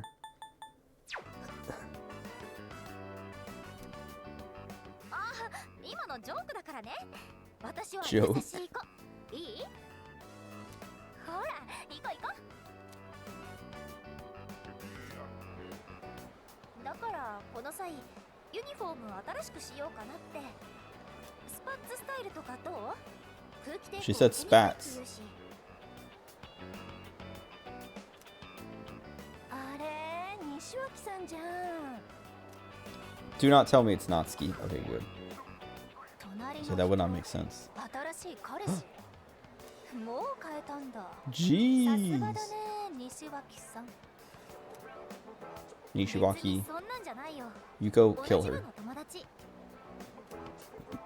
いいよ、私の前だからって。遠慮なんてらしくないし。 God. そんなイケメンをゲットできるんだ。私もマネージャーやってみようかな。 Oh, you can't even see this girl's head. 変わらず思い込んだ My camera's in the way. She's ugly though. やめなって。あんなに毎日駆け回ってさ。筋肉ついちゃったら嫌じゃない？ It's not very attractive for a girl to be so muscular. I don't think this girl knows anything. よしなよ。彼氏さんの前だし、かわいそうだよ。本気でやろうって言うなら止めないけど、彼氏探しなら他でやった方がいいよ。マネージャーって忙しいし、人の下駄箱にガムつける暇もないくらいに。何言ってんの？全然わかんない。そりゃそうでしょ。例え話なんだから。なんか私変なこと言った？別に。 It's so weird. Like, how is she getting bullied when she's so like... Not that she's bullying them, but like... She doesn't take crap. But I guess that's why they're doing it like... Well, kind of doing it behind her back. Like sticking gum on her locker or whatever. But they just came up to her and started being like, you know... Oh, you got another boyfriend, huh?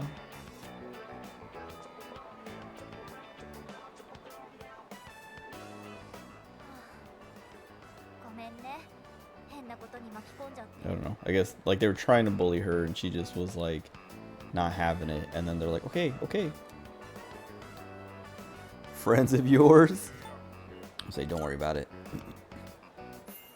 いやいや、気にするって。本当ごめんね。あなたには話しとこっかな。Oh. そこ座ろっか。 Okay, cool. I was afraid it was gonna do the thing of like transition to like a black screen, and then it just says at the bottom like she explained the situation, and then like that's the end of it. Cause I want, like, they did that in another social link where they were like the person was like, oh, I'll tell you about it, and then it said like they're like, let's go somewhere else, and then we went somewhere else, and then the text came up saying like blah blah blah told me about the situation, and then the next scene is just like, yep, so that's how it is. I'll see you next time, and it's like I didn't even know what happened. I don't know what they're talking about. 中学の時にね、私バスケ部の男の子に告られて付き合ってたの。でもそいつあの子と私で二股かけてて、私だって被害者なのに、あの子一方的に私を泥棒呼ばわり。 That's like a thing that I don't get. Like when someone, I mean, I guess it depends on the situation, but like if someone cheats, like if you had a girlfriend and then you found out she was cheating on you with another guy, why would you get mad at that guy and not at her? Like unless that guy was trying to steal her from you, but even then you should still be mad at her.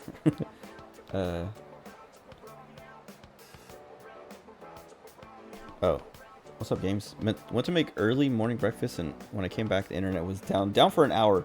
That sucks. My internet goes out like almost weekly. It's usually only out for like a couple minutes, but there have been a couple times in the last couple months where it's been down for like one day it was down for like several hours, and then one night it was down for like 45 minutes or an hour or so.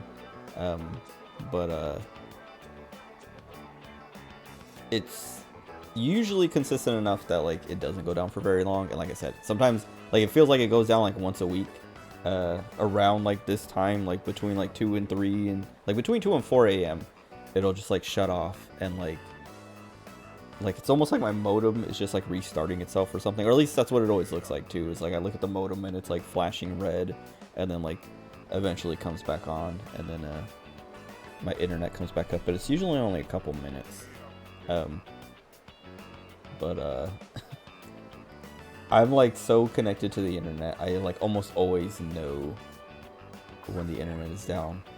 Like if I were like if I was making breakfast, I wouldn't come back to my internet being down. I would know that my internet has gone down, because like I would either be watching a stream on my phone or I don't know, doing something internet related that like as soon as it cuts off I would be like, huh? And I would like come look and be like, oh yeah, it looks like the internet's out, and then I would go back to making breakfast. And then just be like, well, now I gotta like, I don't know, play games offline until the internet comes back on.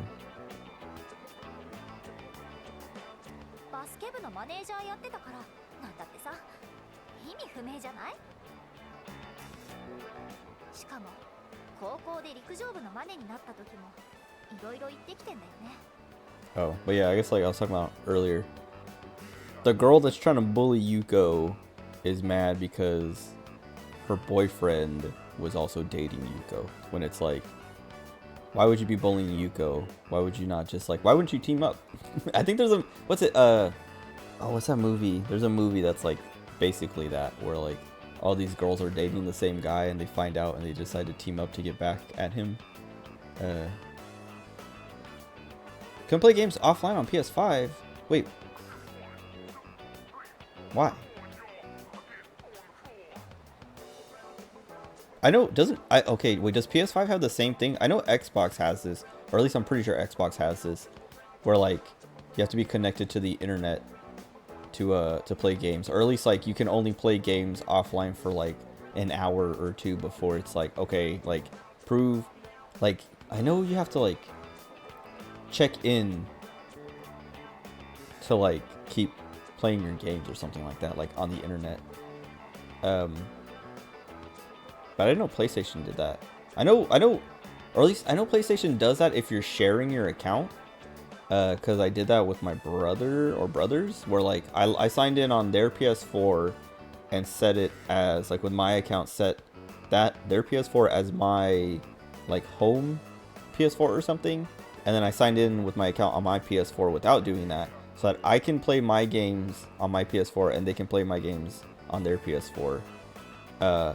But if I'm not connected to the internet, it does a thing that's like, oh, you can't play those games, or you have a time limit or something like that. But if you like connect to the internet, you can keep playing it or whatever. I don't remember how it works. Yuko is my first GF in this game. Persona 5 Royal, the teacher was the first one. When I played through Persona 3 FES, Yukari was my girlfriend.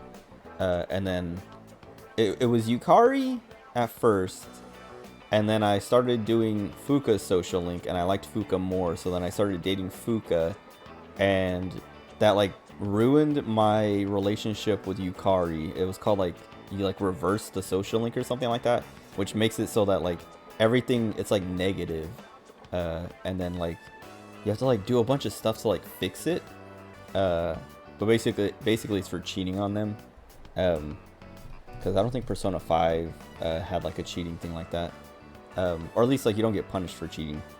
But in Persona 5 I did the same thing. Like when I played through Persona 5 the base game, I romanced Kawakami the teacher, and then when I played through Persona 5 Royal I romanced Haru, because like when I played through Persona 5 and romanced Kawakami, and then I found like Haru shows up later on in the game, I was like, wait, I like Haru a lot better, and I want to romance Haru, but I don't want to like break the game. Like I don't want to like get accused of cheating by Kawakami and ruin that, and I also don't want to like basically cheat on my girlfriend with Haru. Like I don't want to make Haru be the side hoe or whatever. I like Haru too much to do that to her, and so then I was like, that's like, the next time I played Persona 5, I'll romance Haru, and that's it. And so that's what I did when Royal came out.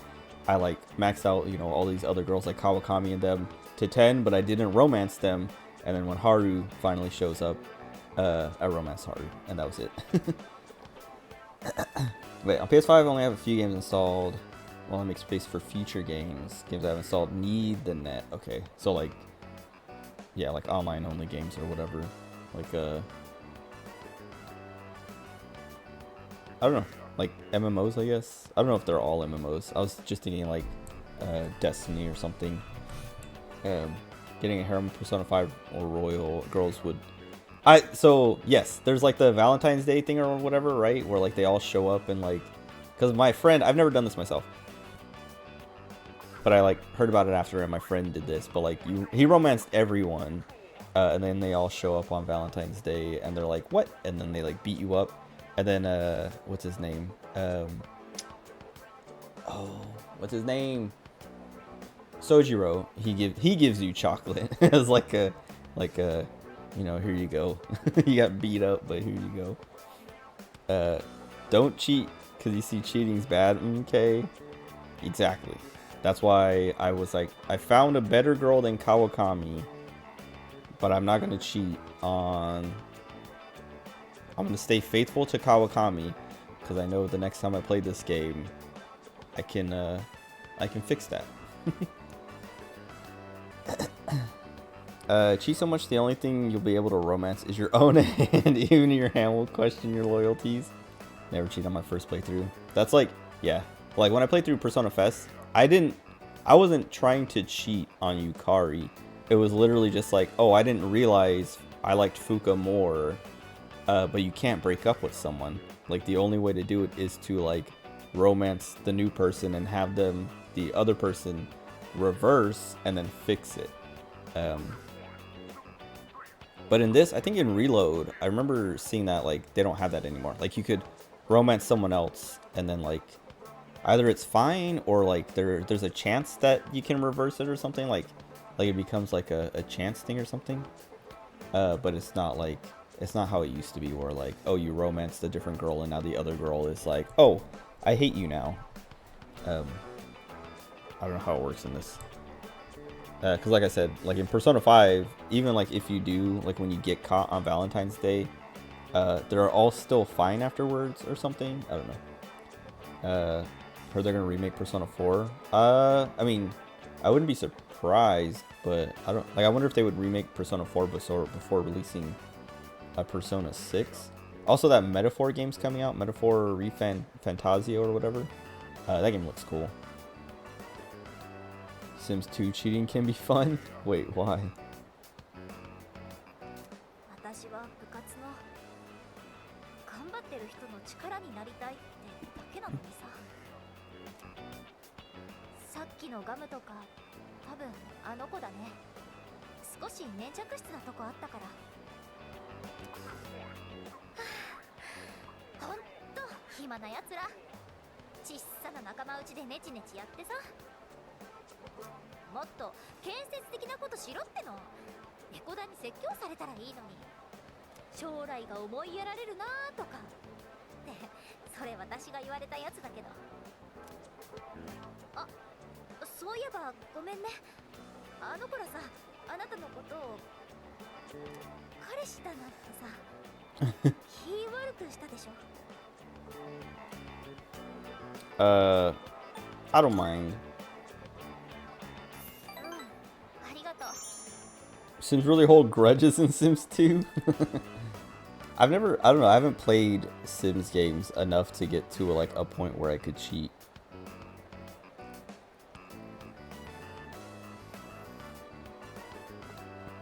Don't know if P6 will come out since a lot of people thought about it since 2018.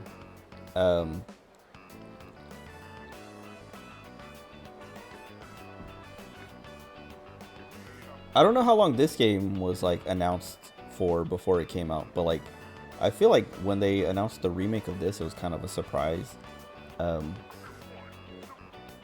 like I don't know, I guess my point is that like I don't think anyone knows, or like there's anything out there that like suggests, like I don't know if there's any leaks or anything like that, if that makes sense, that suggests like one or the other.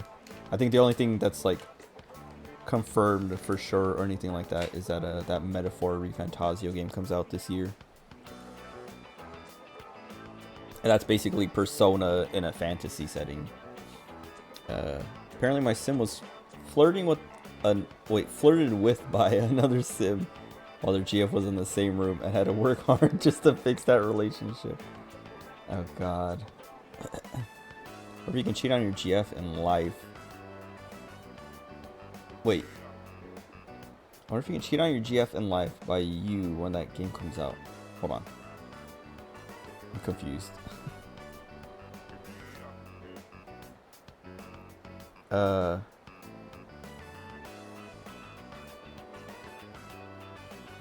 Oh, wait, is the game called Life by You?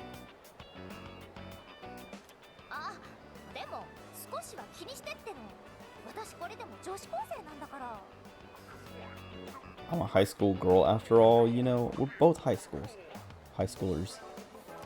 Okay, Life by You. Developing game by Paradox.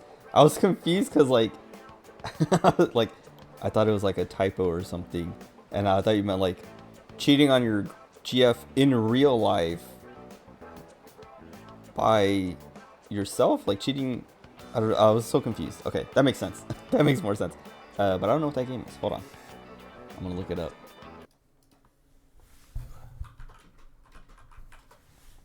Sorry, bumped the mic.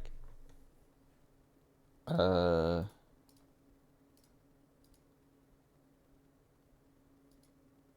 it's got early access coming out soon. Oh, this looks like a Sims thing. Kind of.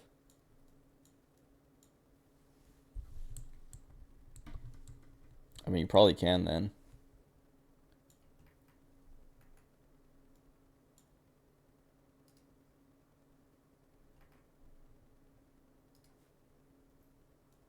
Oh, it's from like, oh, okay, yeah, Paradox. They do like all the sort of like sim games. Not Sims, but like City Skyline and I don't know, like Europa Universalis, Stellaris, Crusader Kings. Been cheated on before. I was like, okay, I don't really care. Let's just end this relationship and we cease speaking after that. Rival game to The Sims. That's what it looks like. Like, it looks like... Excuse me. It looks like an answer to The Sims. さっきの二股野郎の話、ミヤとかには内緒だよ。あなたにしか言ってないんだから。あ、それからその二股野郎とはとっくの昔に別れたから。だからどうしたって話だよね。I like how...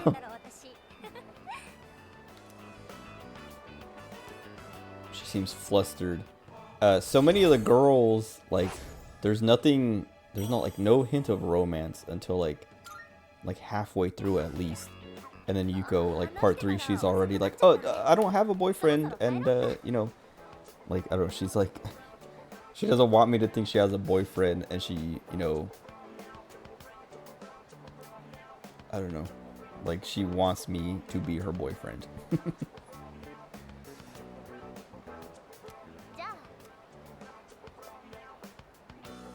I don't know the Sims game since early 2000s. I will get Life by You if it comes out on console. I'm kind of the same. I haven't played The Sims since like, yeah, like early mid 2000s, I guess. Like my cousin had The Sims, like one of the Sims games on PC, and that's kind of where I got most of my Sims experience. But I guess technically I never owned a Sims game myself. And I haven't played one since. Sims 2 is rough with grudges, so much better than Sims 4. Sims 4, my sim usually becomes the harem king.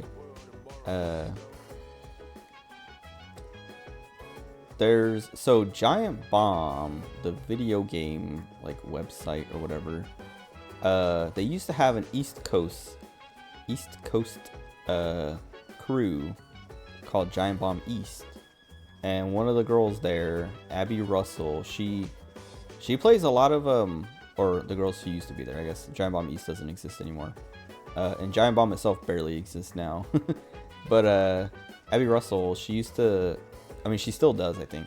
Well, when she was at Giant Bomb, she did a whole series like playing The Sims 4. I can't remember what it was called. But 13 Deadly Sims. It was kind of fun. So basically what she did is she made like a bunch of Sims characters based on people at Giant Bomb and like friends of hers. And then the whole like series was just her trying to get them all killed in like random ways. So like it was like basically a little game where they would draw like a name out of the hat. Like they would draw a name and a method of death out of a hat, and so then the whole like stream would be trying to get that person killed in like by that method. So like she would pull out like Austin Walker and then electrocution, and so then she would just have to spend like the whole stream trying to get Austin Walker's sim electrocuted to death. And that's the most I've seen about like The Sims 4 is like watching that series. Sims games are garbage. All I do is try to satisfy my character to hit the restroom. Eat and mow the lawn and repeat. So boring. I would never buy a Sims game again. I don't know. I mean, I feel like that's like, I don't know. I feel like there's so much more to do than that like part of me wants to blame you for that. Like, I feel like you could have made your Sims do more than that. Because even when I played, like there was, I don't know, like I guess you could do that just to like beat the game or to like, you know, play the game, but like, I don't know, like I mean, like I was saying, I didn't play that much of The Sims when I was younger, but I definitely remember like designing houses and like going to like sending my sim to work and doing all kinds of like other things, like yeah, like try to like make a like start a family, like get romance someone, have a baby, raise the kid, and like, you know, then control all of them, and then eventually try to kill them all. Like basically, I remember like you put them in a pool and then you delete the ladder and they just swim around until they get tired and then drown. But and then like I was saying, I was watching that like Sims 4 series with that Abby Russell did, where she was like, you know, she had like a billion Sims that she was juggling, and then she would like, you know, just basically have to juggle all of them, like keep them all alive while also trying to get one of them killed in a specific way. Had a house designed to make sure my Sim's wife could sleep while he hanged out with various girlfriends who would usually stay the night in one of the 3 bedrooms intended for my Sim's various conquests they had not already moved in. Got The Sims 2 for free with all expansions, mostly because it's abandonware now. That's what I was talking about Silent Hill 2 earlier. It's basically abandonware. That's why like you can get like, you can basically get the game and like, you know, a bunch of like mods and fixes for it. Like if you search Silent Hill 2 Enhanced Edition, you will find the Silent Hill 2 Enhanced Edition. So like it's basically just a website that someone made or a bunch of people made and got together and like collected all the best mods and a copy of the game, and just like, you know, give you instructions on how and where to get the game and mods, or it's all just on the website. I don't remember. I remember like clicking links and it took me, at least I went to like one like forum in the process. But you can get, you know, you can get set up on Silent Hill 2 with a bunch of like quality of life mods and things to make it look nicer, for free. Try to do other stuff, but when I finish one part, it says I'm hungry or gotta pee. It's so frustrating. I mean, I get it. I mean, that's like part of why I was never really interested in it, is because like I didn't like I would get bored eventually of like the management stuff. I mean, the same thing happens with GTA for me, where like I'll play like a Grand Theft Auto game, and like do a bunch of the story until I kind of get bored, and then just like run around on like a killing spree like everyone else does. Sometimes I would save beforehand. Like I remember playing Vice City, and like I would save, like I would like basically every time I played Vice City, I would play, like do a bunch of story missions, and then get to a point where I'm like, all right, I'm done playing for tonight. Then I would save and just run around and kill everybody and rack up a bunch of stars until I got killed. And then I would be like, all right, I'm done for tonight. And then the next day I would load up my save and, you know, do more story, and then end the session the same way every time. And the same thing with San Andreas, except in San Andreas, I never finished the story. But I remember watching, it was like either my brother or my cousin, someone else finished the story, and I like watched them like play it more seriously. I think, I don't know, I mean, maybe I did finish the story, I can't remember. But I remember spending a lot more time in San Andreas, just like doing a lot of the stupid side stuff, like just like working out. I remember making my CJ super buff and then also super fat, and like on like different sessions, just because I was like, I just want to play with all the game mechanics and not really do the story. And then like either my brother or my cousin would like do the story stuff or something. Hoping Life by You will not have action meters like The Sims to be frustrating. If it does, I'm never buy Life by You sequels. When you play The Sims, you have to train your Sim to get into a routine, otherwise you'll have a bad time. Is that like a thing? Like you can like train them into a routine? I've never, I mean, maybe I did have that happen, but I just didn't realize it. I don't know.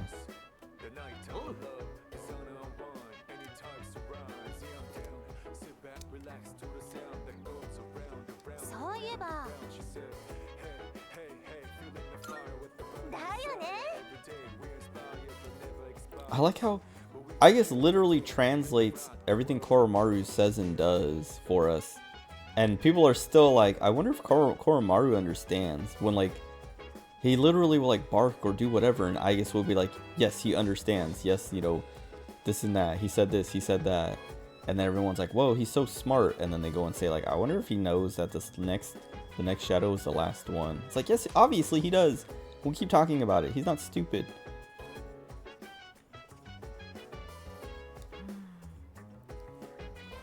I don't know the new updates on The Sims, but they did not have that back in the early 2000s. I don't remember which Sims I played. It was probably like 1 or 2. It's probably 2.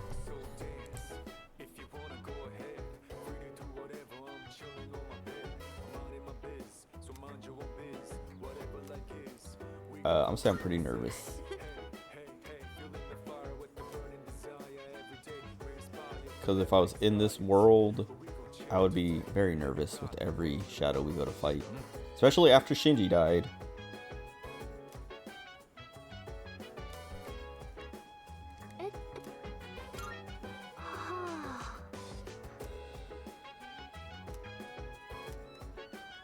Okay, I guess I'm gonna be upstairs wanting to read.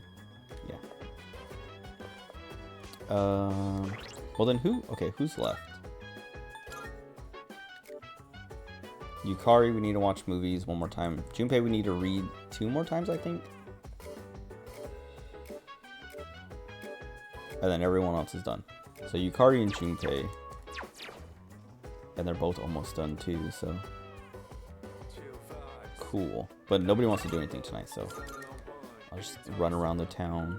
I kind of want to do the computer thing and increase my SP or my HP, but the numbers are so small, it's not going to make that much of a difference. But I might as well do it just to get it out of the way. You still tell them when to do some actions. Eventually they'll just take care of themselves. As long as you do not overwork them. I don't think I ever got to that point. Like, I do remember my Sims doing some stuff on their own. Like, you know, using the bathroom and stuff on their own. But I feel like, I don't know, maybe it was just the way I was playing. Maybe I never let them got to a point where they could, like, I never let them manage themselves. I always wanted to tell them what to do. But I also just like, I don't know, like I was saying, I just, The Sims, it's not for me, at least not for me to play. I just, I'll just end up killing them on purpose. The only Sim game that I liked but was still boring was a Playboy Mansion game on PS2. I never played that.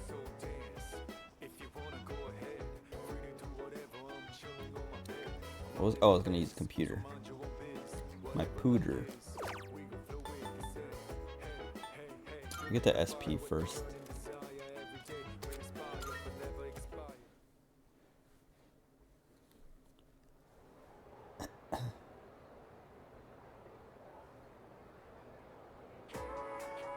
Oh, this guy.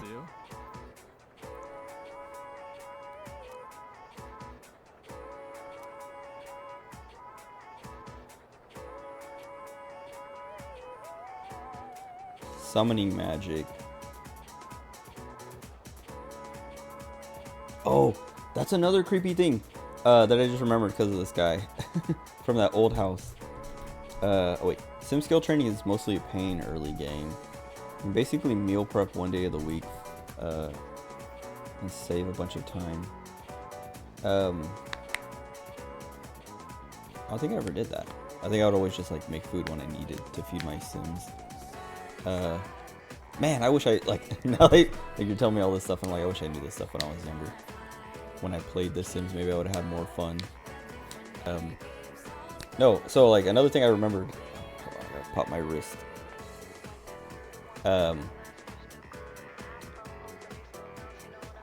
There was, him saying summoning magic and, like, summoning angels and demons. I don't know why this reminded me of this. Probably because like the voice was demonic and horrifying. But anyway, me and my brother, we used to have like we had a CD player, like a little like stereo, like boombox kind of thing with a CD player on it. And we would listen to CDs on it when we were little. And there was one day where we were going through our CDs and we found a CD that we didn't recognize, and we were like, what is this? Like I was like, is this yours? And he's like, no. Is that yours? And I was like, no. And it was just like, huh. And I don't remember what was like what it looked like, what was on it, but I just remember it was like, I just didn't recognize it, and it didn't have like, it had like a picture on it, but I don't remember what the picture was, but it didn't have like a name for like the band or the album or anything on it. It was just like, there was like, you know, an image on the disc. And so we put it in the stereo to listen to it, to be like, what is this? And it was just like, I don't remember what it was saying, but it was like a demonic voice. It was like, and it was just like saying stuff, but I don't like. It was scary. And we were like, what the heck? And so like we let it play for like 20 seconds before we shut it off. And we're like, what is that? And like we took it out, and just like, I don't even remember what we did with it or where it went, because I don't remember throwing it away or doing anything like that. I think we might just like put it back, because we had like it was like a binder full of CDs. Well, it was like I guess like a small binder, like one CD per page, or I guess two CDs, because you would put one on each side.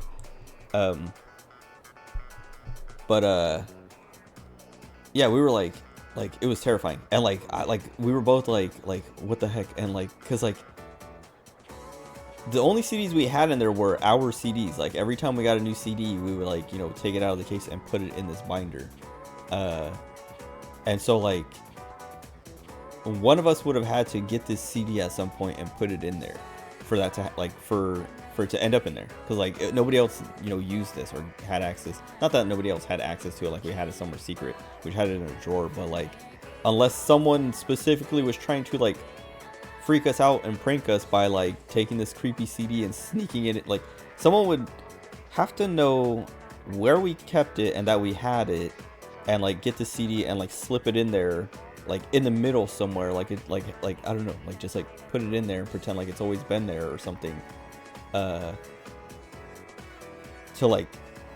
make this work. And it like basically it just seemed like so, like, I mean, it's possible that someone did that, but just like so, like, why would someone do that? And like, you know, who would do that? Because like the only people who come over are my cousins, and I guess friends, and then like, you know, our own parents. But like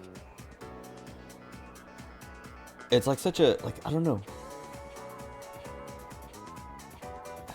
like only me and my brother ever, like, you know, really knew about it. Like I don't remember ever pulling that CD case, like that binder out while my cousins were around or friends were around. Like just me and my brother, and like my parents knew we had it because, like, you know, they would buy us the CDs or whatever.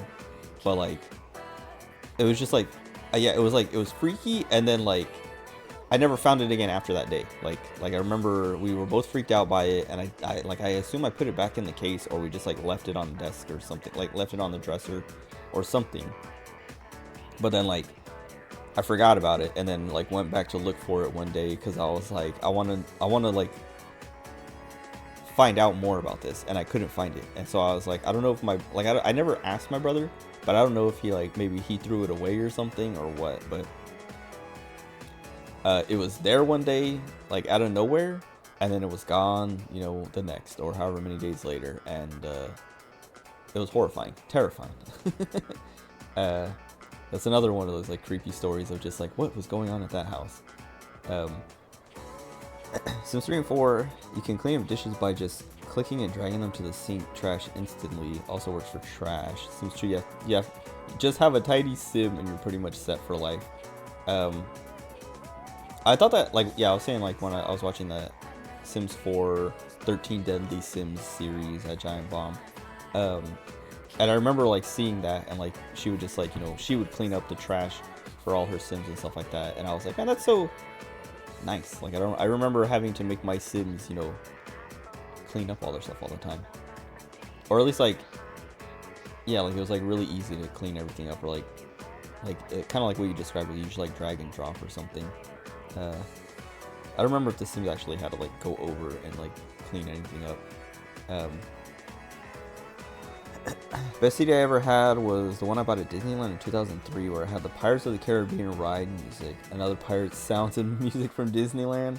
Wait, that's kind of cool.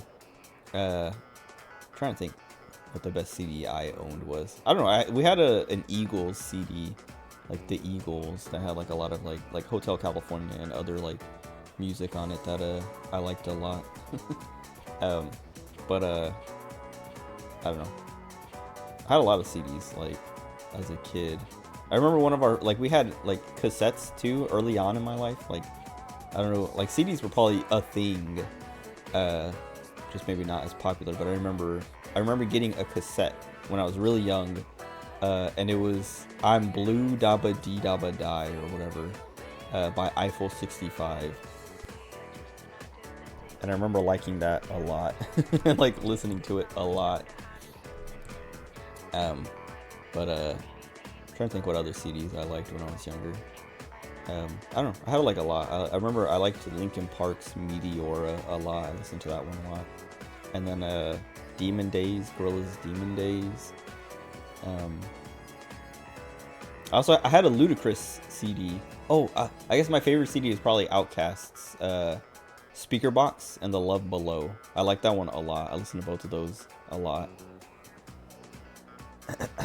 In the 80s, we had Disney music on vinyl records. I've never had a vinyl record.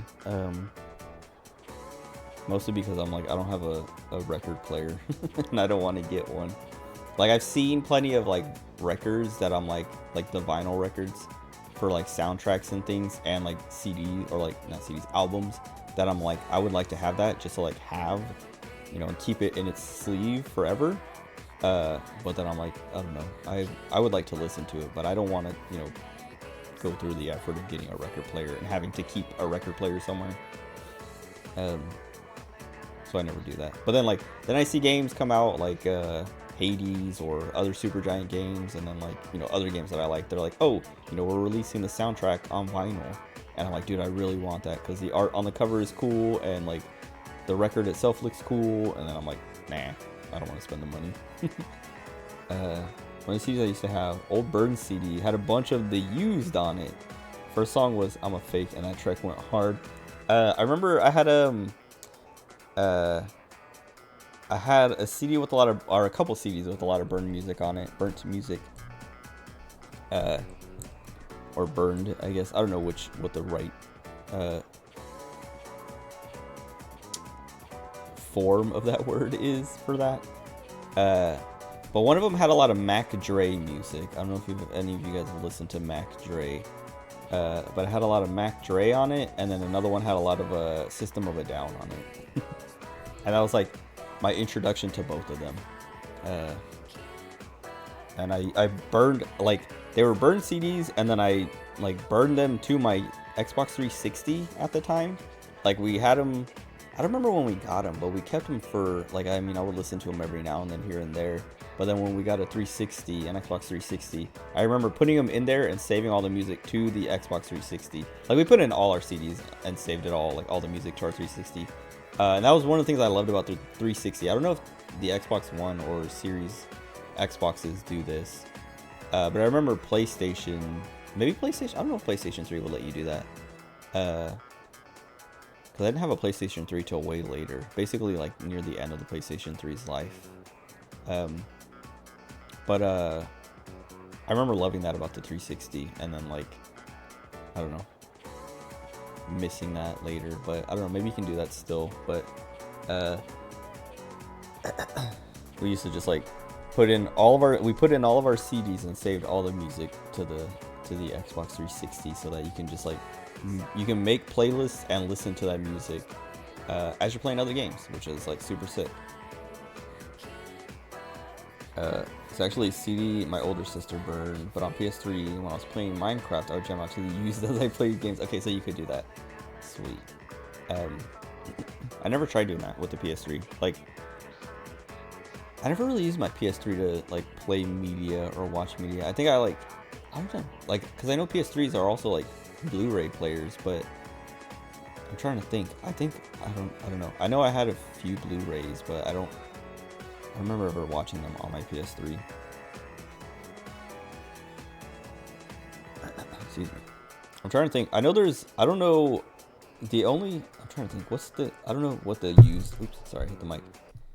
The Used has a song with My Chemical Romance. I'm trying to remember. Because that's the only... Oh, Under Pressure.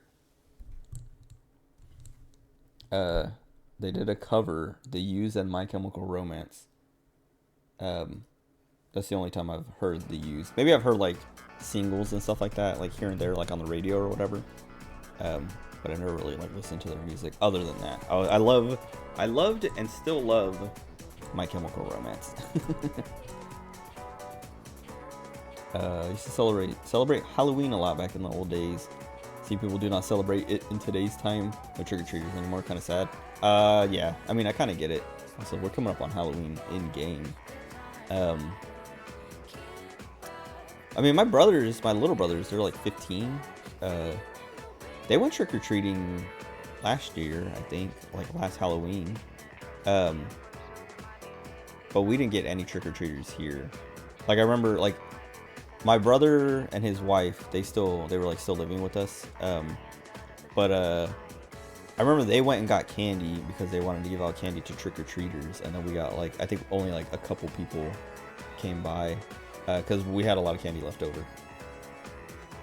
Which I was glad because I love candy.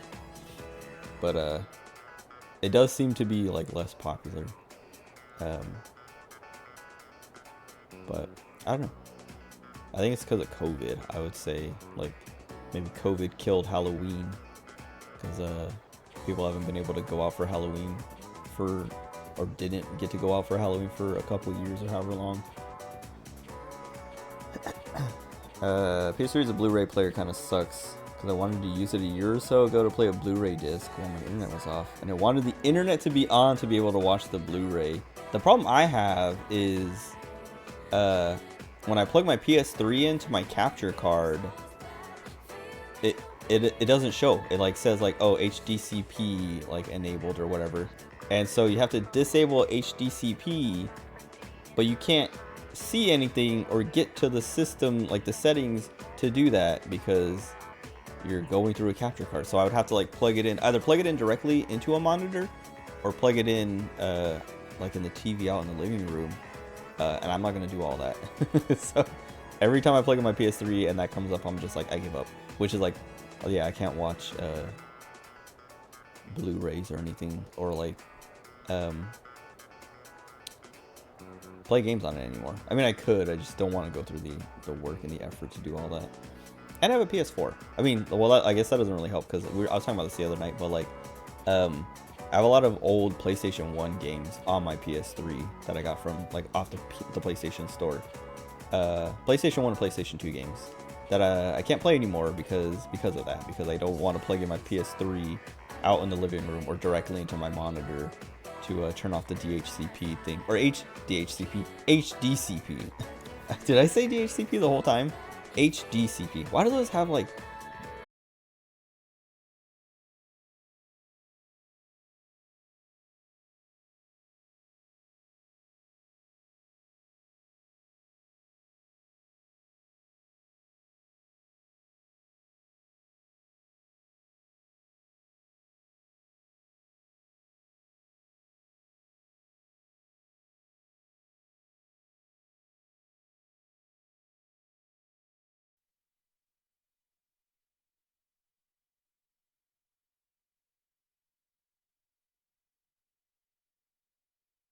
Hello?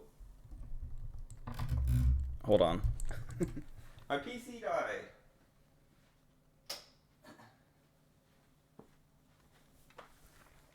Dude, no, I didn't mean to go offline. Hold on. Oh, wait. Hold on. Alright, can you guys hear me? I just clicked. I restarted. Well, I didn't restart my PC. My PC restarted itself. Cause this game keeps killing it keeps overheating. Okay, so you can hear me? Dude, I don't know what it is about this game. That's the first time it's happened in like a month or like a few weeks. Hold on, I'm trying to start the game up. This game keeps like crashing my PC. That's like the fourth or fifth time. And it did the same thing as the other times where it says like, oh, it's what do you call it?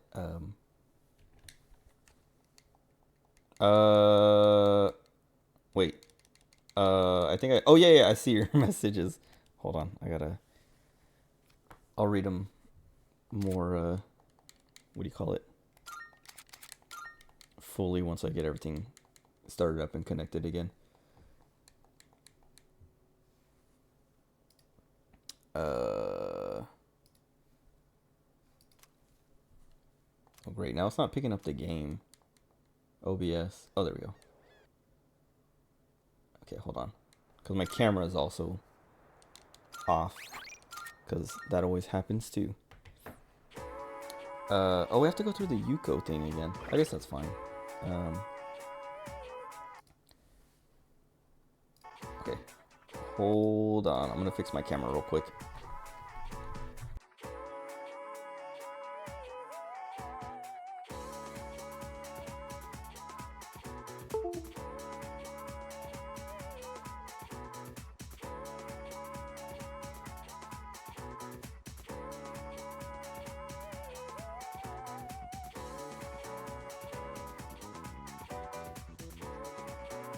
Okay.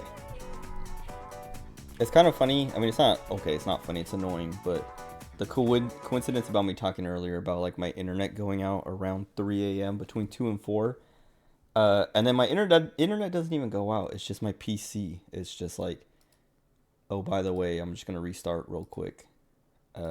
It's always so sudden too. It's just like, okay, hold on. Let me make sure I fix my settings real quick.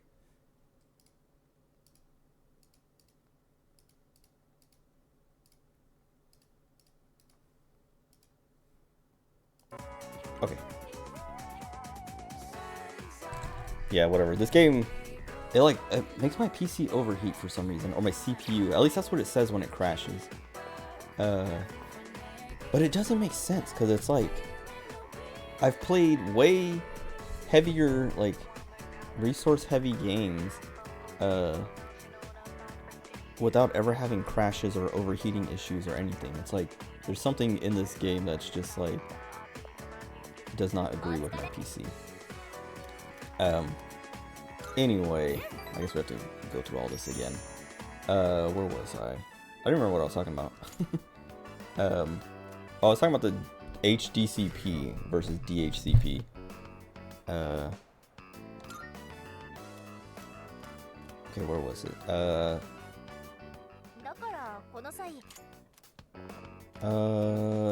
Halloween, seeing pretty girls in their sexy outfits.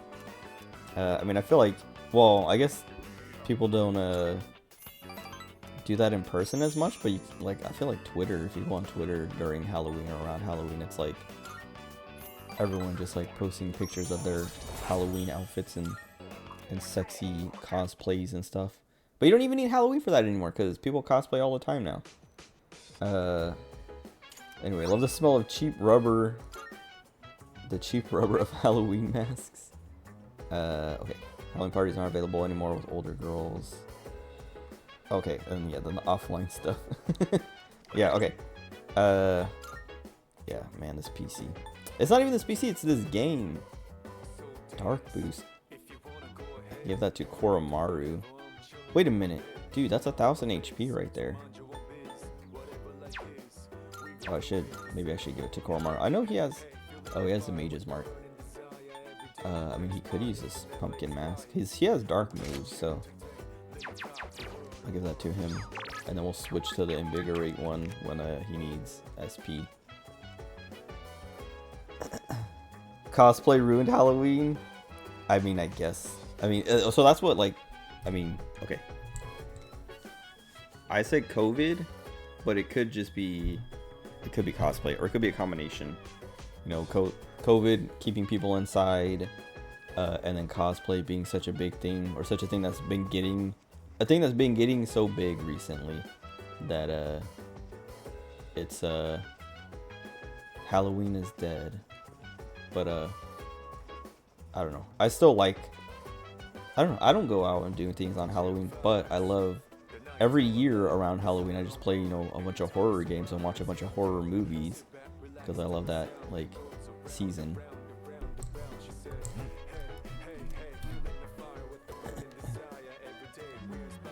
Anyway, Is the game audio? I didn't check my OBS. Hold on. I usually do checks. Okay, yeah, everything's fine. Or looks kind of fine, I guess. I don't know. I have to answer everybody exactly the same again.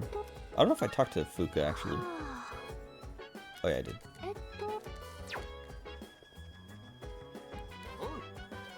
Wait, I talked to everybody.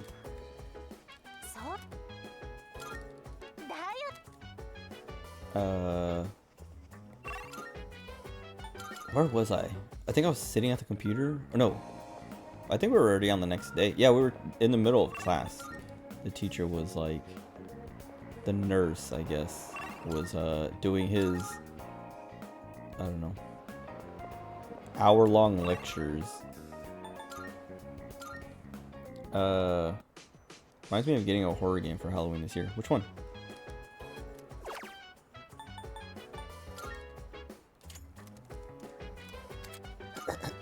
I'll probably end up picking, I mean, I'm definitely going to pick up Maiden of Blackwater, Fatal Frame Maiden of Blackwater before or around Halloween this year, and then playing that. I don't know, maybe I already bought it, but I haven't played it yet. But I definitely want to play that, because it's the only Fatal Frame I haven't played, or at least mainline Fatal Frame. Oh, another Dark Pictures game. Wait, is that the one, which one is that? I don't know if I've heard about it. Like, I don't know what the story is or what the, like, setting and things is.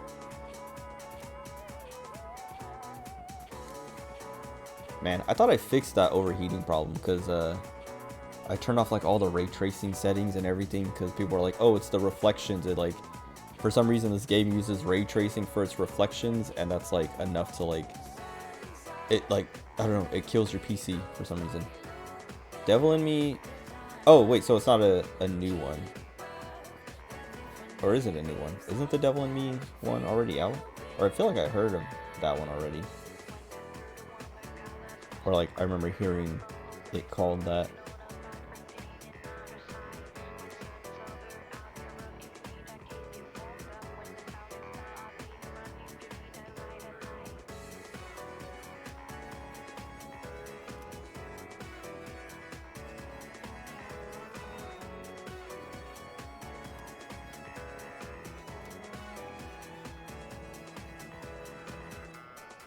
John Dee and Edward Kelly collaborated in Europe to summon an angel in the Middle Ages. What? And he's not even gonna talk, he's just gonna say that and move on. Apollonius.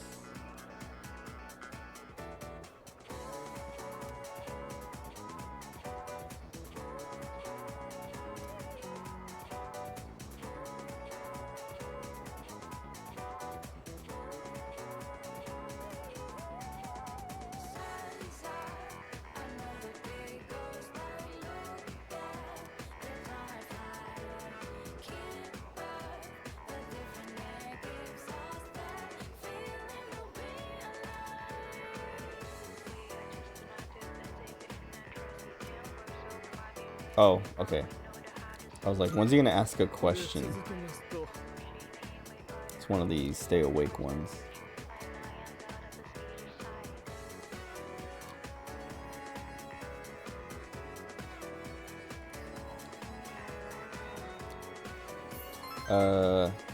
House of Ashes and Devil in Me.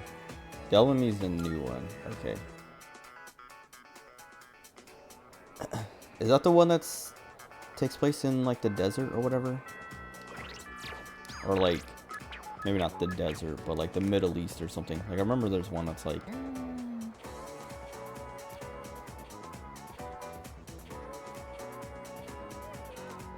poor Aegis. She's having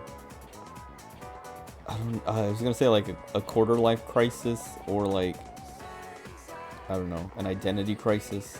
Not even identity crisis, but like she's like, what?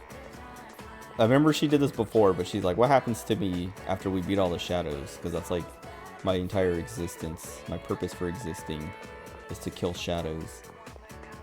So if there's no shadows to kill, what happens?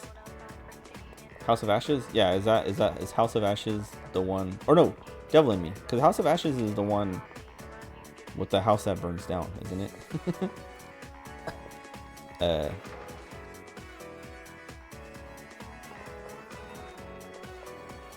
think Devil in Me is the one. I don't know. Maybe I'm mixing them up. I don't remember. No, wait. Little Hope is the one with the house that burns. No, wait. House of Ashes? I don't know. Because Little Hope is the one with the, not pilgrimy people. I don't know what you would call them. Oh, okay. You haven't seen any of it. Well. I hope I didn't spoil. I mean, it's not really like spoilery, I guess. It's like stuff that happens like right at the beginning of the game.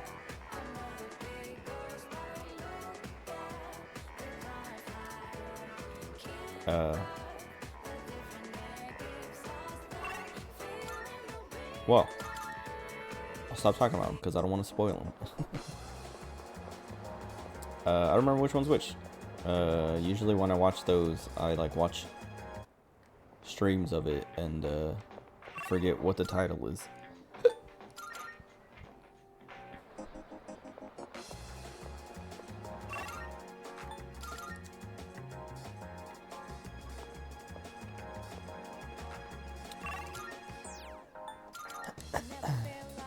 Wait, I didn't see if Yuko was there.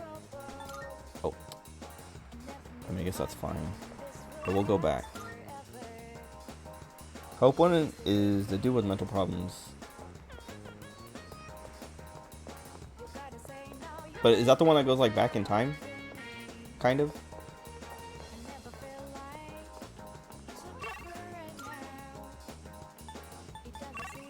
No? Oh. No, Yuko's not here.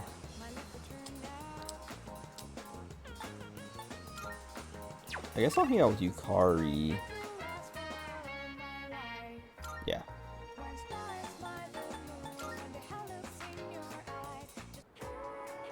Okay, wait. Now I gotta look it up. Hold on. Little Hope.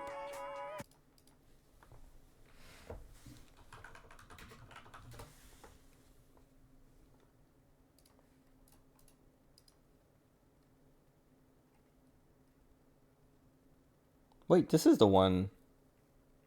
Well, at least this is the one that I'm thinking about. I don't know.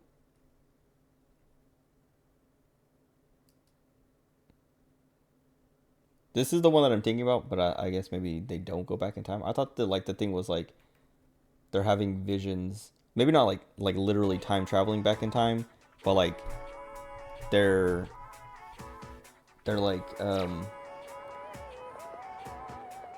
living through like, I don't know, like the past experiences or something. I don't know if that makes sense, but like they're definitely like either they get like the whole story takes place in like a historical like context, or they keep like having visions where they end up back there or something like that and are living through those like past kind of like, I don't know, memories, instances. Because there's definitely like a, I don't know, I kept saying pilgrimy because like they look like little pilgrims. Like when I looked it up and went to their website, there's a girl with like the little like, what do you call it? I want to say bonnet. I don't know what you'd call it. While everyone else is wearing like t-shirts and jeans and stuff. But maybe I just like misunderstood it and they just like end up at a house where people are like Amish or something and they live like that.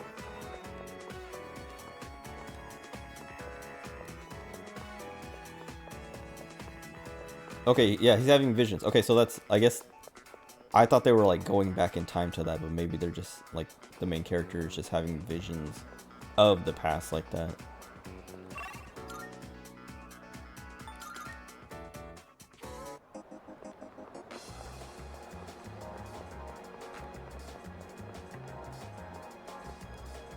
I'm so scared of my PC crashing again, dude.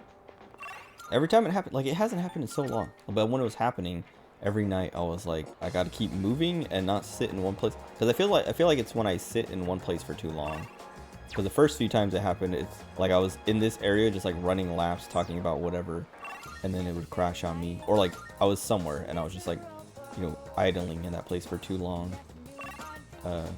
which makes me think it's like some kind of like. I feel like people say memory leak all the time, which is what makes me want to say memory leak. But I don't know. It could actually be overheating my PC. It could be like, oh, when you sit in one place for too long, it like, I don't know, is running my CPU hotter and hotter. But as soon as I like change places, that like resets. I don't know.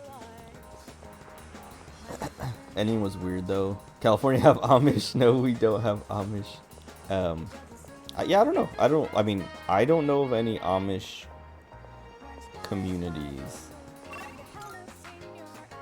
near me, at least. I mean, I wouldn't be surprised if there were. Oh, I should have went to the classroom. What did I do?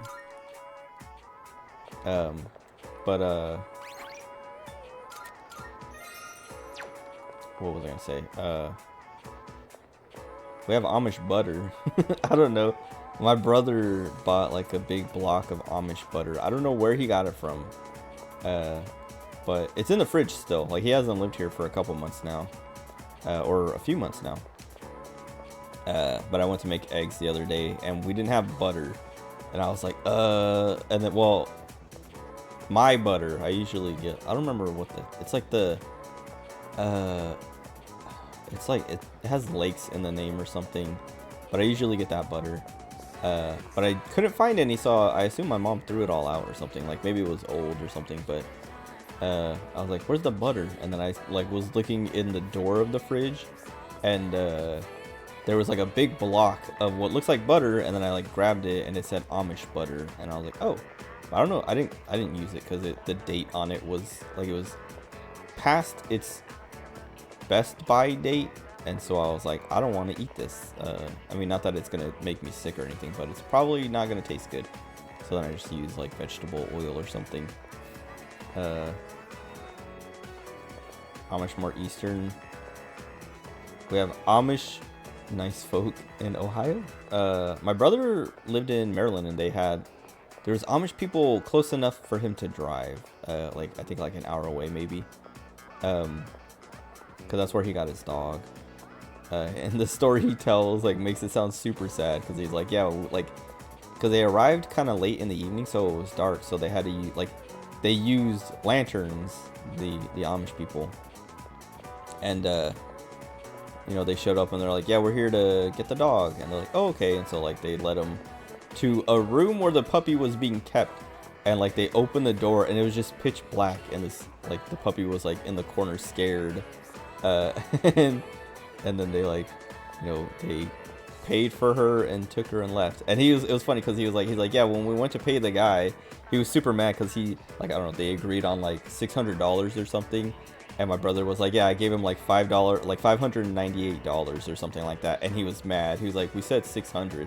And my brother was like, yeah, well, I didn't realize that there was a toll road. So, like, or a toll, like, on, you know, there's like a road with tolls on it or something. So I had to spend $2 to get here. Like, this is all that, like, I don't have more than $600, or like I pulled out $600 of cash, had to pay $2 for the toll, so this is what's left, $598. And the guy was like, I'll take it then. And he was like upset that my brother was $2 short because he had to pay a toll on the way in. And it's like, I don't know, it was funny, but yeah, he was like, yeah, she was the runt. Apparently, like he was saying, they said she was the runt of the litter. That's why she was the only one left.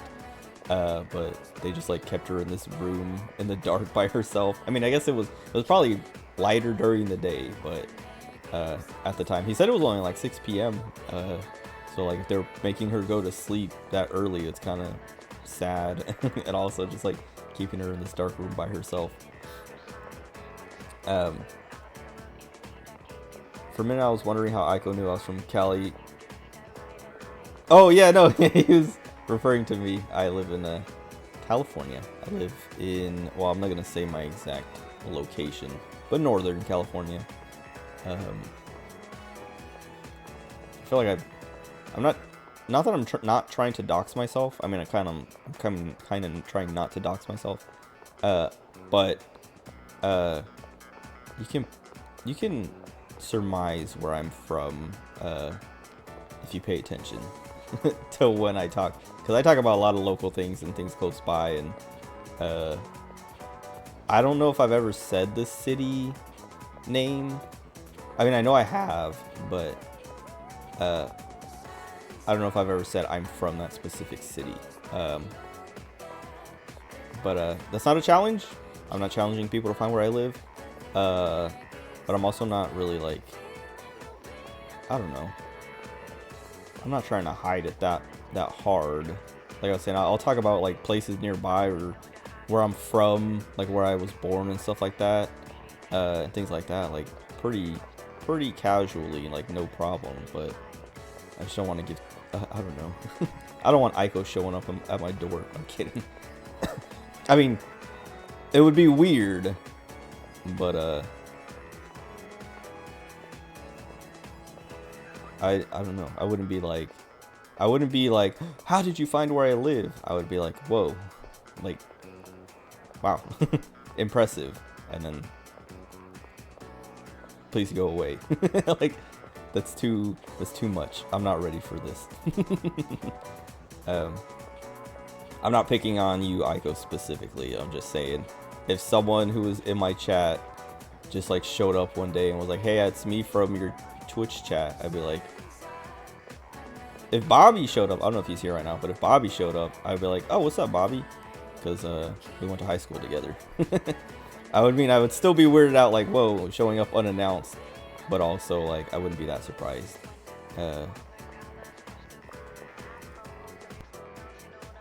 Or if one of my other friends, why would I show up? I know, that's what I'm saying. Well, that's why it would be extra weird, because like you live all the way in Ohio. You'd have to like make an effort, a huge effort to get here. What was I saying? Oh, Ohio's like one of the main states Amish people live, second only to Pennsylvania. That makes sense. Well, I have a friend, or had a friend, I guess. I haven't talked to him in a long time. But he's from Pennsylvania, and it sounded like there was a pretty decent population of Amish people there. From the high desert. I'm from I live east of the bay. Not East Bay, but east of the bay. Kind of like southeast, I guess, a little bit. Like San Francisco Bay Area. I used to live in San Jose. That was only for a couple years. And I grew up in Stockton. But I don't live there anymore. I'll hang out with Yukari. I think I saved, yeah.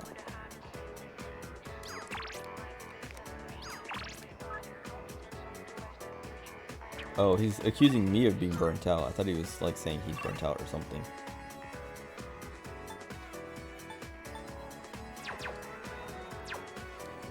Do I have a lovers? I do.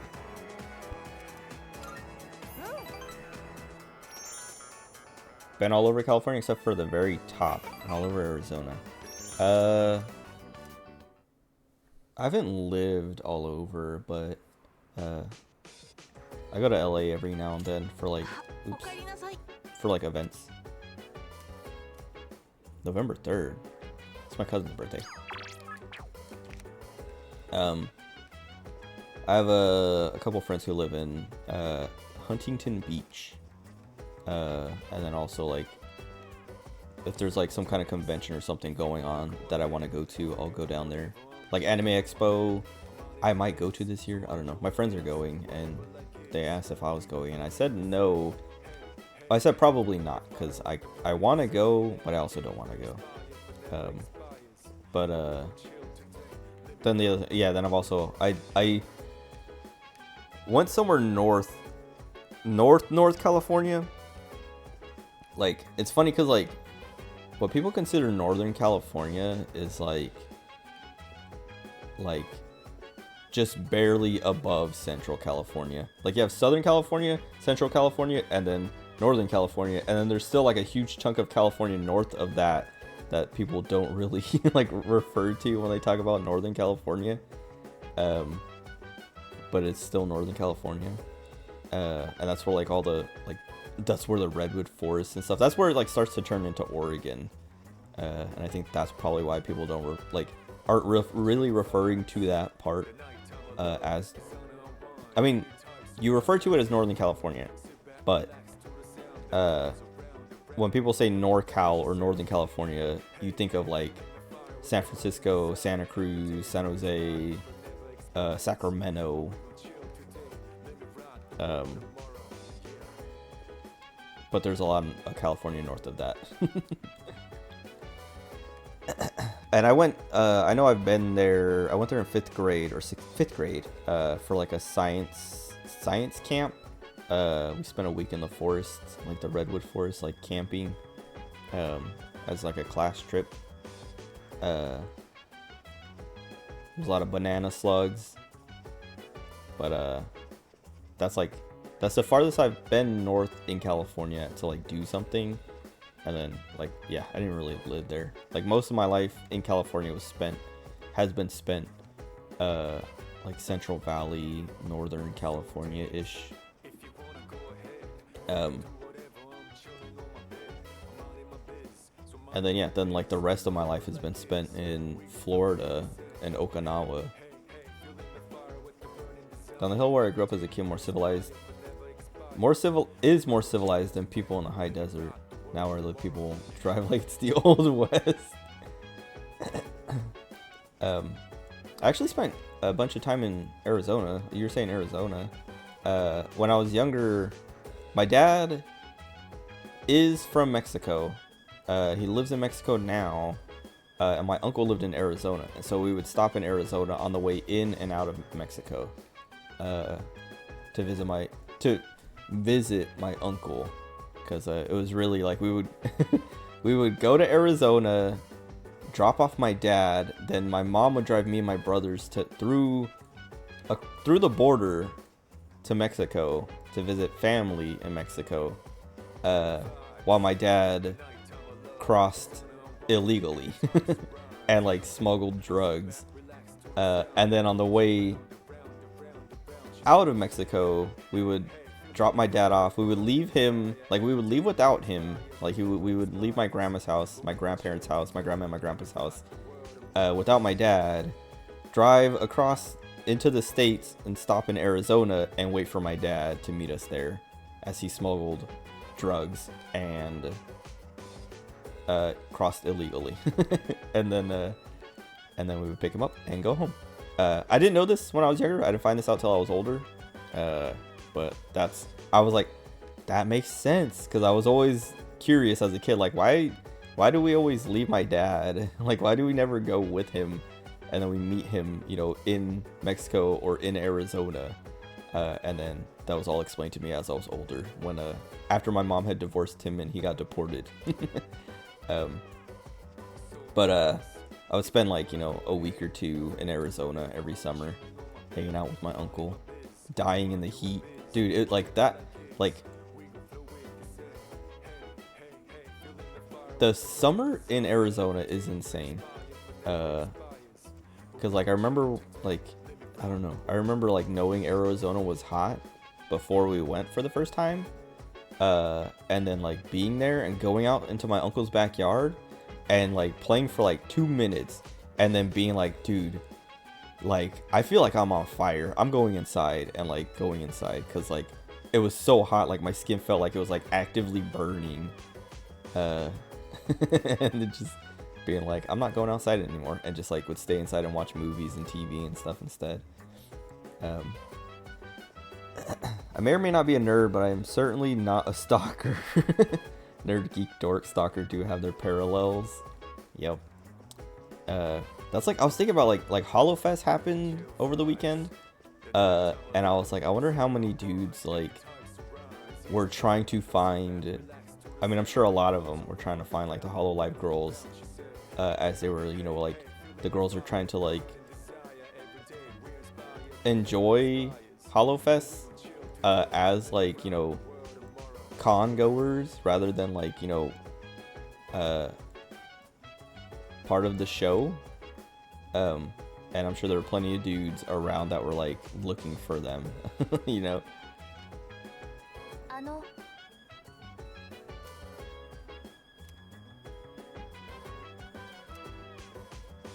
Close to 120 degrees in Yuma. I don't remember where. I think we were in Phoenix. Close to 120 degrees in Yuma, Arizona. I was in the tent sleeping in a sleeping bag, and when I woke up, my body and sleeping bag was soaked during the day. Yeah, that's like, man.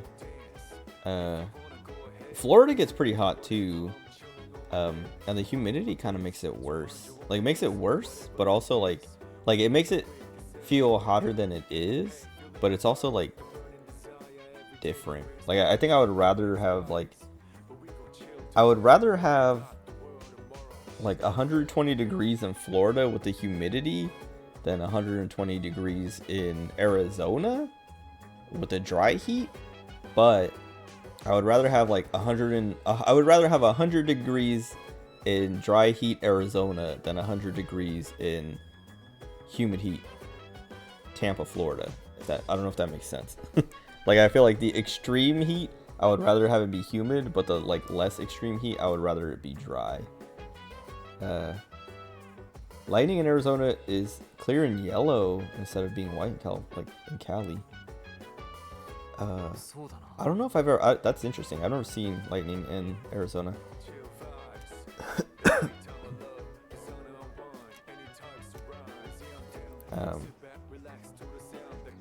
I heard that there's like recently, or well, a more recent thing. It has been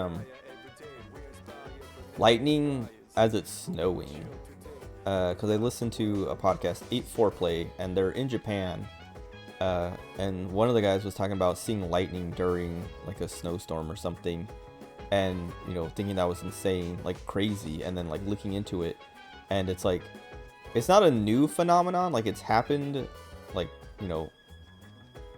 forever, but like it's been a thing that people have been trying to study more recently, because they're like, it's something that kind of shouldn't be able to happen, so they're starting to like look into how it's possible, and it made me want to look into it, and then I forgot about it until just now, and now I want to look into it again, but I'll probably forget about it again.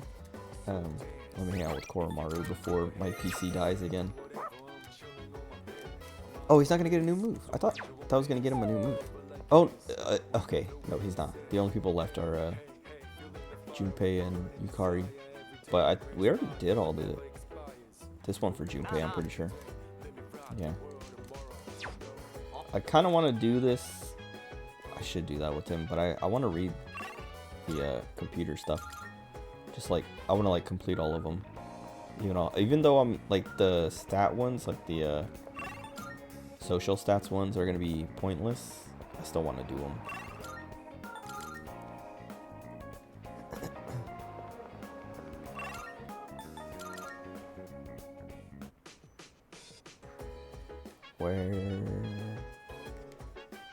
I should like tend to my crops, because these are the golden tomatoes, so I don't know what they do, but it would be nice to get a boost.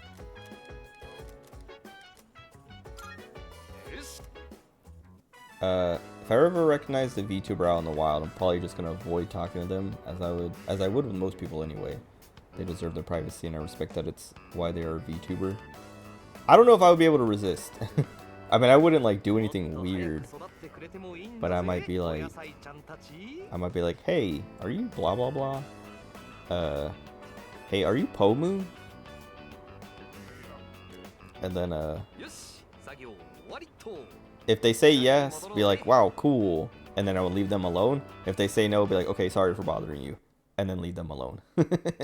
Whether I believe them or not, if they say no.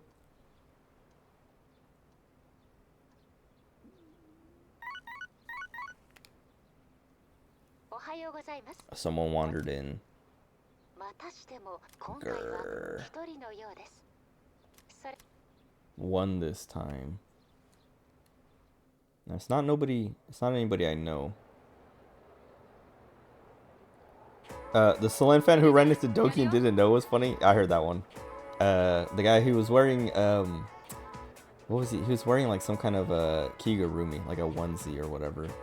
I don't remember what it was, but I saw that. I heard that. Like, I can't remember if I watched the clip or if I think I watched the clip, because I don't think I remember the rest of the stream. that it was on, but she said she was like working a booth or something, and the guy like walked by, and she was like, "Hey, I like your like whatever," and he was like, "Thanks," and then just like left, and then he was like in the chat, and he's like, "That was me," and like sent her a picture of it, and was like, "Yeah, I didn't." He was like, "I didn't know it was you, but I was also busy, so I had to like I was going somewhere or something." Which that's like, I don't know. If that was me, I would be like, "Dude, what?" Like, I would be like, I would kick myself.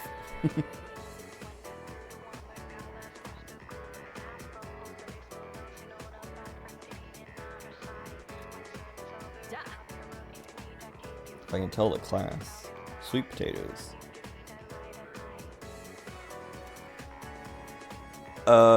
Glucose? Beta amylase. I don't know. I was gonna say lactase would be like milk. Glucose. Oh, I guess glucose is like blood sugar, isn't it? Like things get turned into glucose in your body.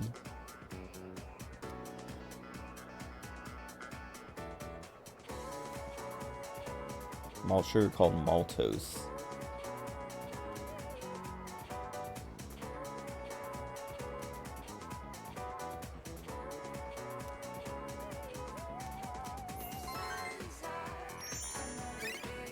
I got hungry, so I just made my second early breakfast Cheerios. I have wings in the kitchen that I'm gonna eat after this, which I might end my stream soon-ish. Like, this will be the last in-game day before I end, but I'm gonna run around the town for a minute. Because I'm gonna go into Tartarus, but I don't want to go into Tartarus right now. I'll do that tomorrow night, since it's gonna take a minute, and then like finish, you know, play through to the full moon and all that.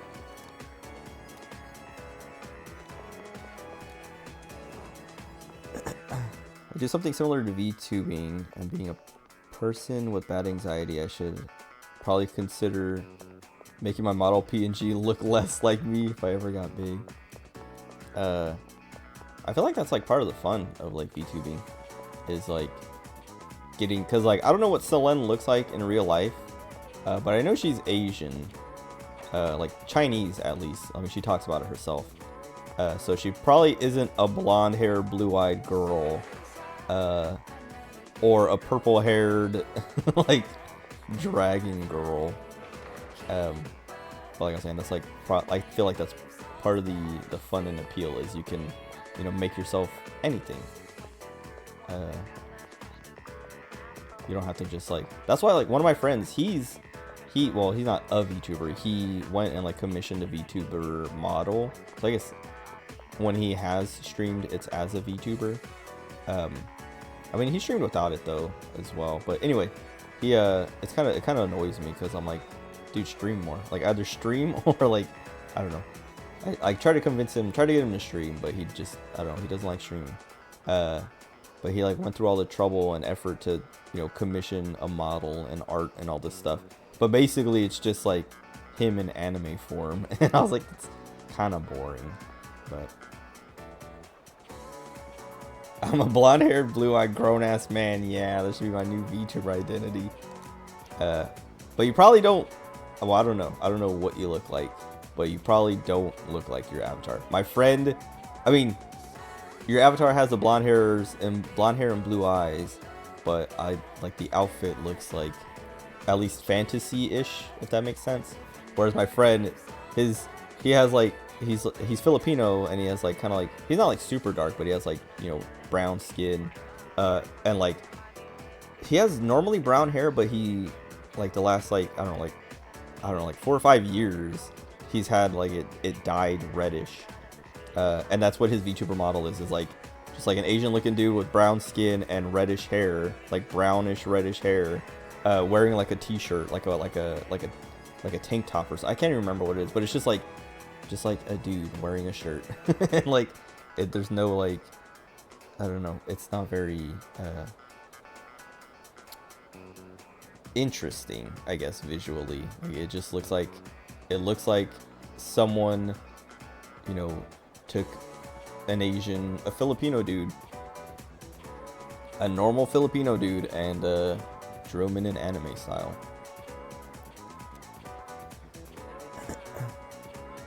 Oh, he already told me this. Wait.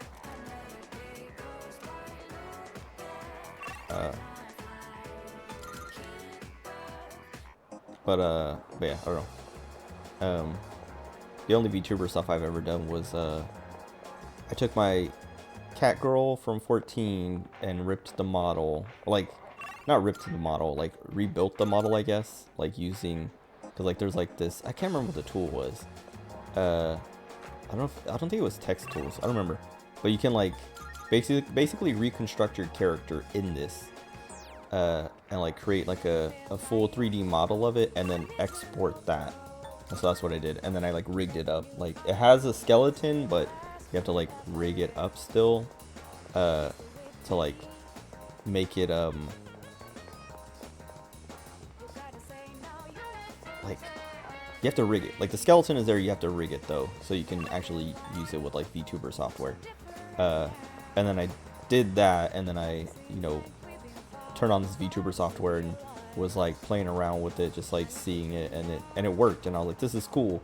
But there's like the colors were off, like I couldn't get, like the colors were right, but once I like imported it into the VTuber software, like there's like 2 or 3 softwares I used that like had, each one had something wrong. Like one of them just like wouldn't import the model, the other one the colors would mess up when it got imported, and then the other one, like there was something else wrong with it, but like the colors were fixed, and it was just like, it was really annoying. Like I couldn't get it to work completely right in any one of them. It just would like, there would be one thing wrong in each one that I was like, whatever, but it like worked for the most part. Like the one that had the colors wrong was like the best one, but I was just like, these colors are wrong, and it was like the colors of the outfit, but it wasn't that big a deal. But it was just like, I wasn't gonna stream with it. I was just like playing around, like figuring out how VTubing works and stuff like that. And then the other day, like a week ago or a week and a half ago or so, there's this one VTuber like character like designing thing called MO, and I played around with that. It's got like an Omori kind of style, like this black and white-ish style, and I played around with that a little bit and like made my own little character in that. And then like, I haven't set it up with the camera though, so I haven't actually used it as like a model, but I was thinking about using that like during day streams if I start streaming during the day more consistently, like using that model for during the day, and then, you know, using my camera at night. But I have to do the work for that. Keisan uses a model that's very similar to how she looks IRL, but she also does IRL stuff anyway. I mean, I don't think her outfit looks similar. I mean, I think she has like the outfit in real life too, but I know what you mean, because yeah, her like face and stuff like that does look pretty similar to IRL. But Keisan IRL looks like an anime character because she's Asian. No, I'm kidding. Because I mean, I guess that would apply to my friend since he's Asian. If I do a VTuber persona, I would make my avatar make me look like a hero from the Suikoden series with Suikoden art style. See, like, and that's like one of the things that like a lot of like big corporation, like big VTuber corpos can do is like, because I'm pretty sure, at least I think in Hololive you get to pick, maybe it's Niji Sanji. I don't know. There's some corpo that I was reading about at some point that was like, when you get hired on, you get to pick the artist who, like, you tell the corp like what artist who you want to do your VTuber art, like whether it's like designing or rigging or whatever. You get to pick all that stuff, and they give you like the money to like pay for it or whatever, or like they pay for it basically, but like, you know, they give you like an allowance that's like, hey, pick whoever you want, this is how much it's gonna cost, or this is how much you're allowed to spend or whatever. Have I tried for Vroid Studio? I think that's the one that I was like setting up recently. Oh wait, maybe not. I don't think so then. No, I was using VTube Studio. The last time I like mess with it. Like that's why I was like when I was making the little like avatar, it was in VTube Studio. Like you import this like MO thing into VTube Studio, and then you like mess with the settings to like select the different accessories and hairstyles and stuff like that. But that's definitely something you could probably do. Is like, you know, find the actual artist for Suikoden, or like someone with a very similar style, if not someone who actually worked on it, to like commission a model, or at least like a maybe not a model, but like a, what do they call it, like a, well, like, yeah, like a character sheet, basically, like a reference sheet that you can then give to a modeler to then make the model. Because I know like Ina from Hololive, her artist does that's the artist I was talking about earlier, like the Tsurugumi, or what's it called? Tsurugumi? I don't, hold on, let me find it again. But that game, Tsurugi Hime, so almost. Tsurugi Hime, the artist on that is also like is the same artist that did Ina, Nino Mai Inanis, from Hololive, and they've done a lot of characters in Fate Grand Order, and like, so I don't know if she picked that artist to do her character, because like I know some studio, or like some corporations, the way they do it is like they have like designs and characters already, and you either pick one or you get assigned one. But I know there's some corporation out there that is like, you get hired on, and then they give you an allowance to like go get, you know, something designed, and like, you know, get all that stuff bought and paid and done. Hololive might have some freedom of choice, but they probably give the talent. The general theme of the character, they want the talent to play. Hold on. Yeah, that's kind of what I was just describing too. I think your message was there before you even started describing, so you beat me to it. But yeah, I think that is how Hololive does it. They either are like, here is, you know, here's what you're gonna look like, and you can like, you know, maybe like have some input on it, or like, here's what, you know, we're going for, and then you can, you know, make something or get something that's like related to that, or it is just like, here is, pick one. Here are your choices, pick one. But I don't know. All I know is Ina's artist has done a lot of Fate Grand Order stuff, and also, so Cronies too. Wada.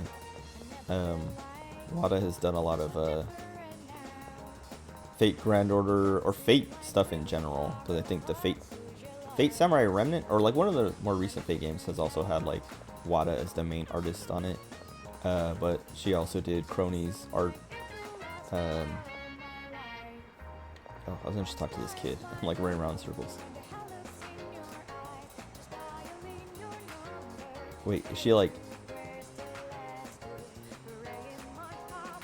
She's turning on her teacher. She's starting to like be like, wait, my teacher, maybe he's good? Okay, so we're gonna hang out with Fuka. Well, only if Yuko's not here. Okay, Yuko's not here.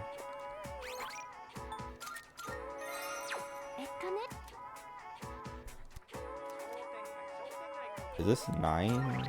Yeah.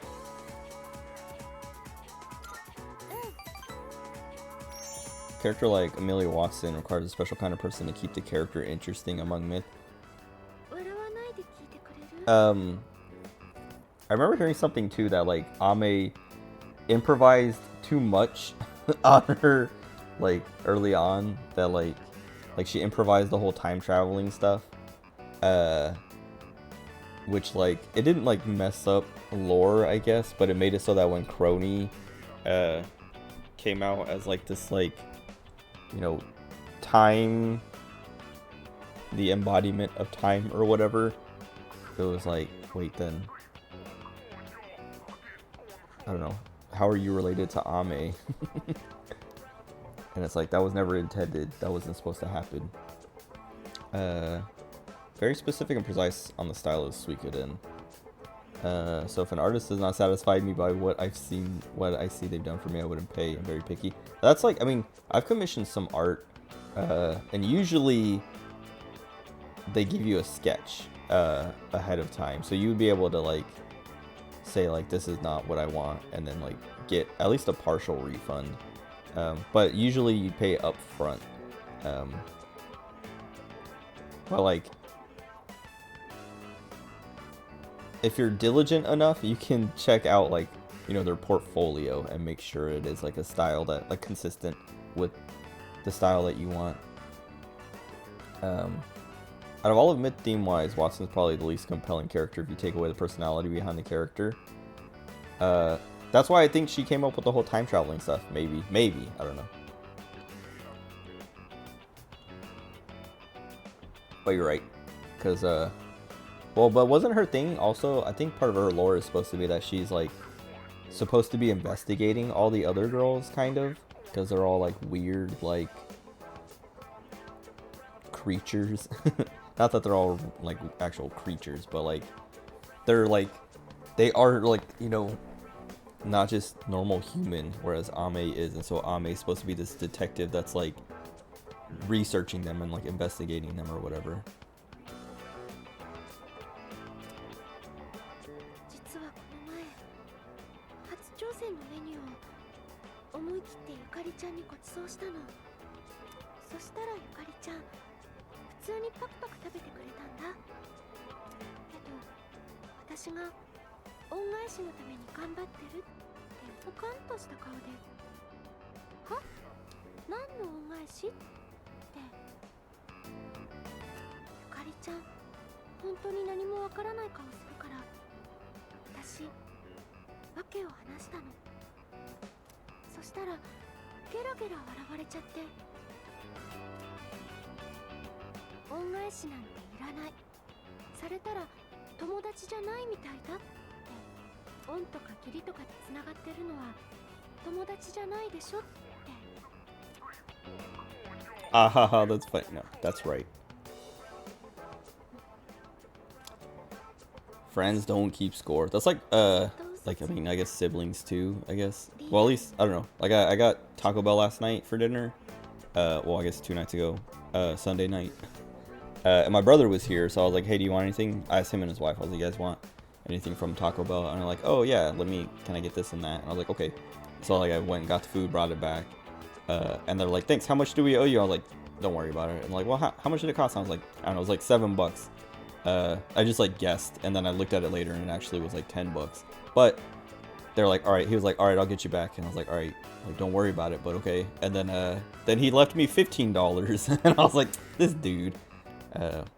But I mean, that's kind of like what me and my brothers do. It's like, how much do I owe you? Don't worry about it. And then you just like give them more than they actually, you know, owed you, or you owed them.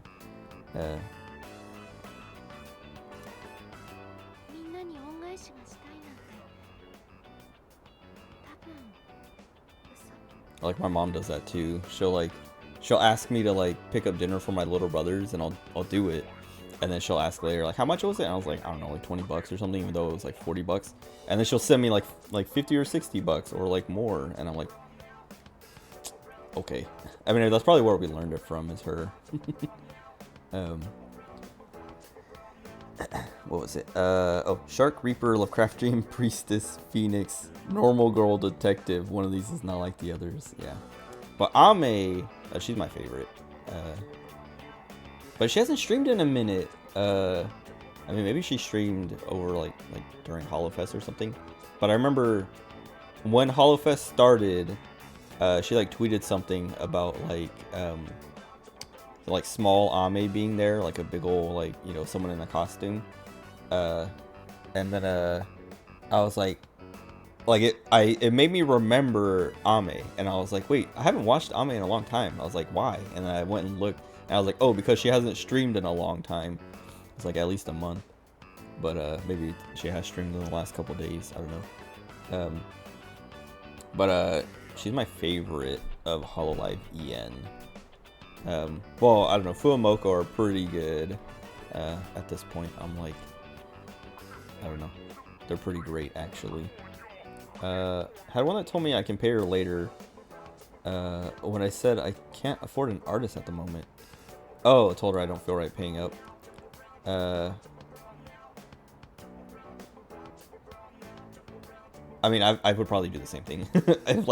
If an artist offered to do it and then I could pay later, I would probably be like, I don't feel like no, I appreciate it, but wait till I have the money. 感謝してるのは本当だけど I've also commissioned art, like I think for my emotes, or at least like the second set of my emotes that I got them all from the same artist. But I think the second set I paid like partial up front. Like I think that's how she wanted it, was you pay part up front and then the rest when it's done.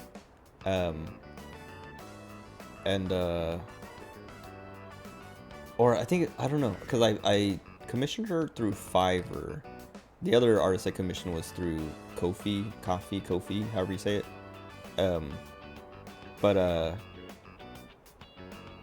The Ko-fi one was you pay up front and then she sends you the sketch and then you approve or disapprove or whatever. But the emotes, I think it was like you pay, or like you commission through Fiverr, and then once the job is completed you say like yes or no, like I, you know, accept or, you know, reject or whatever. And I think the second time I commissioned her, I think I gave her a big tip at the end because I was like, I really appreciated her, like, you know, going through all the work without getting the money yet. Like after I like did it the first time and realized that's how it went, I was like, dang, that's kind of scary, because like you could do like all this work and then the person can choose like at the end to just like not pay you. And so like the second time I was like, I appreciate you doing the work before getting paid or without getting paid yet. Now here is, you know, here is the money released, and then here is like a good little chunk of a tip. Tip $10. I don't remember what I tipped. I mean, I think it was like 15%, because I did like the math on like how much it cost overall, and then I like did like a percentage of that as a tip. It was like 15 or 20% or something like that, which like had to be more than $10. But I was like, that's like a good, like, I don't know, like I felt like this was already expensive, and then to like get a tip, I don't know. 私はただみんなと一緒にいたい。この先もずっと。本当はそれだけなんだ。それが一番言いたかったこと。 Because of the plainness of Ame, that's what lets her personality really shine through. I don't think little Ame would have gotten as big as she did had she been a more mythological character. I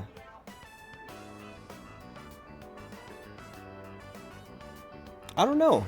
I mean, I know what you're saying, but I feel like Ame,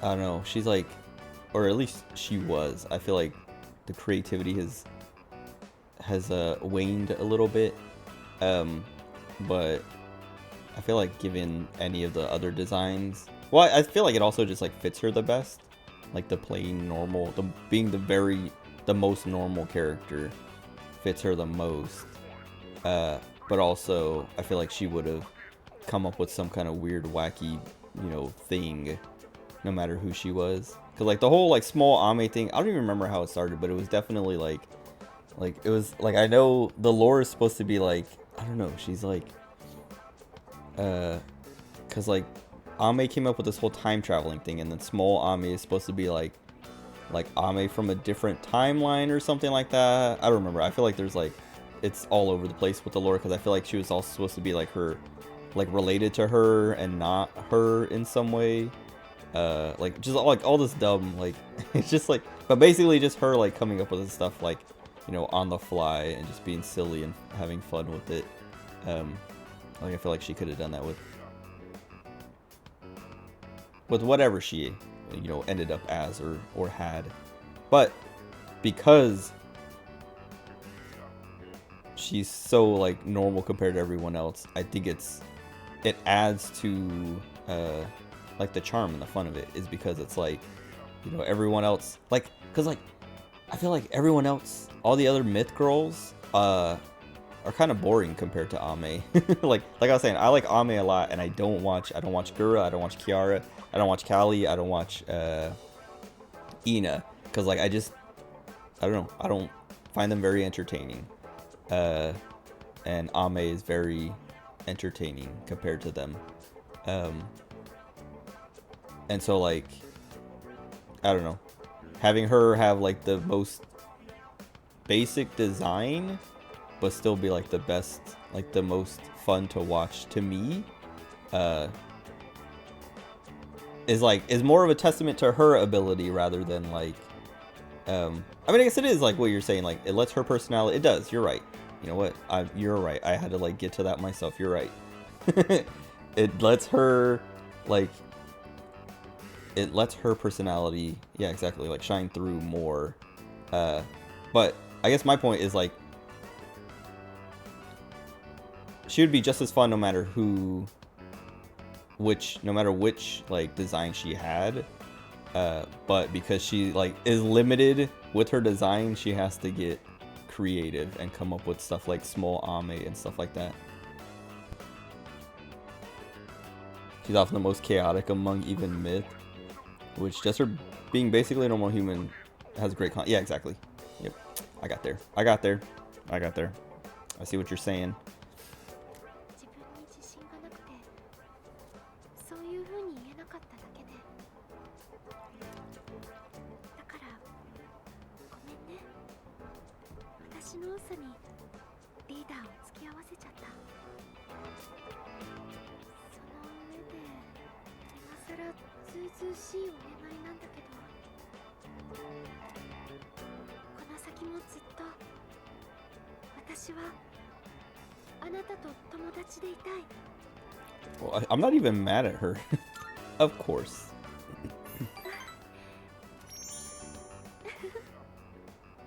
やっぱり今更だったかなでも改めて Oh, she was gonna say it. 自分を少し好きになってみよう I guess I picked the right answers to like not go down the romance route with 私 her. じゃダメとか言わないようにする Because I've been like, I'm like, this doesn't seem like she's gonna confess to me. だって私はこんなに素敵な Unless it's saved for number 10 or 友 something. 達なんだから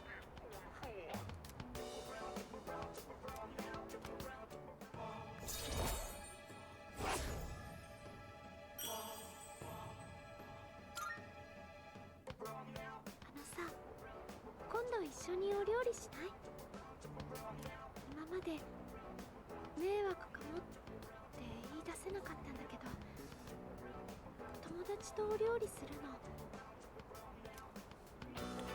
Sure thing. ありがとう Hold on, let me get through this conversation before I read that. I just don't want to pause and have it sit here and then have my piece. I'm scared of like sitting on one screen or in one place for too long. 美味しくできたらみんなにお裾分け Because とかしたいね I don't want my PC to crash again. Okay. Mythofield, though, they have a lot on their plate in general now because they have so many projects. It makes it harder for them to stream as much. Which this is also starting to happen with Council, であります as Mume is taking a bit of a step back as she is trying to better herself. Yeah, that's like, I've kind of noticed that too recently, with like Myth especially. Is that they've been like everyone has been doing their thing more. Like, I feel like Callie's been putting out more music or focusing more on music. Ina has been doing more art stuff. Like, I feel like she keeps, like, she's been featured in things, like, as, like, an artist or, like, as a character in things more. Kiara, I don't know so much about. Gura is, like, you know, being used as the mascot for, like, a lot of things. So she's, like, has to do that a lot. Like, basically be a what's the word? Ambassador. A Hololive ambassador. I don't know. And then I'm not really sure what Ame. I mean, Ame was like. I remember early on. I mean, maybe that's how it is now. Still, is like, she's like coordinating a lot of projects and stuff like that. But I remember early on, she was like, kind of the maybe not mastermind, but like the driving force behind a lot of the stuff that Myth was doing early on, like collabs and things like that. But I feel like, yeah, I don't know, they've been like streaming. I mean, I haven't been keeping up with all of them, but they've got a lot of stuff to do. I don't know about Council so much. I haven't really kept up with Council once Sana left. But I don't know.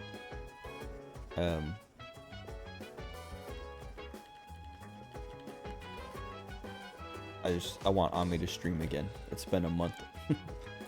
Oops.